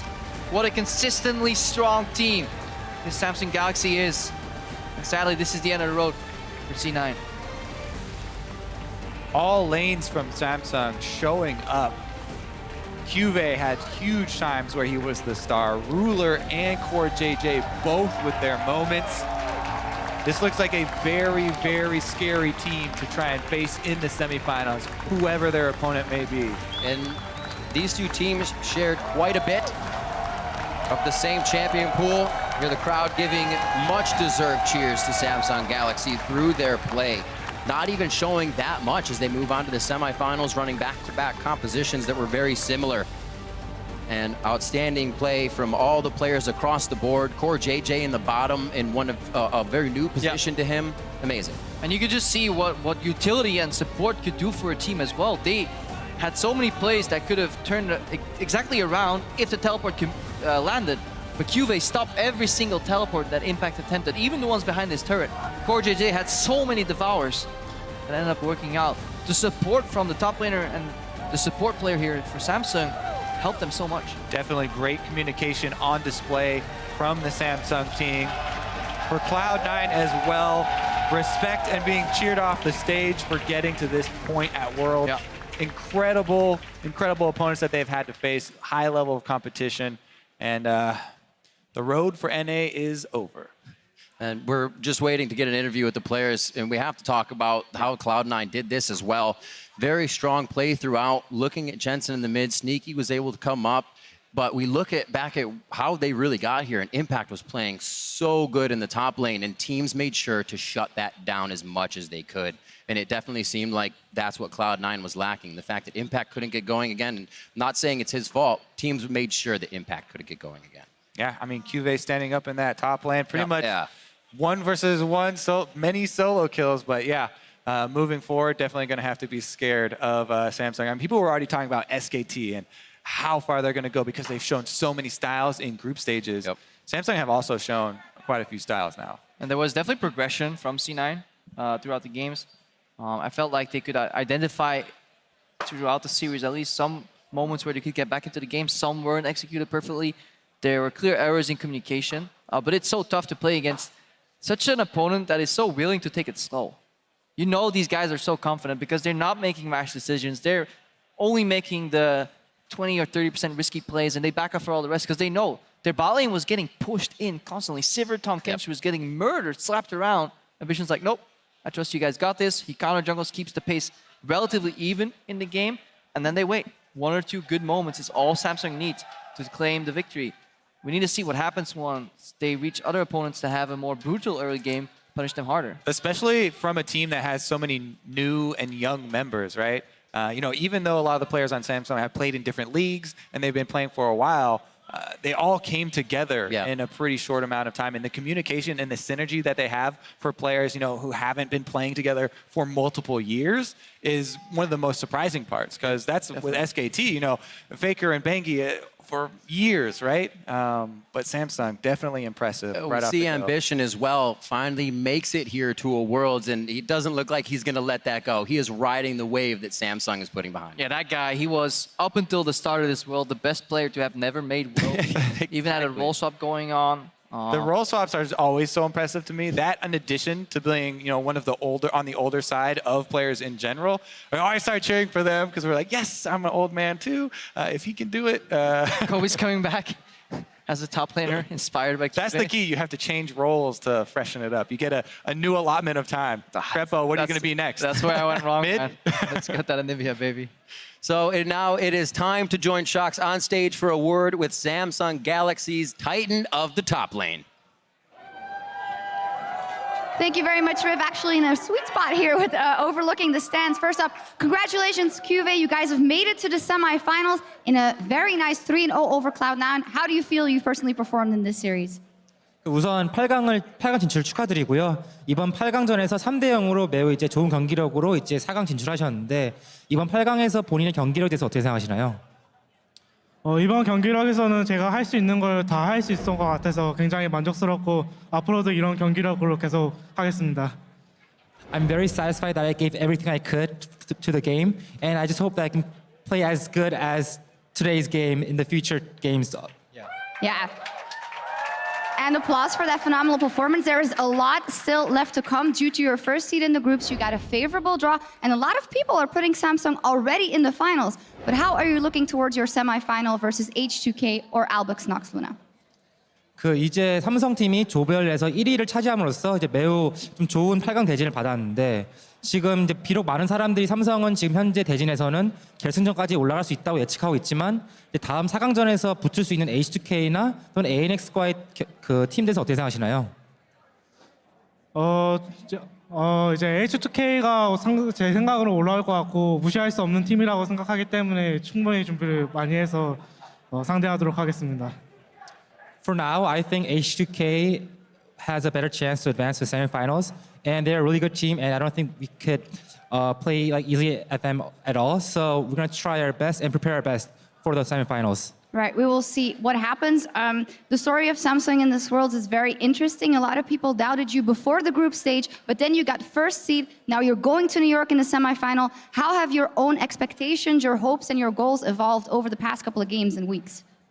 그 삼성이 이제 대회 시작 전에는 그렇게 많은 사람들이 이제 삼성 팀이 이렇게 좋은 성적을 낼 줄 몰랐고 좀 아직 검증이 필요하다고 얘기했지만 이제 조별에서 1위도 통과했고 8강에서 지금 3대 0으로 진출하셨는데요. 이제 큐베 선수 개인적으로는 대회를 진행하면서 그 대회에 대한 기대치가 어떻게 발전하셨나요? 이제 저희는 이제 롤드컵에 진출하면서부터 상당히 잘해졌다고 느꼈기 때문에 그게 큰 걱정은 안 했고 앞으로 이제 대회를 하면서 더 성장할 수 있을 것 같습니다.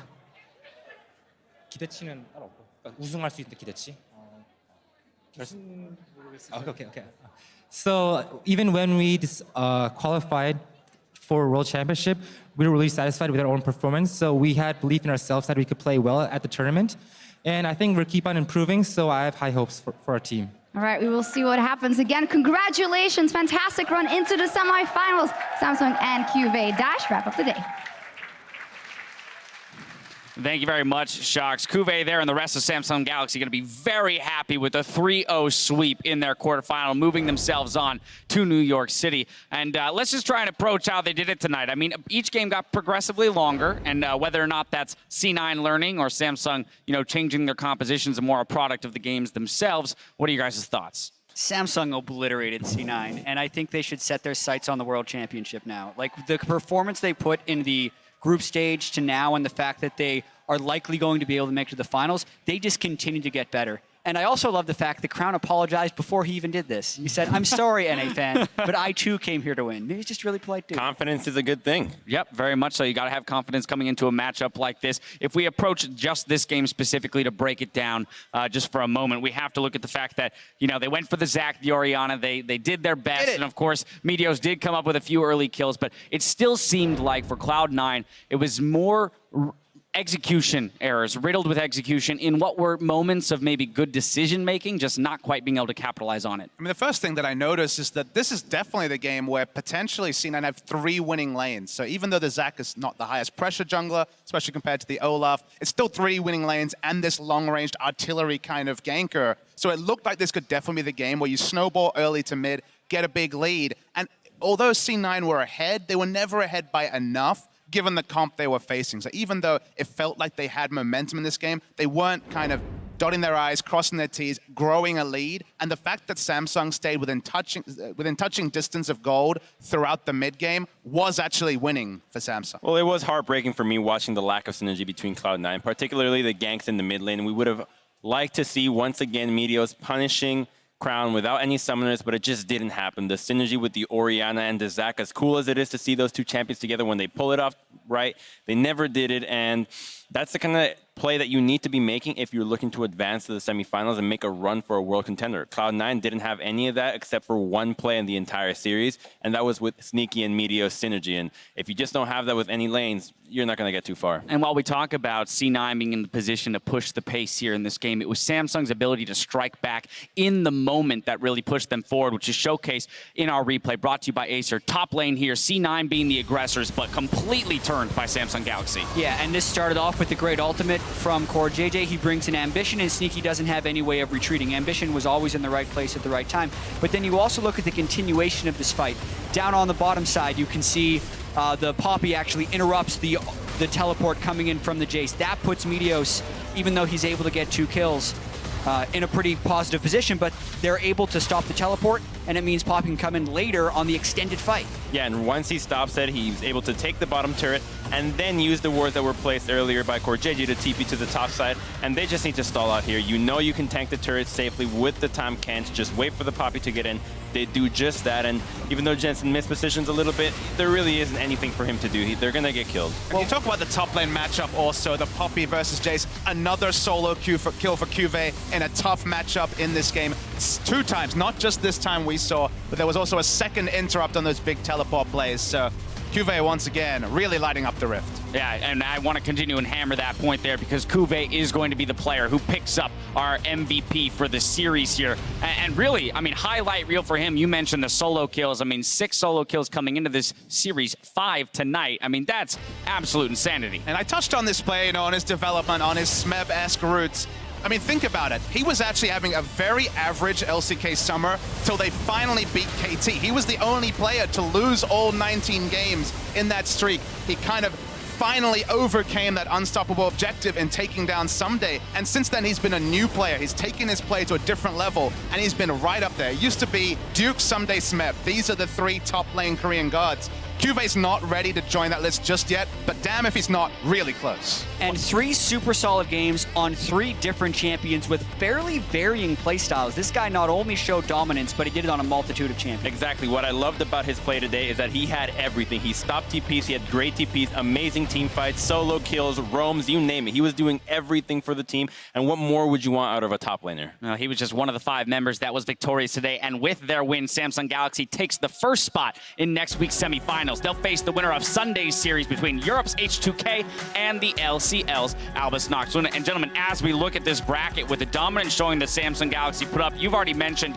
they're probably front runners for this side of the bracket to go to the finals. But I mean, if I'm H2K or Albus Nox, I am terrified of even advancing to face them. And Samsung continues to answer questions. I asked at the start of the day whether or not they could switch over from being underdogs to being prohibitive favorites. And I think, yes, they absolutely can. Can they play more champions than they've shown? Absolutely. They can actually play multiple different styles. They're looking better and better as this thing goes on, and we're still with the very small sample size. So that's the question they have to consistently answer, is whether or not they can maintain this exceptional level of play. Absolutely. Well, we'll be back here tomorrow at 5 p.m. Central Time, 3 p.m. Pacific, as we head to the other side of the bracket for a best-of-5 between reigning champions SK Telecom T1 and the LPL's Royal Never Give Up. So, gentlemen, preliminary thoughts on this matchup tomorrow. I mean, I'm going to say Uzi's words. I'm going to be surprised if RNG can take a game off SKT. They look incredible. They look like such a strong team that is able to play an incredible amount of styles as well on top of champions, and that's just something that you cannot take for granted. I mean, if you let SKT play the game, you do not often win. This has been the history of League of Legends, but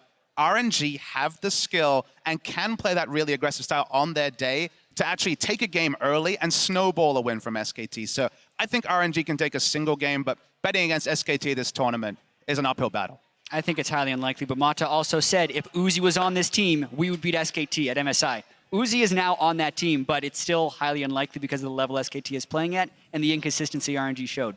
Yeah, I guess that's kind of contradictory. We've got Uzi's statement and Mata's statement, both of them kind of at odds with each other. But be sure to stick around after tonight's show because Quick Shot, Clement, and Azael will recap today's series and preview tomorrow's quarterfinal clash in another edition of Worlds Tonight. Now, for us, though, it's time to sign off. So for myself, the casters, the entire live broadcast crew, thank you all for joining us here in the Windy City, and we'll see you tomorrow.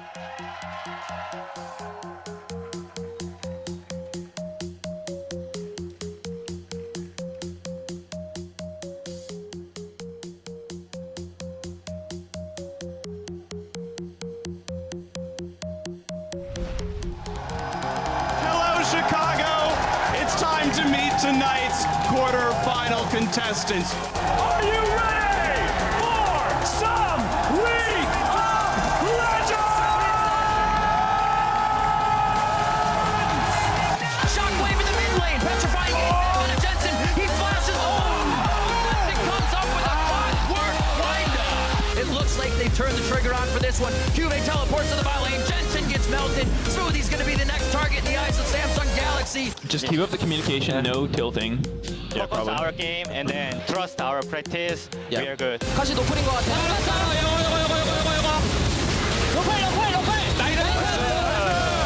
Two down now. Jensen, 60 seconds on the clock. Smoothie just gets auto down by Ruler. Time to reverse sweep. Yes, we've got him right where we want him. Yeah. They've fallen into our trap.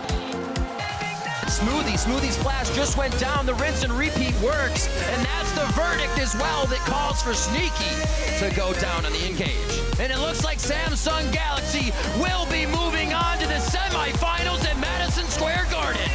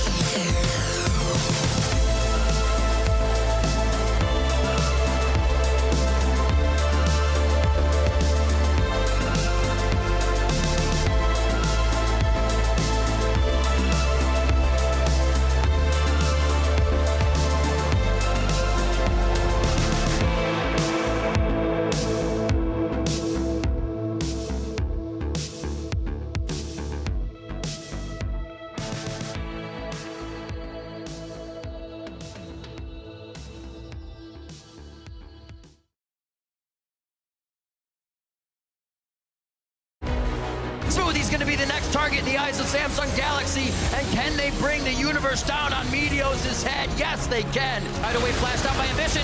Slicing Maelstrom on 3 members. The shockwave from Crown, and Cloud9 is melting. Smoothie's flash just went down. The rinse and repeat works. And that's the verdict as well that calls for Sneaky. And it looks like Samsung Galaxy will be moving on to the semifinals at Madison Square Garden.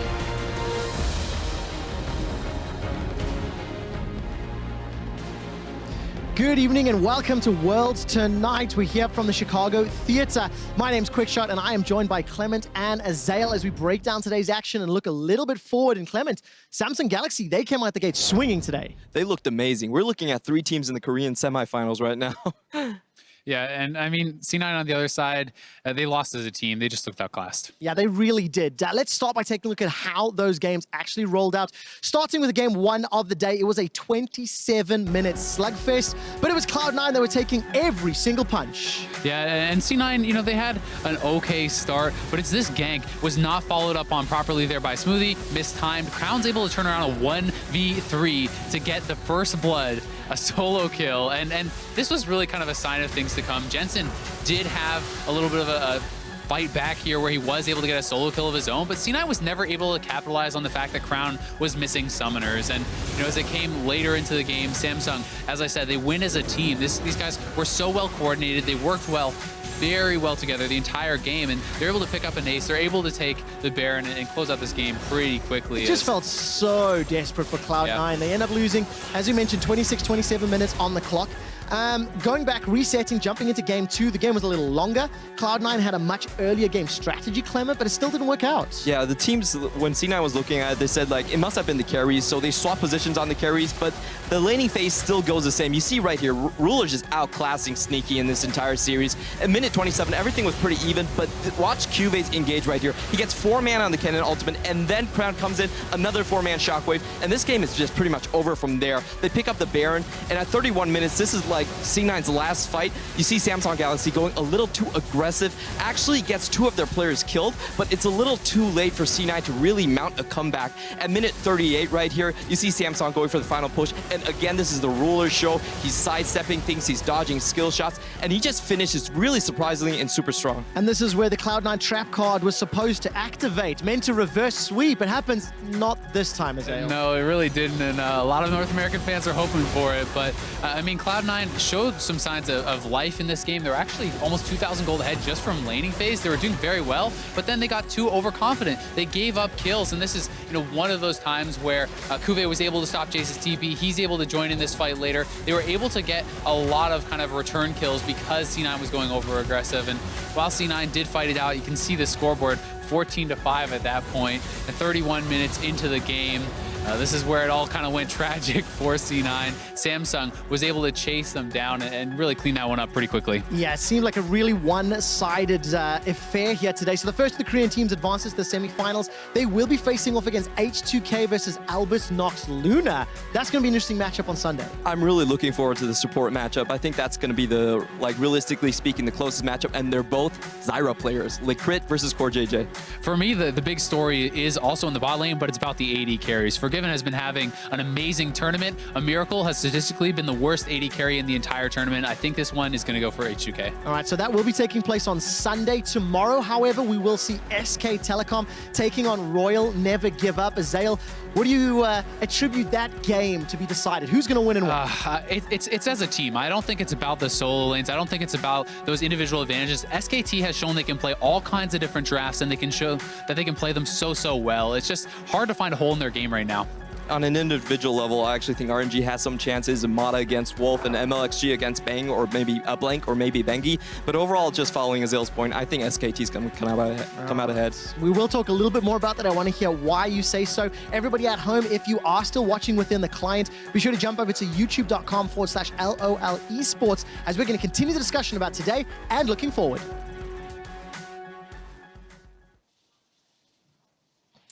All right, and welcome back to Worlds Tonight from the Chicago Theater.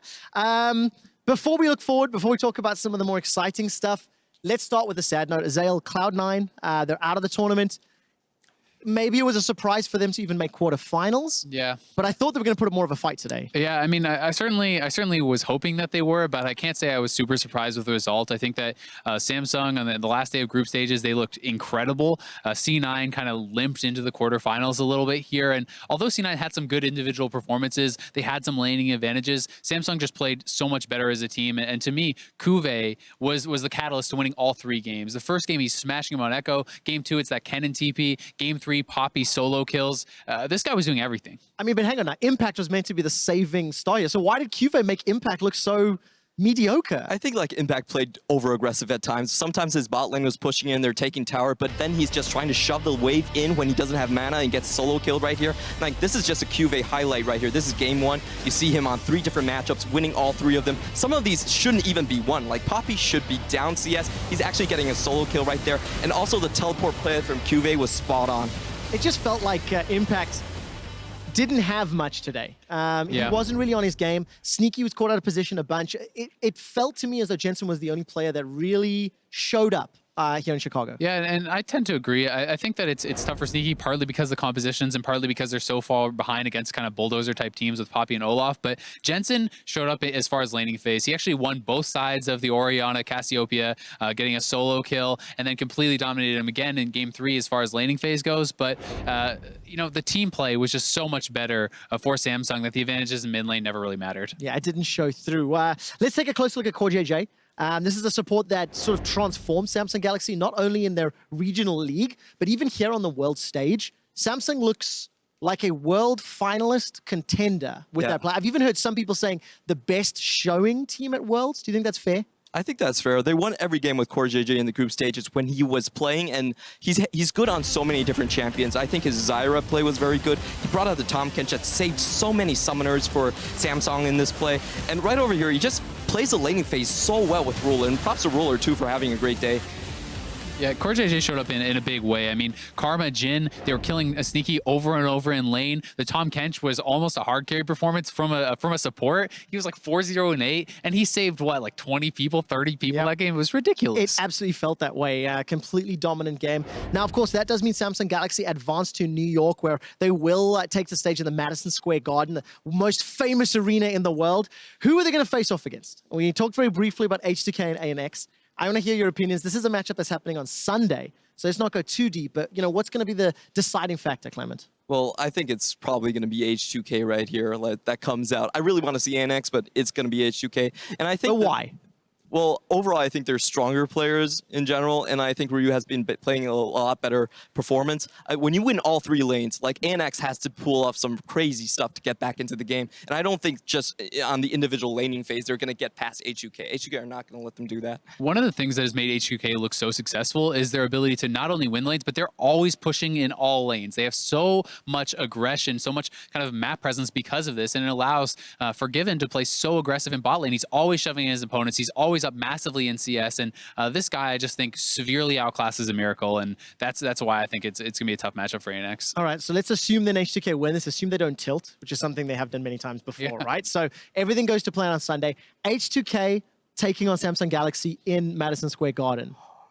Okay, I'm gonna give you a second. What do you think of that? Is that? I mean, how do you favor any team above Samsung that's coming from this side of the bracket right now after what they did to C9 tonight? I think it's really, really tough to say that H2K is a favorite against them. Do I think that H2K has the potential to put up a better fight and maybe make it a close series? Yeah, but I can't favor them over Samsung. What if H2K shows up from Sunday last week that went 4-0, they took down EDG twice, that had great lanes? Do you really think that that's that big of a difference? I actually think H2K is going to win. Like, when we look at this, Samsung has been ahead in all 3 games just from the laning phase. They don't look that good when they're coming from behind. We saw this in the Gauntlet as well against Africa. They didn't come behind, basically. They're not aggressive enough to make those moves. So I actually think H2K is going to ride the wave from the start and actually just finish the games. We rarely get split opinions on the analyst, so I'm not going to let you go further. I'm going to leave this as is, and we'll see how the results play out. I want to talk about tomorrow, though, because it is, of course, going to be an incredibly hype matchup.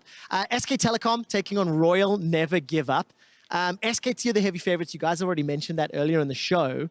So what does Royal have to do right tomorrow to win? To me, it's all about individual performances. Like you talked about, I think individually, RNG has some advantages and can have advantages. They can look for outplays. These are guys who are explosive players, who are very aggressive players. I mean, look no further than Uzi in some of his performances. Hard carry performance against TSM, hard carry performance, probably the most dominant AD carry performance I've ever seen against Splice. This guy can get kills early and he can take over a game single-handedly. So I think it's about individual performances for RNG. That has to be their way in. I really want to talk about the stylistic differences. Like, RNG is a team that's so focused on the bot lane, and on the flip side, SKT wants to play really defensive. So if RNG actually can get ahead and push that matchup in their favor, I think there might be a chance, not a huge one. And that said, it's going to be hard to do it. Bang almost never dies. This guy's so consistent, always has incredible KDA. So it's a big ask for Uzi to smash that lane, but if he could do it, who knows? I've heard a lot of people saying RNG are good enough to take a game off SKT. Let's assume the individual players show up. Let's assume they can smash the bottom lane. Is it enough to take SKT in a best of 5? No. I think it's always possible. I mean, we have seen SKT coming into Worlds didn't look as strong, you know, jungle issues and stuff. If RNG really does show up on all lanes, they're all firing they're playing at their top level. Yes, it's possible. I think it's always possible. But do I see it happening? No, I don't. Okay, that's what I was looking for. Let's get one final comment about the junglers, because I feel like Blank and Bengi have been quieter, let me say, than some of the other junglers at the tournament. And MLXG, I was expecting more from. So what do you think about the junglers and how they could interact in terms of the matchup? Well, I think a lot depends on which side the mid lane is pushing. MLXG has said this as well. Like, his performance is directly influenced by if Xiaohu is good on the day, and he's against FLICKR right now. So I think a lot of that is going to be mitigated.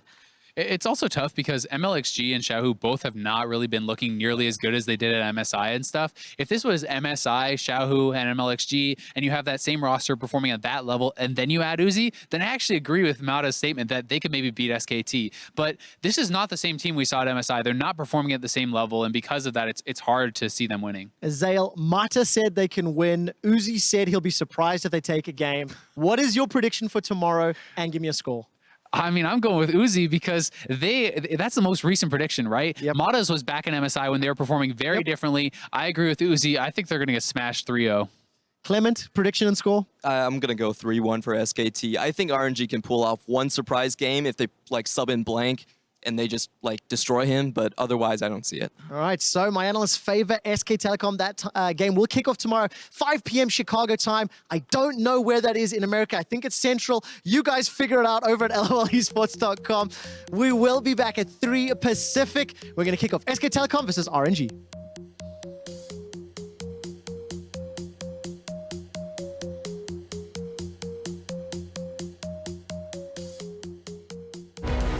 Smoothie's going to be the next target in the eyes of Samsung Galaxy. And can they bring the universe down on Meteos' head? Yes, they can. Hideaway flashed out by Ambition. Slicing Maelstrom on 3 members. The shockwave from Crown. And Cloud9 is melting. Smoothie's flash just went down. The rinse and repeat works. And that's the verdict as well that calls for Sneaky. And it looks like Samsung Galaxy will be moving on to the semifinals at Madison Square Garden.